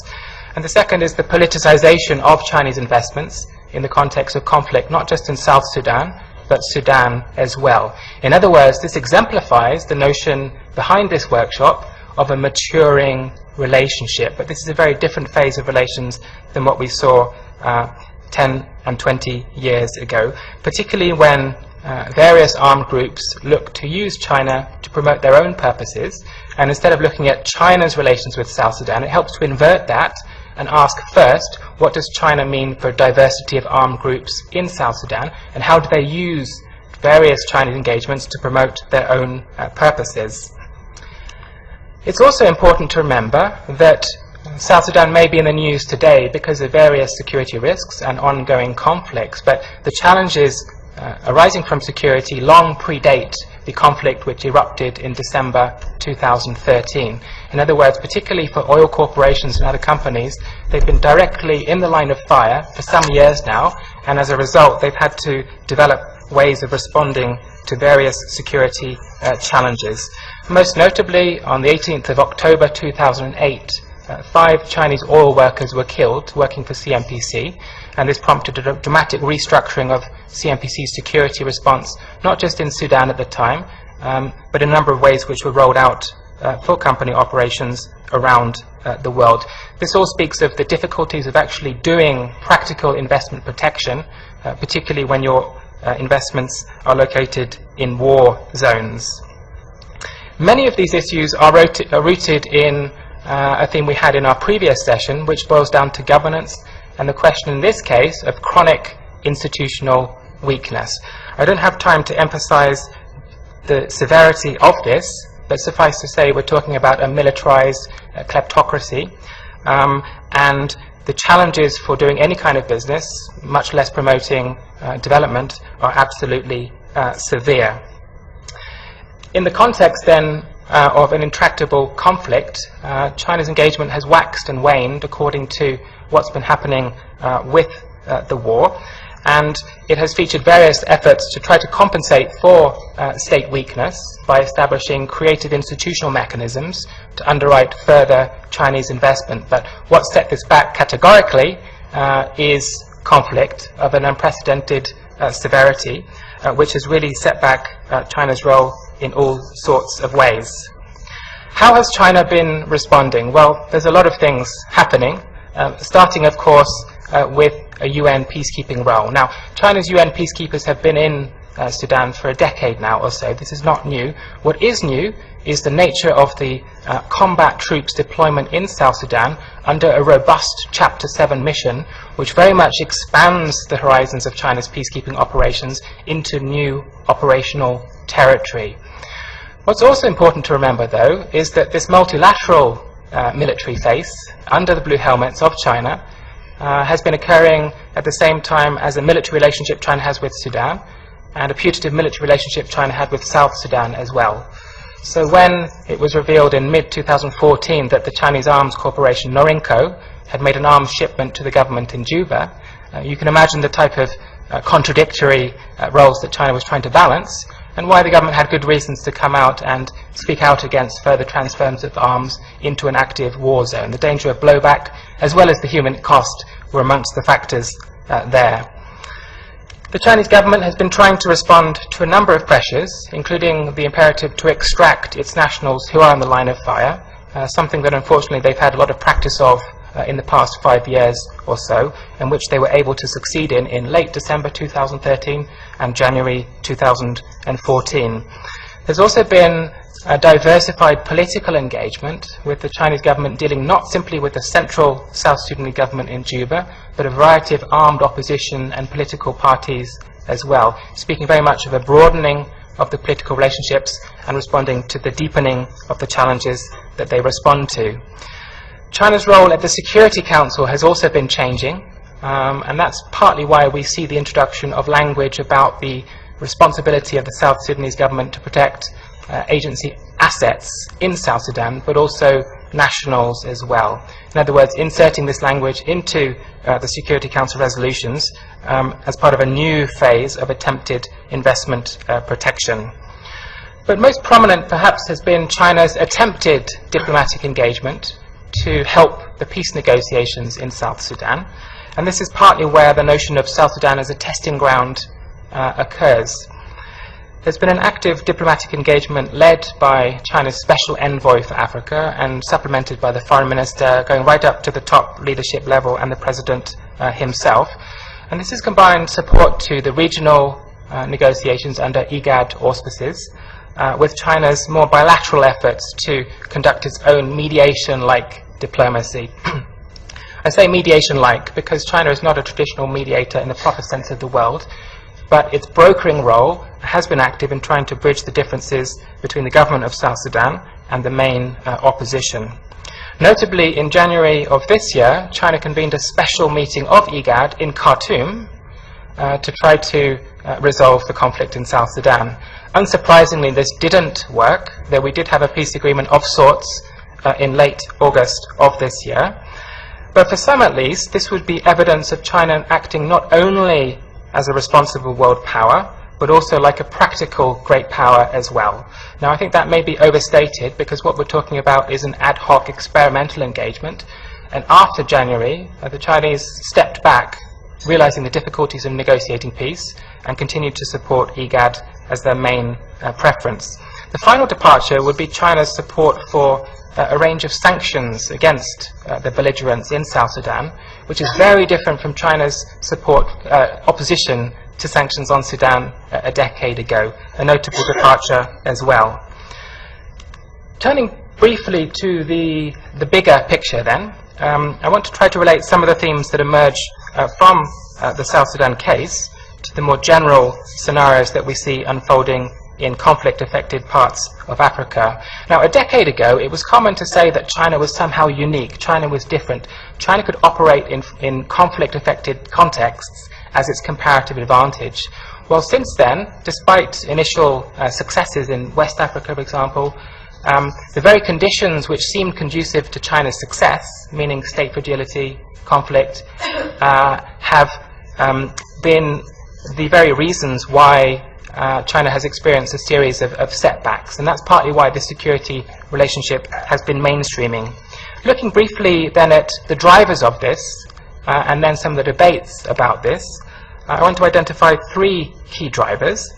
The first is that China's development engagement with Africa simply can't ignore peace and security. This speaks to very important questions, not just about the sustainability of existing investments, but also the expansion of new investments going forward. Secondly, another point related there, again, speaks to this maturing relationship theme. And with that, I think we can't neglect the type of domestic exposure that these issues now have in China, and the expectations leverage against the Chinese government to protect Chinese nationals in particular, which is why the reaction to the Mali killings showed a form of online nationalism related to the legitimacy of the party, further compelling the Chinese government to try to work out ways of responding. A second factor would be more about opportunities, about how China can promote under multilateral auspices the types of bilateral learning that it might find useful, which peacekeeping shows best. China wants to be seen as acting as a responsible great power, promoting peace overseas along with other global public goods, and this is a role which can dovetail with its bilateral interests quite neatly. The final point I would make, of course, though, is about various African demands on and pressures for a more engaged Chinese role in security. And this initially involved rather difficult debates about the relationship between the African Union Peace and Security Architecture and the African Union Constitutive Act insofar as questions of intervention were concerned. How do you reconcile the principle of non-indifference with the principle of non-interference? So there have been vigorous discussions, but there's no doubt that this African activity has been important. Now, I want to briefly stress the importance of approaching this as a topic of vigorous, diverse debate in China, as well as many parts of the continent as well. The reason I want to stress that is because sometimes these debates are reduced to very simplistic explanations, which simply doesn't do service to the variety of debates in China, which include a consensus that non-interference may be useful and necessary at the strategic level, but can't provide practical guidance at the tactical level. And partly what you see applied in South Sudan is very much this effort to reconcile old principles of foreign policy with new realities moving forward. It's also important to recognize the connections between development and security and the Chinese context, notably the new security context policy of Hu Jintao. But more recently, under the Chinese president today, we have this notion of major power diplomacy with Chinese characteristics, which is underpinned by the primary importance of both development and security. So what has the Chinese government been doing in order to mainstream security? Well, most obviously, this is seen in the FOCAC 2012 process, which established a new security initiative designed to bring these issues more into the fore. There's a diversity of various kinds of Chinese engagements with security, and I think it's important to recognize that there's as much interest in preventive questions as well as peace building as responses to active conflict. So we're talking about a spectrum of various conflict-related responses, in which the support for the African Union is perhaps the unifying factor. I've mentioned peacekeeping, which I think we'll hear a bit more about, but I also want to stress the need to go beyond a state analysis to look at the diversity of approaches at the firm level or corporate level, in which there have been various different security responses. And that's partly why we see the growth of private Chinese security companies, as well as the main corporations in the line of fire finding their own ways to reconcile security. It's also interesting to think about people's diplomacy and the needs placed upon Beijing by Chinese nationals in need as well. This is very much, again, a bottom-up phenomenon that Beijing has to address. What do you do when Chinese are in the line of fire? In terms of Chinese foreign policy now, I think in some senses this is about how to operationalize this rhetoric of great power responsibility. And that's partly what's behind a series of recent announcements about China's support for the African Union, and in particular, and security more generally. But here I think the continent has a particular place in China's global engagement as a kind of experimental frontier for new types of security policy engagement. In other words, it's not just South Sudan which is a testing ground. In many ways, other conflict-affected parts of Africa show the continent itself is a testing ground. And if you look at the PLA's military strategy from May this year, this is very much how it's presented in this general global context.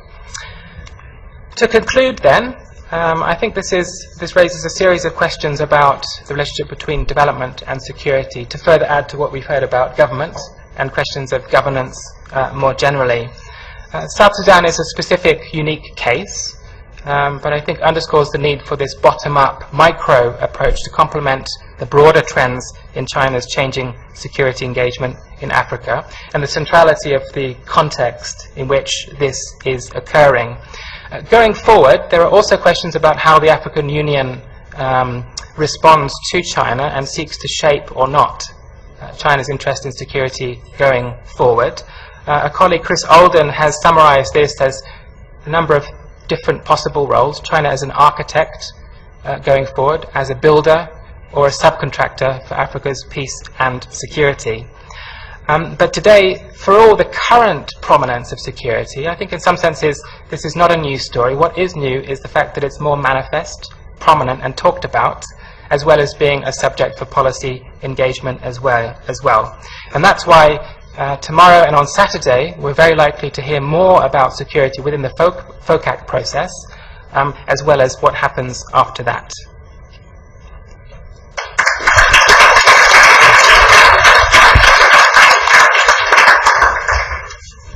Thank you very much, Dan, and I'm very impressed by your first use of a PowerPoint ever. What I found very interesting is also, I know you don't like the images, but to also see the individuals, so that peace and security goes beyond just a state level, that it affects people on the ground, engineers, citizens, and so that it complexifies this whole security dimension. And in order to discuss both presentations, I'm very happy to reintroduce Helen Hai. So I'm going to keep it very, very short because you've already been introduced. For those who've not been here before, she's the UNIDO Gotwell Ambassador for Industrialization and CEO of the Made in Africa initiative, and apparently also very good at harnessing tigers. Second discussant is Dr. Norman Sempija. He's a postdoc researcher with the Department of International Relations at the Witwatersrand University. He is doing research on security and development nexus in Africa, so it really responds to what Dan was also presenting, focusing on the impact of peacekeeping on security and human development. He has a PhD in international politics from Kingston University, and his research areas are looking at conflict resolution, geopolitics, and inter-organizational cooperation, peacekeeping, mainly in Africa. The floor is yours. Let's start with Helen and then I'll go over to Norman. Thank you. Good afternoon, everybody. I have 3 points, quick points to share with you. First of all, I think before talking about peace and security, let's look at the Africa continent and also the population in China. China is a continent with a 1.3 billion population and also has so many minorities. But why there is peace and security? One of the things I want to say, back in 1978, Justin shared this morning, the GDP per capita in China is only $154, which is less than 1/3 sub-Saharan African countries. But then, the economic transformation in China has been a miracle in the past 35 years. And most importantly, 600 million people has been lifted out of international poverty line. According to World Bank, number of the people living under that didn't decline if you exclude the contribution from China. But let's look at Africa. You know, I set up factories in the past, and then I've been dealing with people in the bottom of the pyramid, and most of them are youth. And what I realized, when you have 7,000 young people, when they don't have jobs, actually they want to do something, and then this is how actually one of the fundamental pillar, I would say job is the fundamental pillar for peace and security. When there's no decent jobs for youth in the African continent, of course there is no peace and security. So that's the number one point I want to make. And another thing, let's look at revisit the US and UK's foreign policy compared with the China foreign policy. Actually, I had a discussion with some people in Europe a few days ago. They even said, you know, actually, if Gaddafi and also Saddam, those people are still alive today, probably there won't be ISIS. You know, the crisis we're seeing in this world. So actually, whether it's a good thing to intervene other countries' domestic affair, I would say this is something to actually for UK and US to revisit. And actually, if we look at the Chinese policy towards Africa, the key thing actually from the Ministry of Commerce, what do we say? The main policy now is three networks plus one industrialization. That is the big, you know, fundamental pillar between China, how we are going to support Africa. The three network is that we are going to help Africa to build airline network, railway network, and telecommunication network. Plus, we are going to help Africa to do industrialization. And this actually is the China learned. If you help the people in the bottom of the pyramid, give them jobs, help them have a good economic development, this is actually a best way to provide peace and security. And the last point I want to share is... If you could just take your seats now, and let's crack on with this final session.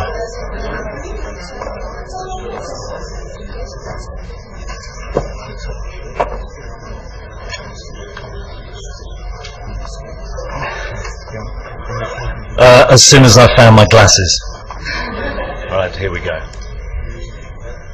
Okay, so welcome back. This is what we could term the graveyard shift in terms of workshops, but I'm glad to see so many people still here. Often people disappear at about this time, so well done for staying with us. Now, we have a little bit of a tight deadline today. Ross has got to hot-foot it off to the TV studios, right? A little bit later, so it may mean, depending on how this session goes, it may mean that you'll have to sneakily wander off and go up there, but that'll be fine. Okay, so this session entitled Natural Resources and Biodiversity in China and Africa in the New Global Context. Gosh, that's a big, all-encompassing topic. But, you know, it's going to be interesting. We've got a good panel here, so let's see. Let me just introduce myself and the panelists. My name is Roger Kalo. I'm head of the Water Policy Programme at ODI. Not to date involved in this DE project, or whatever the acronym is. We're into clumsy acronyms, but I'm not even going to go there. So why am I here? Well, I'm here because I've spent a long time living and working in China, initially in the late 80s and then back again in 2005 to 2008, working on water resources issues, water resources management. More recently, most of my work in sub-Saharan Africa and, as it happens, particularly Ethiopia. And in fact, one of the messages I was raising with policymakers 2 weeks ago in Ethiopia was not to follow China's path. At least, at least insofar as its development of natural resources and its approach to environmental issues goes. Because, of course, what you have is a headlong rush, let's call it, to develop resources, to mobilize water, in this case for hydropower, industry, urban, health, livelihoods. But as China has found out to its considerable cost, to invest only in big infrastructure, big projects, and the supply side without an equivalent investment in the institutional plumbing of rights, rules, and regulations lands you in big trouble later on. And those environmental costs have political costs when the environmental costs get serious, because they strain the contract between the party state and the people. So the message for Ethiopian policymakers was essentially, don't fall into that trap, because not only will you run into big environmental problems, but those environmental ones can very easily become political. So there's my little water piece. But it is interesting how for water people like me, Chinese investment in big infrastructure, and one thinks, of course, hydropower, has completely changed the financial landscape. So whereas before it was the World Bank who provided the money for big dams, big irrigation projects, and then they stopped doing it because of all the social environmental nervousness around it. Now the World Bank has become the lender of last resort, and it's the Chinese providing the money, although not as it happens in Ethiopia with the Grand Renaissance Dam. Anyway, so that's a little bit of background on me. Let me quickly introduce my distinguished speakers and discussants, looking rather lonely over there.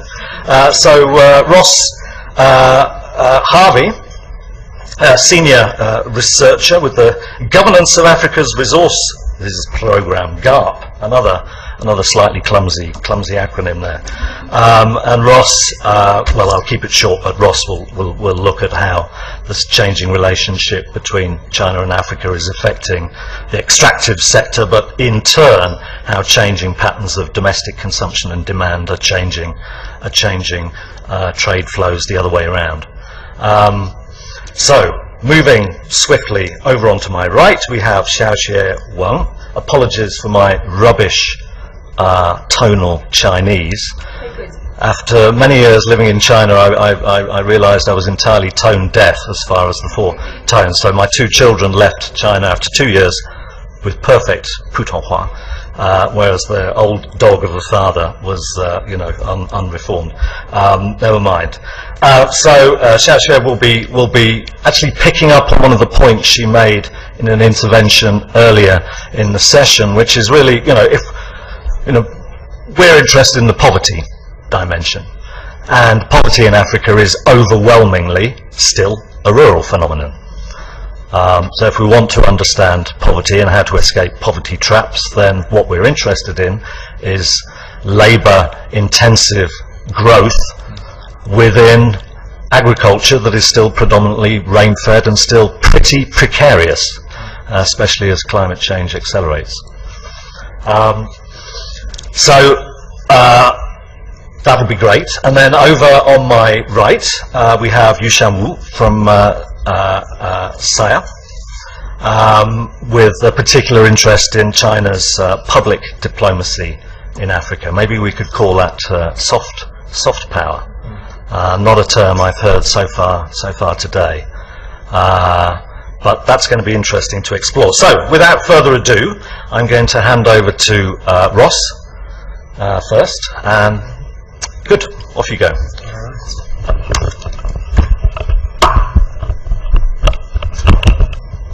Can everyone hear me from here? Okay. Good afternoon. Alright, in the next 10 minutes I hope to show you that policymakers and investors alike need to start thinking differently about China. I think there is a lot of understanding that we need to think differently about China, its role in Africa into the future, and how African governments and businesses might best respond to take advantage of new opportunities and also to manage their risks well. This is doing its own thing.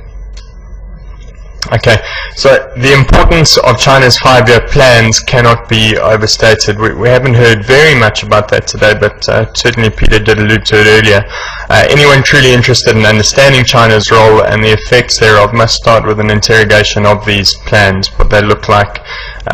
China is one of those few countries where there is a level of predictability as to how the economy is likely to unfold if the Chinese Communist Party can continue to manage that transition into a different looking economy. So the current 12th 5-year plan will end at the end of this year, if I'm not mistaken. And then the next plan runs from 2016 to 2020, which will be the 13th plan. But essentially, my understanding is that the 13th plan will be a continuation of this one, which envisages the end of China's industrialization phase by 2020. And so for Africa, that means a significant slowdown in demand for the commodities that have driven China's industrialization. Moreover, the country is facing an environmental crisis that Roger alluded to, that it has no option but to take seriously for the sake of maintaining the social contract. The combination of these factors essentially means that coal, and to a lesser extent iron ore, will not be demanded to the same degree as before. And then secular stagnation in the rest of the world, total factor productivity growth in sharp decline, and climate change negotiations currently going on in Paris mean that everything is different. And the commodity price boom is largely over. I've just been at a Mines and Money conference in London, and of course everyone in the junior sector in mining are trying to convince themselves that the commodity boom is not over. The commodity price cycle will do what it's always done. I think that the future looks a bit different. However, as the market truly bottoms out, we're likely to see some bankruptcies, some mergers and acquisitions across the commodity sectors within Africa, probably more collaboration between Chinese state-owned enterprises and the majors like Korea and Billiton, if China still wants to work with Billiton and Vale after what happened in Brazil. This contraction in the sector will result in production cuts, which will take some pressure out of the supply side dynamics that drive prices downwards.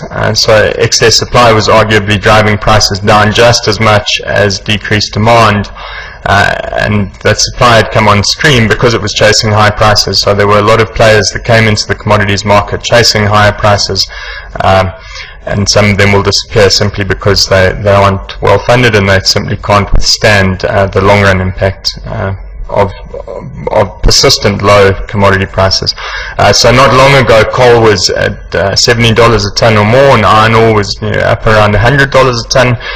They're both now down around to the $50 a ton mark, so that is a kind of new normal, and oil likewise. Many analysts are suggesting would hang around at $50 a ton, $50 a barrel rather, for the next, for the foreseeable future, especially given that Iran is planning to double production by 2020. But the new normal does not mean the end of commodities. Increased consumption in China and the lifting of the one-child policy, many analysts saying a bit too little too late in terms of demographic dividend, will mean both that more food will be needed, along with commodities that are inputs to high-end technology products. So Africa, if it positions itself correctly and implements coherent, integrated policies that do make the doing business environment easier, could still really take advantage of this new normal. So there's a book that I picked up in London called My Electrician Drives a Porsche, ? And it's really about understanding the importance of copper for electricity that will be the key to reducing poverty and to moving the world away from fossil fuels into solar based load and so on. What do you need? You need copper. So you can't get away from the fact that copper will be needed in high quantities for all manner of products, particularly especially electricity. Likewise, platinum will play an increasingly important role in the electric car as fuel cell technology starts to pay off. Platinum is pretty much, at this stage anyway, an irreplaceable ingredient for fossil fuels, for fuel cells rather, definitely not for fossil fuels. So you heard it here first. If you're looking for some investment tips, copper, platinum. And the Chinese central bank is also buying up gold, as is the Russian central bank. So that suggests, I mean, this is hugely speculative, but the gold price could recover. Over the 3 days that I was in London, everyone disagrees over where gold is headed. But sometimes it's about the confidence with which you assert that the price will go up, and then you hope for some kind of self-fulfilling prophecy. So be careful what you hear. Either way, if the gold price does recover, especially considering central bank purchases and growing Chinese middle class, a growing Indian middle class that may demand gold jewelry, the likes of, you know, that kind of scale we haven't yet seen. So there is a possibility that gold would recover. Alright, the juxtaposition of these two pictures pretty much reflects the trade-offs in light of what I've just said that African countries will now have to manage in light of the new normal.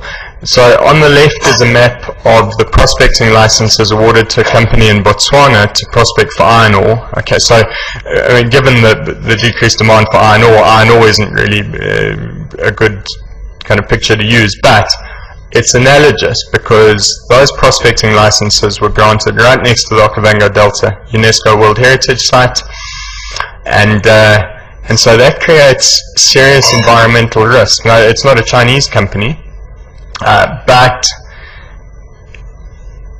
the fact that these deposits happen to be right next door to the Delta give you an idea of the kind of trade-offs that African countries are facing when it comes to mineral extraction. It unfortunately just happens to be the case that many minerals are deposited in pristine ecological areas, and you know, it's not as though you're just destroying a bunch of Mopani wood. You know, if you destroy the Delta, that's the end of tourism for Botswana, and there is talk of upstream development in Angola.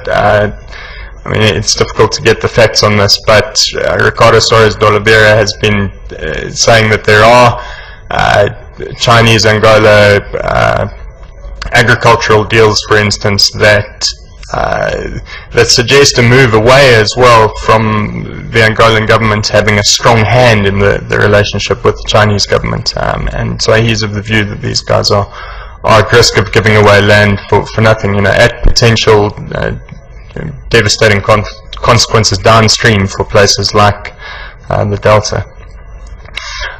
So the point here is that natural capital is not correctly priced. That's not an African phenomenon, it's just a global phenomenon. We tend to treat natural capital as a free good. And there was a good paper written in 1972 that still hasn't had a response by Georgescu Rogan, which he said, you know, what we're doing at the moment in our global economy with our solo growth models and so on is pretending that we can make cakes without flour or sugar.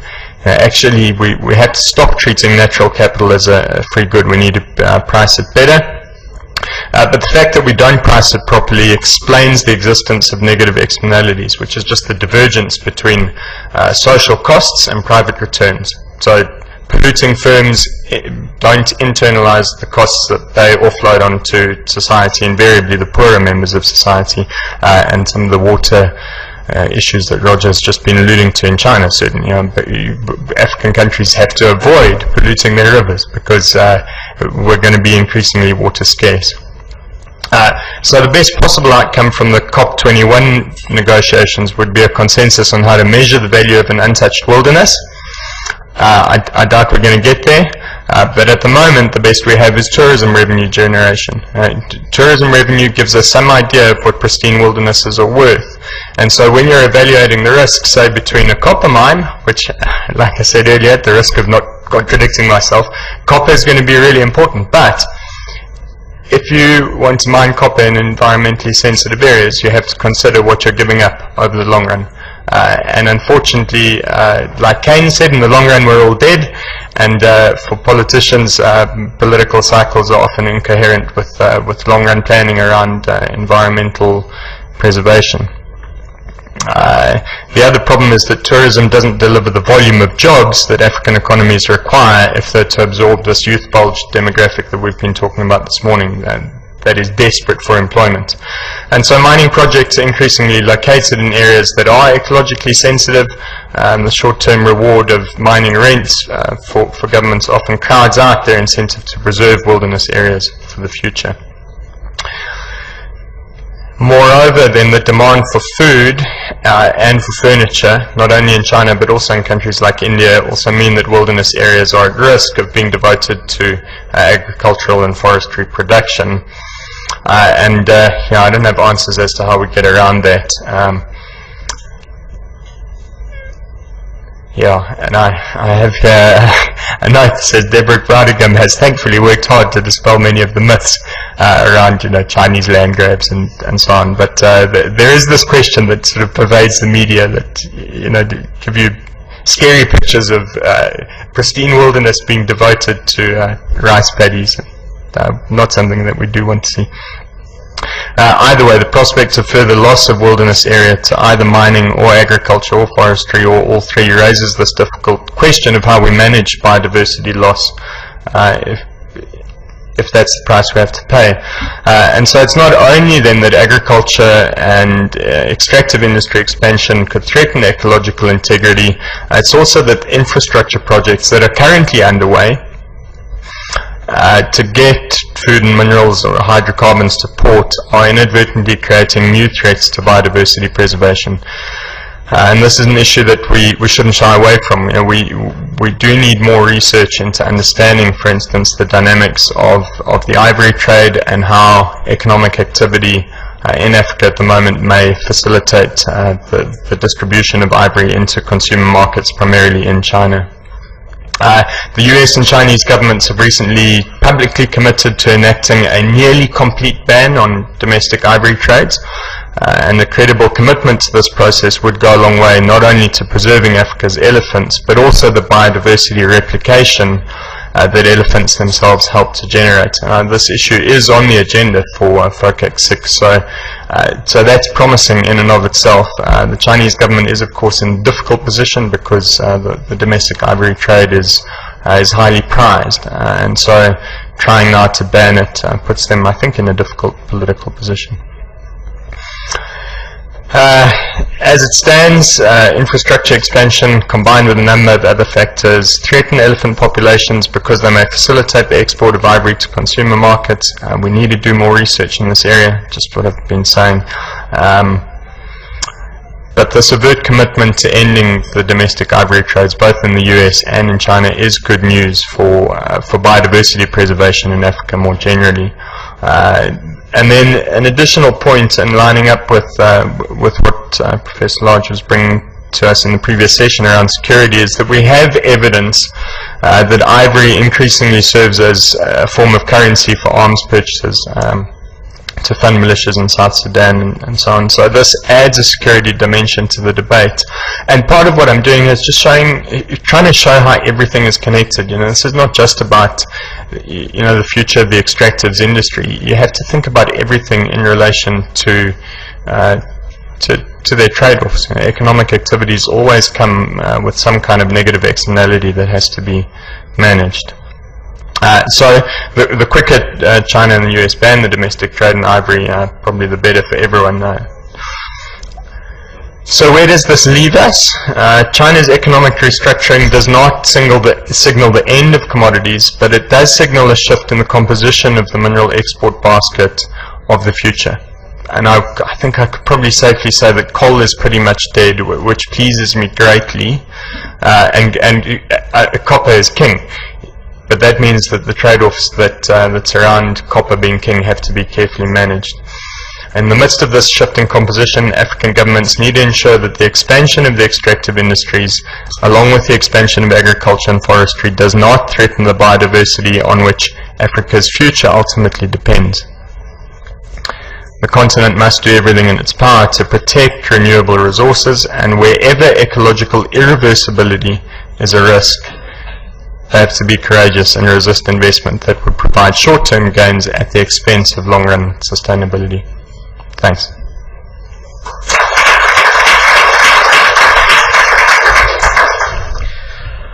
Thank you. That was excellent and interesting. China does actually sit on a lot of shale gas, equivalent to something of USA proportions. So if you look at the impact shale gas development has had on America's environmental footprint internationally, and you draw parallels with China, then that'll get you thinking, and potentially great for green growth if it's used as a bridge. Look on the ODI website, you'll see it up there. Okay, thanks, Ross. So we're over now to Xiaoxue.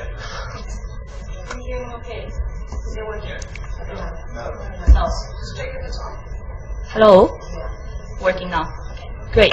No.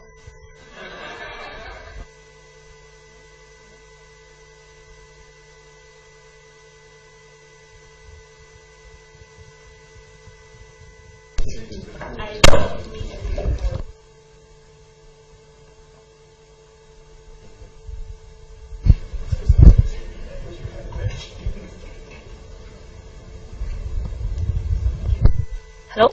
Okay, now? Perfect. Sure. Okay. Thank you. So my name is Xiaoxue Wong. I do research on natural resource governance in Africa. I don't call myself China-Africa expert.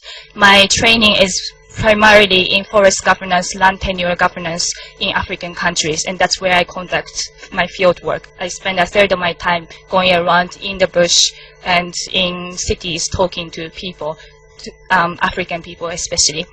But I will present a case on the Chinese involvement. And just for those who are not familiar, my institute, IIED, we're London-based, but we've been working in African countries for the last 45 years on natural resource governance and other issues. And I will present this research based on my previous work with C4, Center for International Forestry Research, and then University of Oxford. Okay, so Ross painted a very good interacting big pictures. I'm going to the specifics. I'll provide you the context of my research and the myth and reality and challenges, and if time allows, opportunities for constructive engagement. So, the context. This slide I put up this morning after listening to all the great speakers. I thought there were at least 4 missing pieces from the discussion this morning, as great as they were, because I primarily look at rural development and poverty and marginalized communities. One of them is rural populations, I just mentioned. Africa's urbanization rate is 40%. There are still 0.7 billion people who are in rural areas, who are dependent on informal agriculture, informal logging, small-scale mining. And that's the focus of my research. And if we are talking about population dividend and youth employment, rural areas is where lots of these young people come from. And to understand the employment dynamics in the informal economy with the young people in rural areas is key. Another missing point, although some speakers alluded to, was private Chinese SMEs. What kind of business models do they employ? What are their impacts? And how can we work with them? And finally, green growth, sustainability was not an emphasis in any of the previous speakers, so I hope to touch on that. But I think the biggest elephant sitting in the room, which hopefully will interest everybody, is Africa's informal economy. Peter earlier mentioned, but this really is key for anybody working on Africa's development. Some statistics, or before that, some definition for those who are not familiar with it, but I'm not going into it. African Development Bank calls this one of the major development challenges of this century. Some statistics. For example, 90% of employment in Tanzania, Zambia, and other countries is in the informal sector. 38% of the GDP in some African countries comes from the informal sector. And now going to the natural resources I've been talking about, more timber is produced informally by unregistered artisanal loggers like him in Cameroon than formally produced by large companies. And I'll show you some numbers later. It's staggering. It makes you question what is formal and what is informal. Another number, 90% of gold produced in the DRC come from informal artisanal miners like this. So that's the context. And this informal economy in Africa really presents huge opportunities and challenges for the 0.7 billion people that I was just talking about. And how does China come in? Now, you've heard about allegations of illegal conducts by Chinese loggers, Chinese miners, and so on. I'm going to bust some myths, hopefully, and will present some reality through the forestry case. But I believe some of the conclusions I will draw are relevant to agriculture, relevant to mining, and other sectors. So these misconceptions, environmental and social impacts in Africa's natural resource sector by Chinese investment, negative impacts on local communities, it's entirely Chinese actors driven, lower compliance with environmental regulations compared to other companies, other players, and the Chinese government really should be doing something about these people. I'm going to disagree with all of this. Based on empirical research, systematic research I've been conducting on the field, I will try to generalize to the extent I can, but I understand some limitations here based on the fact that I'm on the ground looking at specific cases. Now, going to the forestry case. Why are we looking at forests? I think you are all aware Paris COP climate summit going on right now. The Congo Basin, this is the Congo forest over DRC, is the second largest tropical forest after the Amazon. So it has huge potential for carbon sink. Another reason we are looking at this is more than half of Africans depend directly or indirectly on forest resources for their lives. And there are numerous research on this. And two more reasons we are looking at the forestry case is that even if a lot of the communities depend on forest resources, the ownership is mostly belongs to the state. More than 90% of Africa's forests are owned by the states. And finally, China angle, significant increase in China-linked trade and investment in the forestry sector. Some of the numbers here, 75% of Africa's timber and 90% of Mozambique's timber go to China. 85% of the forest export from Cameroon to China are logs, which means barely any processing and added value. And finally, Chinese investments in Africa, in Cameroon's forests, this is latest research from last year by our project, increased by 800% in the last 15 years. That's staggering, really fast-paced increase. So, I'm going to talk about Cameroon, and it's going to be an interesting story. I hope you'll stay with me. Before that story, I have to give you some context. I talked about the informal sector. This is how it looks like in Cameroon and many other African countries. These are artisanal chainsaw loggers cutting tree by these chainsaws and carrying them out of the forest with 5 people, 6 people together. And that way of production, producing timber in Cameroon, occupies 57% of total timber production. If you move to DRC, it occupies 87% of the total timber production. And this is all in the informal sector. They don't have licenses. So the government considers them illegal and harass them. But if the number is so huge, you would start questioning who is illegal and legal and legitimate.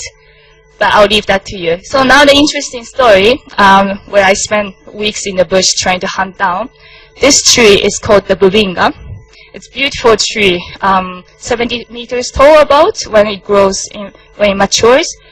And this is what I was doing in the evenings, trying to follow these lorry trucks that would go out of the forest, because during the day they would need permits, but in the evenings it's easier.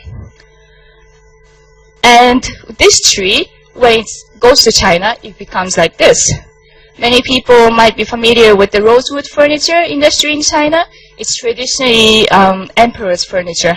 So as Chinese people get rich, they're very drawn to this luxury status. And that's a lot of environmental NGOs would accuse that demand to be behind selective deforestation across tropical countries.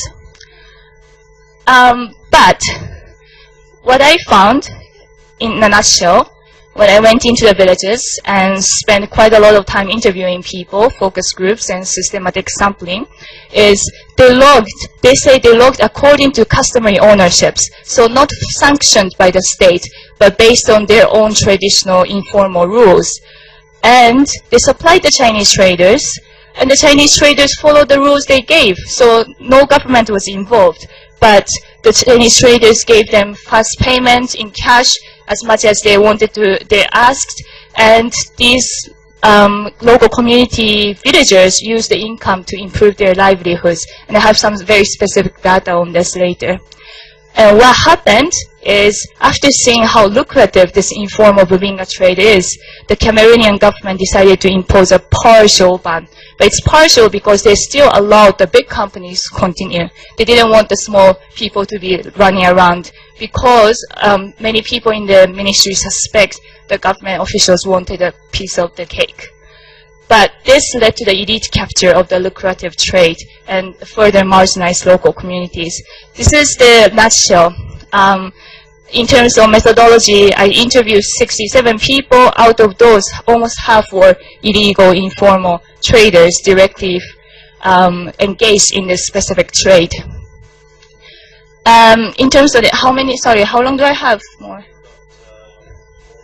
4 minutes. Okay, then I might have to skip the details of this fascinating story. But if you see this value chain, this is the Chinese, everybody else are Cameroonians. And if you really record the value chain configuration, which I did based on each interview, you see the critical role played by these guys and how they facilitate the trade and how it's impossible without their active agency to make this happen. Some of the data, I have some quantitative ones, but this might be more interesting. So, sorry, I need to. For example, it was very lucrative compared to whatever normal informal trading they were doing. So price doubled to quadrupled, up to 17 times more income than farm work they received. And some of the quotes that you could see is, you know, the Bubinga trade has done wonders for me. They built houses and bought cars. And you'd think, well, usually media reports say that this is all dominated by Chinese players, but the Chinese were complaining there are too many Chinese players, and everybody wants to take it for as cheap as possible. So actually the rural upstream actors, the villagers, had a lot of bargaining power to dictate the terms of their trade. Some details I'm going to skip. Once the regulation, the partial ban came into place, the supply chain legalization strategies of Chinese actors changed. Basically where they got their woods, where they got their fake papers, all of that changed. It changed to include more powerful political elites and economic elites. So some of the quotes would illustrate. Now they use a guy from the ministry to escort the illegal logging car. You can get some of the officials for these prices, but it really depends on your relationship to the government. But as I said earlier, the formal trade continued, and in the end, small actors are excluded in the trade. And a logger was saying they really don't know how to bring back the Chinese buyers anymore, although they want to. And this is what happened, star to the political economic elites, and the small-scale actors are excluded. Now, the impact on rural poverty, loss of cash income for subsistence activities. Some of the interview data, they used the cash for illness, for sending children to school, to maintaining farms, and critically also loss of youth employment. There was one person who was telling me when they were logging, they had enough income to sustain their own households, but now that they are not logging, all of the brothers' eyes are on their father's cocoa farm, because that's the only source of employment if they lose this one. And it really struck me when I met this person who sowed tree on her land. So the children must go to school, and you leave your trees there. What is your child going to do? I honestly wasn't expecting this kind of response. I went in thinking, okay, they're going to bash the Chinese. But no, I was really surprised. I kept asking, are you, and I kept triangulating throughout my interviews. These were the general consensus. And finally, because of the informal economy and the natural resource governance complexity, this is some of the sentiment against the establishment. we don't understand Cameroon. Everything we do, we the villagers lose. We do not earn much. It's the administration who is always the winner. And if we must regulate this activity, they understand that they have to, but let's do this so that everybody can apply for the license. Takeaways. Sorry. The key role of African actors. Okay, yes. And that I really strongly stress that any problems associated with the Chinese engagement in the informal economy in the sectors I spoke about, deeply embedded in Africa's governance challenge, natural resource governance challenge. So they're not China-specific, I argue. They are Lebanese, South African loggers doing the same thing. The informal economy actually provides an opportunity for livelihoods and allow the rural communities to overcome elite captured system. I'm happy to talk for hours about that if you are interested in extractive institutions and colonial legislation of forest resources and others. And in compliance with environmental regulations, some actually empirical research show, no, all companies are not complying with environmental regulations. Local, Western, they're all the same. So if you're talking about Chinese investment linked into deforestation, then you need to talk about all the others. And the root problem would be Africa's natural resource governance and weakness in enforcing law. And finally, these guys are Chinese private traders who might spend a few years here and there and doing wood business this year and mineral business another year. How do you expect the Chinese government to regulate, especially if these companies are registered in Africa?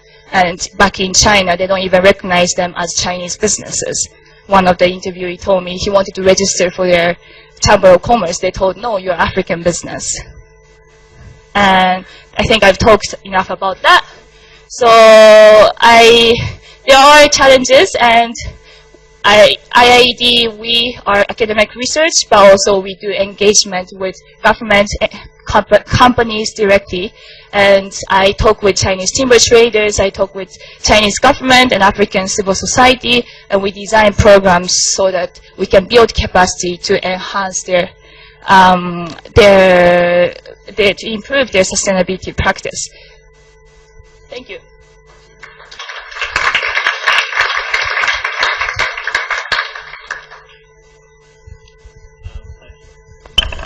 Thank you, excellent, and some really good points there about that thing we call the informal sector, which even in my area is kind of a label we attach to things that frankly we don't understand very well. It's a bit of a catch-all. I love the look of your field, your primary data collection. I hope you did a thorough risk assessment. I wish there was more like it. Okay, thank you very much. So we're over to our discussant now. Let me have a quick check on time. I'm aware of the fact you've got to be off at 4:30, right, Ross? So Yushan, over to you. Okay, thank you. I'll try distill some points that I've made. I've taken a lot of notes. Yeah, so it's pretty cold sitting here on my own, but I understand that I don't make the resource crowd. So yeah, I think I'm going to try to raise some pertinent questions that link to the China-Africa relationship, and I guess and also FOCAC, since it is nearing to tomorrow. And I think what's interesting for me from this perspective is really, and looking at this morning's presentations, is the extent that relations are actually moving away from natural resources and the actual pace of China moving away from its manufacturing. And that's also the question of whether economic relations predominantly still remain at a trade level versus an investment focus. And I thought what was interesting is, compared to the previous panel where the point was made that investment, and I think was important before peace and security, 2 days ago at another event, our Deputy Foreign Minister actually mentioned that peace and security, and I guess you could insert here the discussion on natural resources, is actually a prerequisite for sustainable development. So I think this what we've discussed here really reminds us the characterization of China-Africa relations, which is you really have that formal FOCAC economic high-level relationship, and then also the informal and public level, which is the physical day-to-day interaction, and is a large part of the relationship.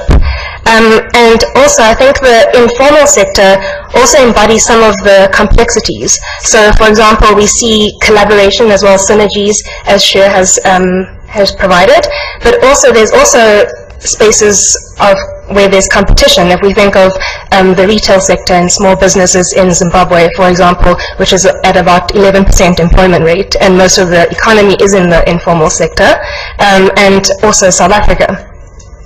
But I think, we've talked a lot about this China's economic new normal, and what I think it does for me is it throws the spotlight on other areas of intersect and that are still developing, and it links with what the presenters have been talking about. And one example is, I think there's increasing look into the marine economy.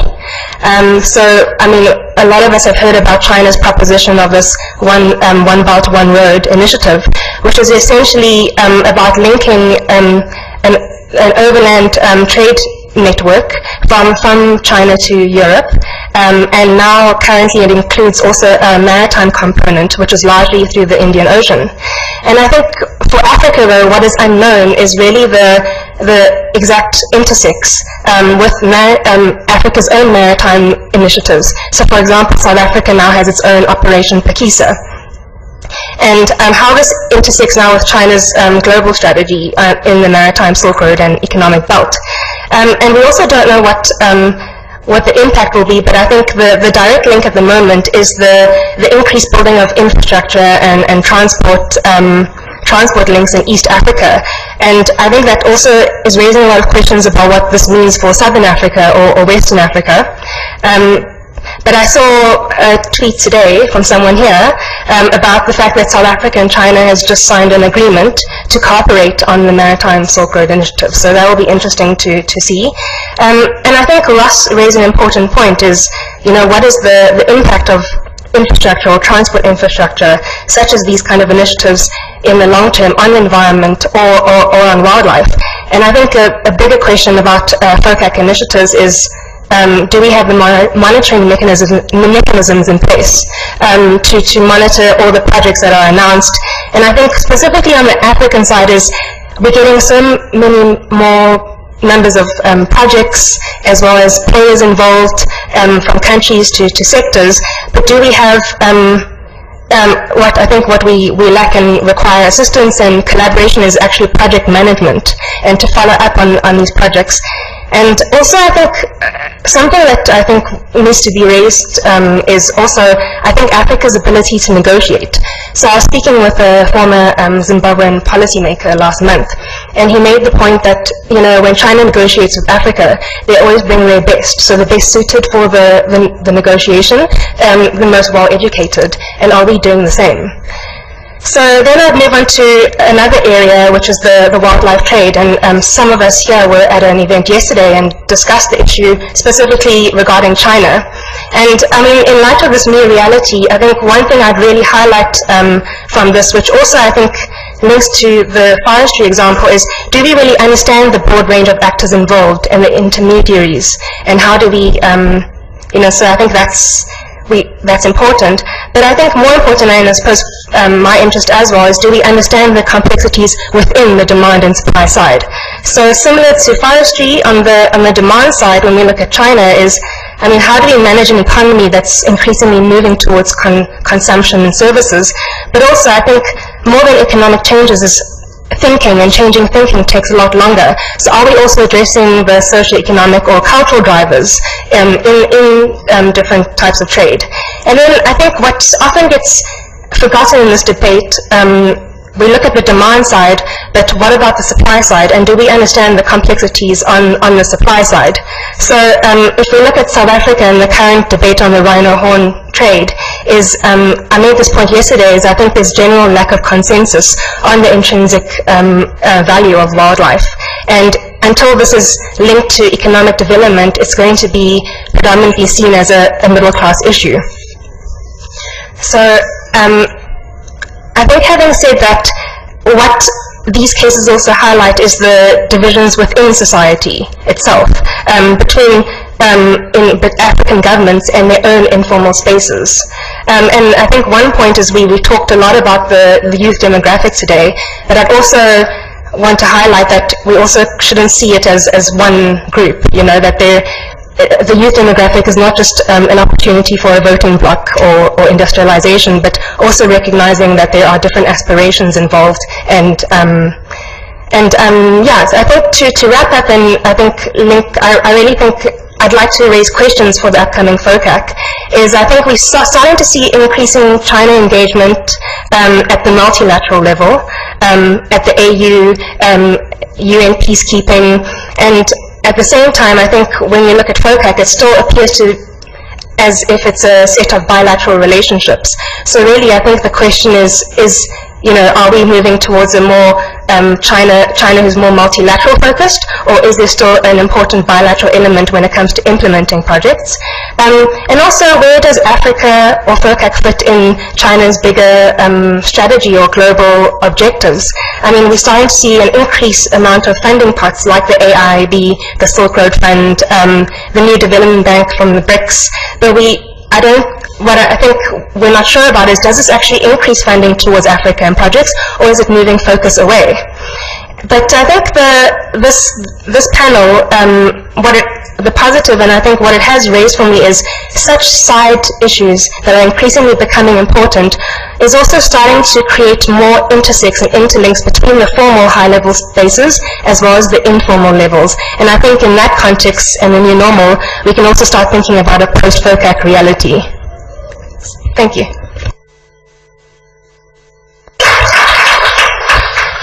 Thank you, Yushen. That was a good summary, and you kept to time. Now, unfortunately, Ross has, as we say in England, legged it. I was hoping we might be able to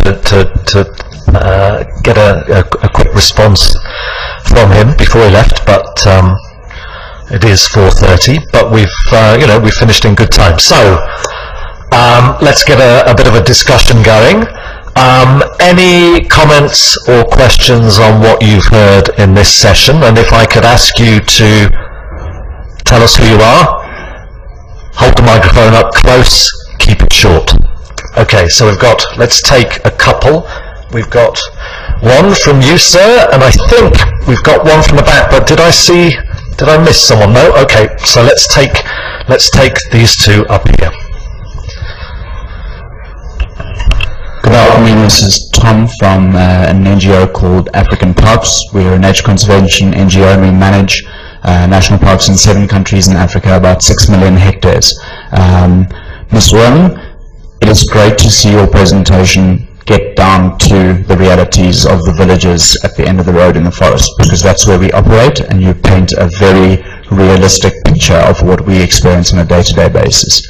You raised the myth about these largely being private Chinese entrepreneurs and interacting outside of the ambit of the state-owned enterprises and the embassies largely.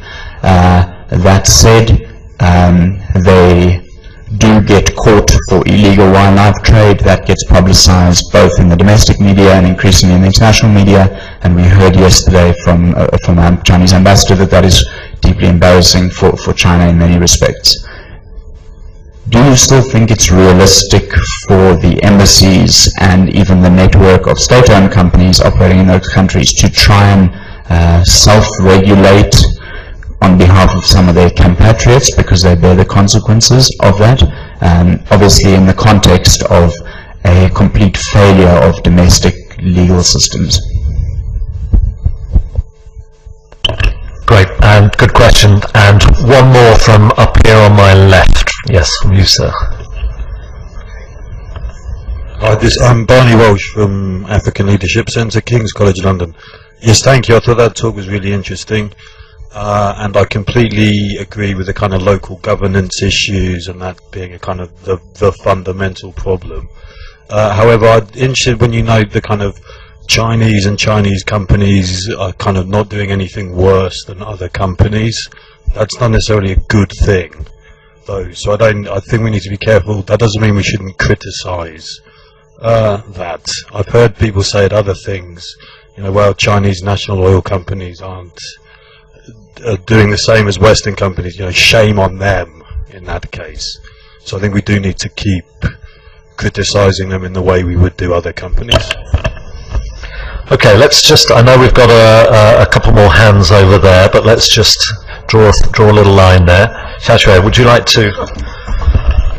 I'll keep it short. Tom, yes, definitely. The Chinese government is aware of the image crisis. I actually talked to them through my work, State Forestry Administration, to the people who get these petition letters from NGOs.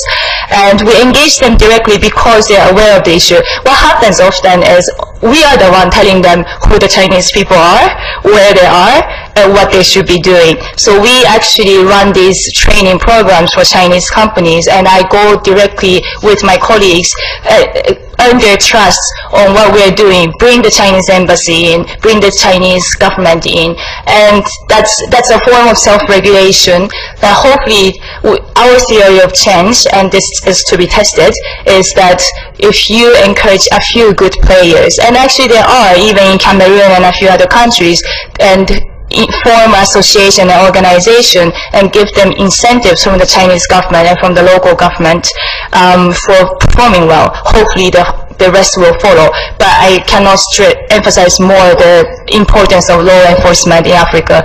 A Chinese government official in a meeting this summer told the government, African 7 heads of forestry departments, said, please throw them into the jail. We really want you to, but because we don't know how to take care of them. So that's that. And then the other question on comment on race to the bottom, I entirely agree. Actually, I lost time to talk about that. It doesn't mean that we can condone this, and that's why we do work on that kind of engagement just mentioned. But I do have to differentiate the oil sector, the infrastructure, that kind of environmental social safeguards for large projects is different from these small-scale informal economic activities. And I think through my case, I was trying to highlight the complexity and potential benefit, given that the local governance is unfair usually toward the local communities. Thanks. Now, Yushan, you may have a comment on that, but if you can just park it for the moment.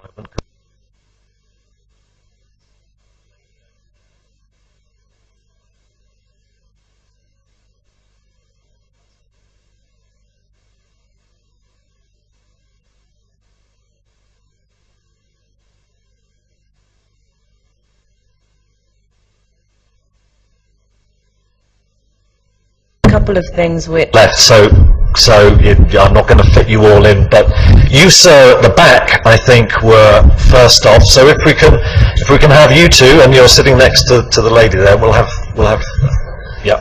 Thank you very much. My name is Robert Damurira. I work for the Worldwide Fund for Nature Africa office as the energy coordinator. I really enjoyed the presentation, but somehow I think time wasn't enough for Ms. Wang.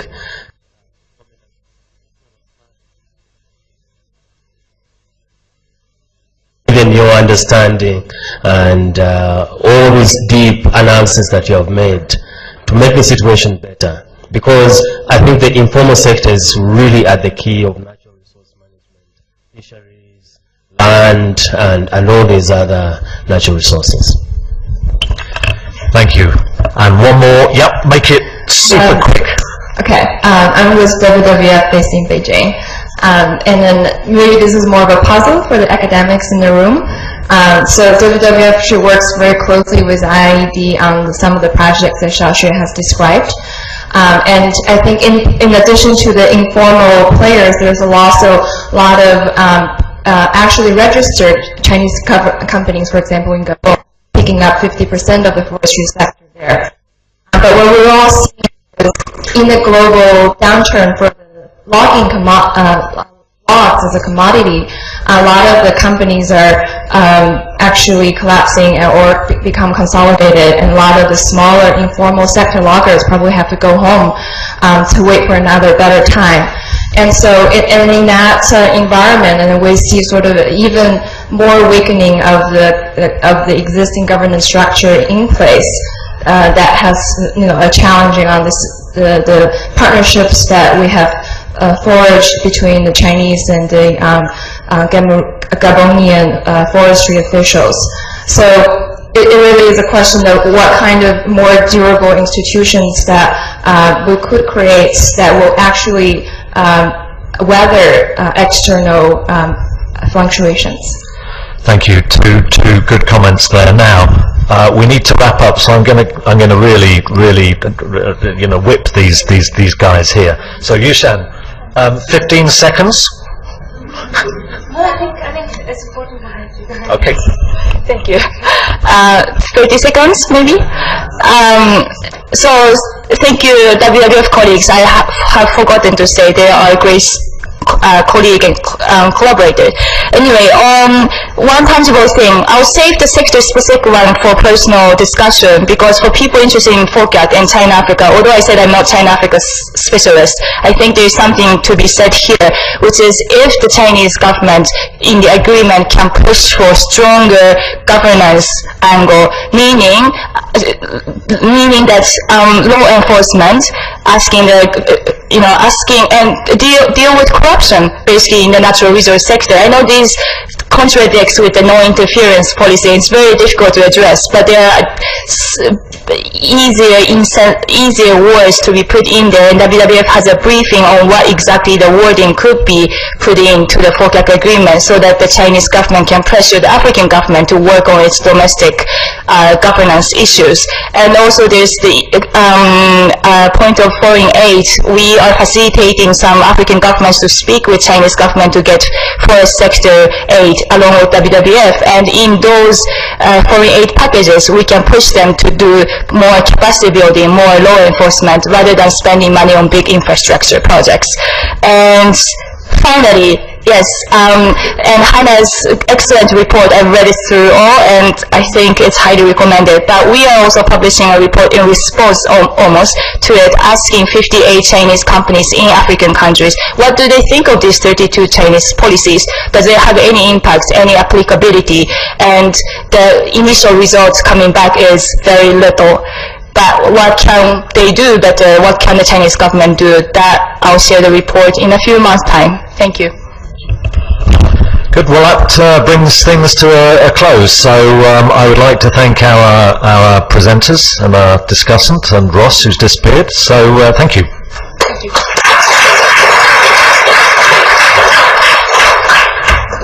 And over to the next.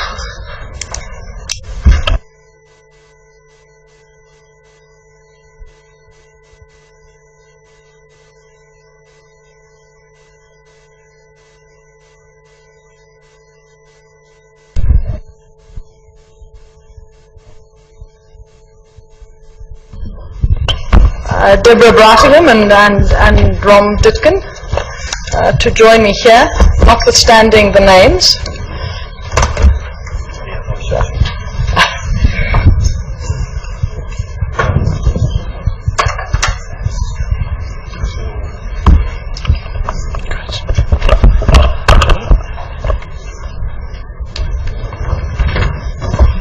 I'm not going to introduce them. I think they've already been introduced. I think let's jump straight to the meat of it. Deborah, do you want to kick off, or Ron?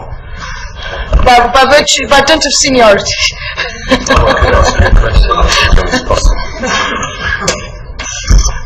It's clearly age before beauty here. I didn't say age.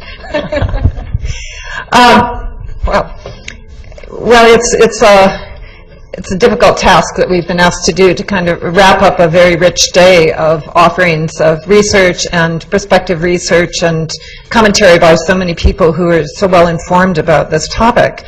And also I have to say I didn't get much sleep last night, so I'm not sure I'm terribly coherent at this moment. But let me start. The first session, I think, laid out things very nicely with Judson Ifu Lin's keynote address and then the excellent comments on that. And what he pointed out is a theme that's remained with us for the rest of the day, which is that China is changing, and that China's changes and restructuring offers opportunities. And he focused very much on what is possible in the manufacturing sector, how Africa and African countries might be able to grasp some of that. He used his framework of looking at their latent comparative advantage and looking for African countries to look just a little bit further up the scale from where they are right now, and that not every country in Africa is going to be looking at parts of China or sectors in China or particular industries within those sectors that might be relevant, but that some will. And I think the second part of the morning when we were presenting on manufacturing, we showed how this is happening in some parts of Africa. So there are, of course, controversies about this. I think that even the whole idea about just what governments should do to attract Chinese investment into their countries, what kinds of policies are the most favorable for this, what even the WTO allows in terms of aggressive policies such as local content or forced joint ventures. People brought these issues up as well as to what possibilities are open for African governments who are interested in taking a developmental approach here. So the first session merged into the second session, I think, at least for me, since it seemed like we were all talking about manufacturing, or quite a bit of it was focused on that. And both what Peter and I talked about in that second session was very much about this normalization, but that normalizing the China-Africa relationship does mean that the opportunities are not going away, but they're changing. And so we have to, that it's tighter, it's more difficult, and there's competition. And there's competition from around the world. It's not just different parts of Africa that are competing to get these geese to come there, but Asia has an overall advantage in terms of proximity. So some of the questions that were raised during that session were about what kinds of policies really do need to be in place. I touched on that briefly, but one of those questions is about the World Bank's doing business indicators. Some people felt that getting governance right means moving towards more of the World Bank's framework, and others pointed out that China doesn't score so well in this regard. Helen mentioned this later in the day as well. And so what are the actual parts of that will bring manufacturing investment or other kinds of investment to your country? And we still don't really know, I think, enough about those questions. So there's a lot to look at here, and now I'm going to turn it over so that all all of the best points can can be made by Romain. Kindly, yeah. Thank you, Deborah. I thought of approaching the theme a little bit different in the sense that because the session was called Priorities for FOCAC and well, also the closing remarks. I want to raise the question, does FOCAC really matter? Now, obviously, that might be a silly question to ask, just one day ahead of the FOCAC summit.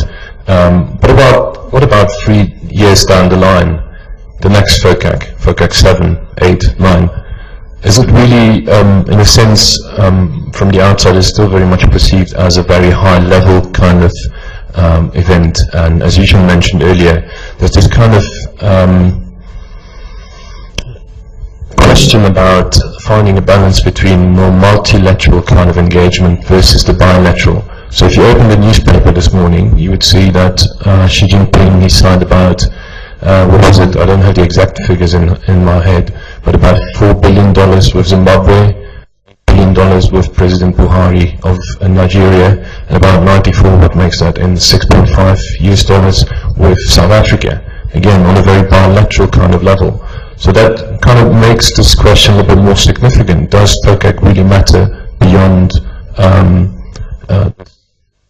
economic kind of sphere? I would say yes, in a certain regard, and I think Dan really put the hammer on the nail in the sense that he talked about this. The shift within the peace and security kind of dimension, which was not really on the agenda before 2012. It's not necessarily so much of a forward-looking approach, it's still very reactive. They see it's very solution-driven. So they, after Libya in 2011, when they were faced with serious kind of challenges, they needed to make changes. And I think this year, apart from peace and security, this idea of regional integration, and industrialization might be high on the agenda, but still it seems from a very esoteric kind of point of view, not necessarily very pragmatic, because what does it mean, regional integration, if you're still engaging mostly from a state-to-state level and not necessarily with the regional economic communities? Admittedly, yes, the role of the AU has increased over the years as well, but there are lots of question marks.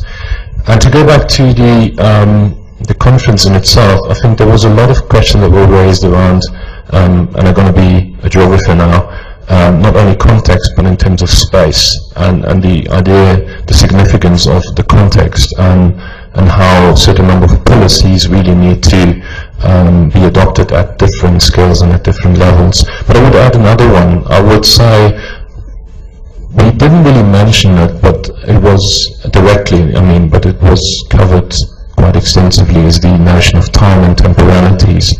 So this idea of space and time at the same, taken together.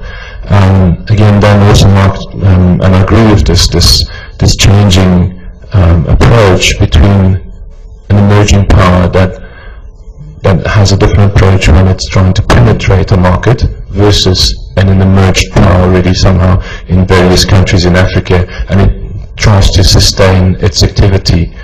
So the challenges that come with it are completely different, and it also, with more citizens, more companies, image, we talked about the issue of branding of images, and very often, although there's a multiplicity of actors who are not directly related, but sometimes in few cases this private engagement and a mishap happening in an activity might directly reflect to the government and vice versa. So it's a very, very complex issue in that regard.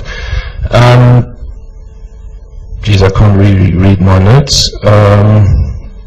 But I just want to, I think this idea, just to wrap up, that there's FOCAC on the one hand, but there are lots of things happening on a day-to-day basis, and this the China-Africa relations, how they are embodied in people, in ideas, in commodities, in lots of things that go way beyond FOCAC. And I'll leave it at that. Do you want to? Now, stimulated by that, I have to say one more thing about FOCAC. And I do think FOCAC does matter. And I think it matters because it's an event of diplomacy. It's economic and political diplomacy. And so this is important because it provides economies of scale. Roman just mentioned that there were, 3 bilateral announcements this morning, but that's only 3, and they're 3 of the big things that happen. But this provides, it's a 3-year process. It isn't just one conference. It's a 3-year process that allows the Chinese and the African countries to meet regularly and talk about their engagement and what kinds of things might happen. This happens mainly in Beijing, but there are ministerials that happen at a lower level. But I think it's also interesting, you see this happening in other parts of the world. The Chinese have a similar thing in the Caribbean. Again, economies of scale, lots of little countries, and you can just kind of take care of them all with these regular meetings. The South Pacific, it also happens there. But another thing that's interesting is that I was at the FOCAC in 2009, and we had Martin Davies and the Center for Chinese Studies organized a conference also, and there was almost nobody that came to it. But we had a bunch of speakers, and we all gave marvelous presentations, and there's almost nobody in the room. And look at the difference here. This is a lot of people. But I want to just find out, how many of you are African? Just raise your hands if you're African. Yeah, 1, 2, 3, 4, 5, 6. Well, it's quite a few. Quite a few South Africans. How many are not South African? And African, yeah. So you're African, and how many Africans not from South Africa? So the rest of the continent. Yeah, so a very small amount. And how many Chinese? Yeah. 你是中国人。 Before you put him on the spot. 台湾是不是中国一部分? Okay. So it's interesting that it seems like there are a lot of people in this room that aren't either African or Chinese, and so we are interested in FOCAC. So and we've come all this way in order to see what's happening here, and I think it's become a kind of a phenomenon to bring us all here to talk about it and speculate about it and wonder what we'll learn about it around the margins here. Did you want to say one more thing? Yeah, one more thing. I'm going like a battle. No, when I raised the question of the importance of FOCAC, I wanted to tickle your fancy in a little bit, but the idea is just 2 points around. Teachers Academy fail on, respect of seniority. Probably, yeah. Just around the drivers, I think also with the changing economy, there might be the importance of certain number of drivers might change as the private sector will become more and more predominant on the agenda. And the other thing is also what you just said about who is interested in China-Africa relations. I think also there's slowly, not enough, but there's a slowly also shift in that regard. I might make myself too many fans here, but also that there's more and more Africans and Chinese looking into the issue, whereas 10 years ago it was completely dominated by a Western kind of approach, and I think that's also very important in that respect. Okay, so I think that the questions posed. I think the question posed and the discussion we've just had about does FOCAC really matter, I think is very important, and the point that you raised, Deborah, in terms of African and South African interest. I think certainly we can say that there is a significant, I think, South African interest in the China-Africa relationship. I think what the point that Rom has made is also sort of part of an evolution around African think tanks and researchers in the rest of the continent actually beginning to engage on this. And we had earlier this year in February, I think, a very good engagement with a series of other African think tanks from outside of South Africa, as well as, in fact, from some the African Union and the African Development Bank on a number of these issues which we have touched on today, including on infrastructure. In fact, there was a separate session on biodiversity and wildlife. Rom helped me here. There was a session on peace and security and migration, of course. And this is, I think, an area where it is important to keep trying to push to gain momentum in terms of stimulating field research in other parts of the continent by Africans as much as it is by organizations and individuals from outside the continent. And I think that there has been, I think, a very interesting shift in that. And certainly compared to, say, 10 years ago or 9 years ago in 2006, where in fact it was the first FOCAC summit, and we had a conference here in Johannesburg around that, and I think a very different set of actors and participants as a result of that. But I think absolutely, I think you've raised both very important points. I think in the question of does FOCAC really matter, I think it's also useful to consider FOCAC in the broader context of how China's foreign policy is evolving and the priorities that are becoming more apparent, particularly, I would argue, in the last couple of years. And I suppose as Africans we should be constantly asking these questions about, how is that changing the relationship, potentially, not necessarily because the relative importance of the relationship might be changing. It doesn't necessarily mean that it doesn't continue to be important. And Deborah, you were quoted, and I was playing with my Twitter account, and I see that there was an article in Newsweek that went live, 5 things that China is looking for in Africa, and I think you were quoted on a couple of those. They weren't all your points, but just perhaps to leave you with some of those. I don't necessarily agree with all of them, but using South Africa to access the continent, certainly from a South African perspective, we see ourselves as, I think, in real terms, potentially as a gateway to Southern Africa, but not really to the continent. I think China does pretty well on its own. Building relations with Nigeria, garnering political support, which I think is also part of the point that you made. And certainly as IR people, international relations people, these summits are very important events. This is about diplomacy happening.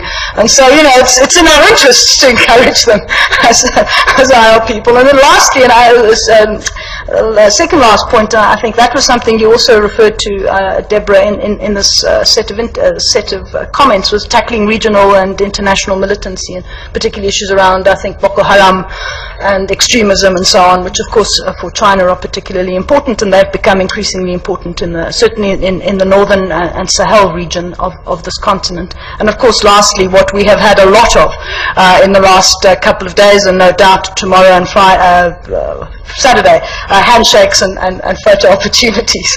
But that is very much part and parcel of Summitry, and I think Summitry certainly plays a very important role, and it is about the economies of scale.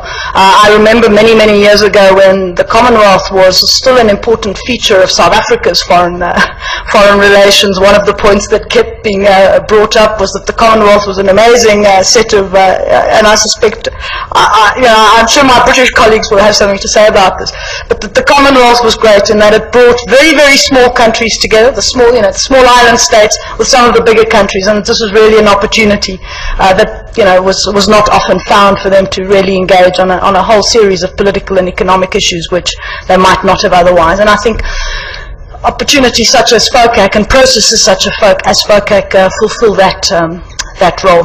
But I wasn't supposed to be saying any of this, right? I think my role really was supposed to thank everybody. Yes. And well, before I thank everybody, I have my cues from here. Firstly, please, the evaluation forms. Okay? In fact, you will not be allowed to leave unless you fill them in. Secondly, really a very, very big thank you to the ODI and the DEGRP. I think this has been an amazing conference and a great opportunity to partner with you. We've been thrilled. We've learned so much, and I think the exchange has been really critical and very, very important. Specifically, obviously, thank you to Louise Shaxson. I'm now getting tongue-tied. And to the entire ODI team, and I'm probably going to leave people out here, but it's Linda Calabrese, it's Natalie, I wanted to say Nicole, but it's Natalie, I knew it was an N, who's been the comms person and tweeting and retweeting, etc., and then probably a couple of other people who I'm now forgetting, but then of course the DEGRP team who has been here and has really provided us with very stimulating presentations and discussions. Then just of course to the SAIIA team, to Noma Krabala, who was the key interlocutor often on the discussions in the organization, to Aditi Lal Bahadur, to Yushan Wu, to Rudolf, to Sarasa, the people outside, and of course to Hopewell and to Rihanna, our comms team, who've been tweeting and organizing media interviews and who are responsible for the reason that Ross Harvey had to duck out early. But I think the media response has also been very good and extremely positive. And I think that's it from my side. Did you want to say something? I just wanted to say something, but I just wanted to stand next to Elizabeth so you can get the full story of our. No, I'd just really like to thank SAIIA. It's been, I think it's been a tremendous day. I've been following the Twitter sphere, and it's been fantastic. The debates have been amazing. I've learned a huge amount, and I hope that quite a lot of them will be taken forward into the summit. And thank you all very much for sticking with the graveyard shift. Your engagement, your questions, and have a good rest of your time here. And of course, please join us for yes, cocktails.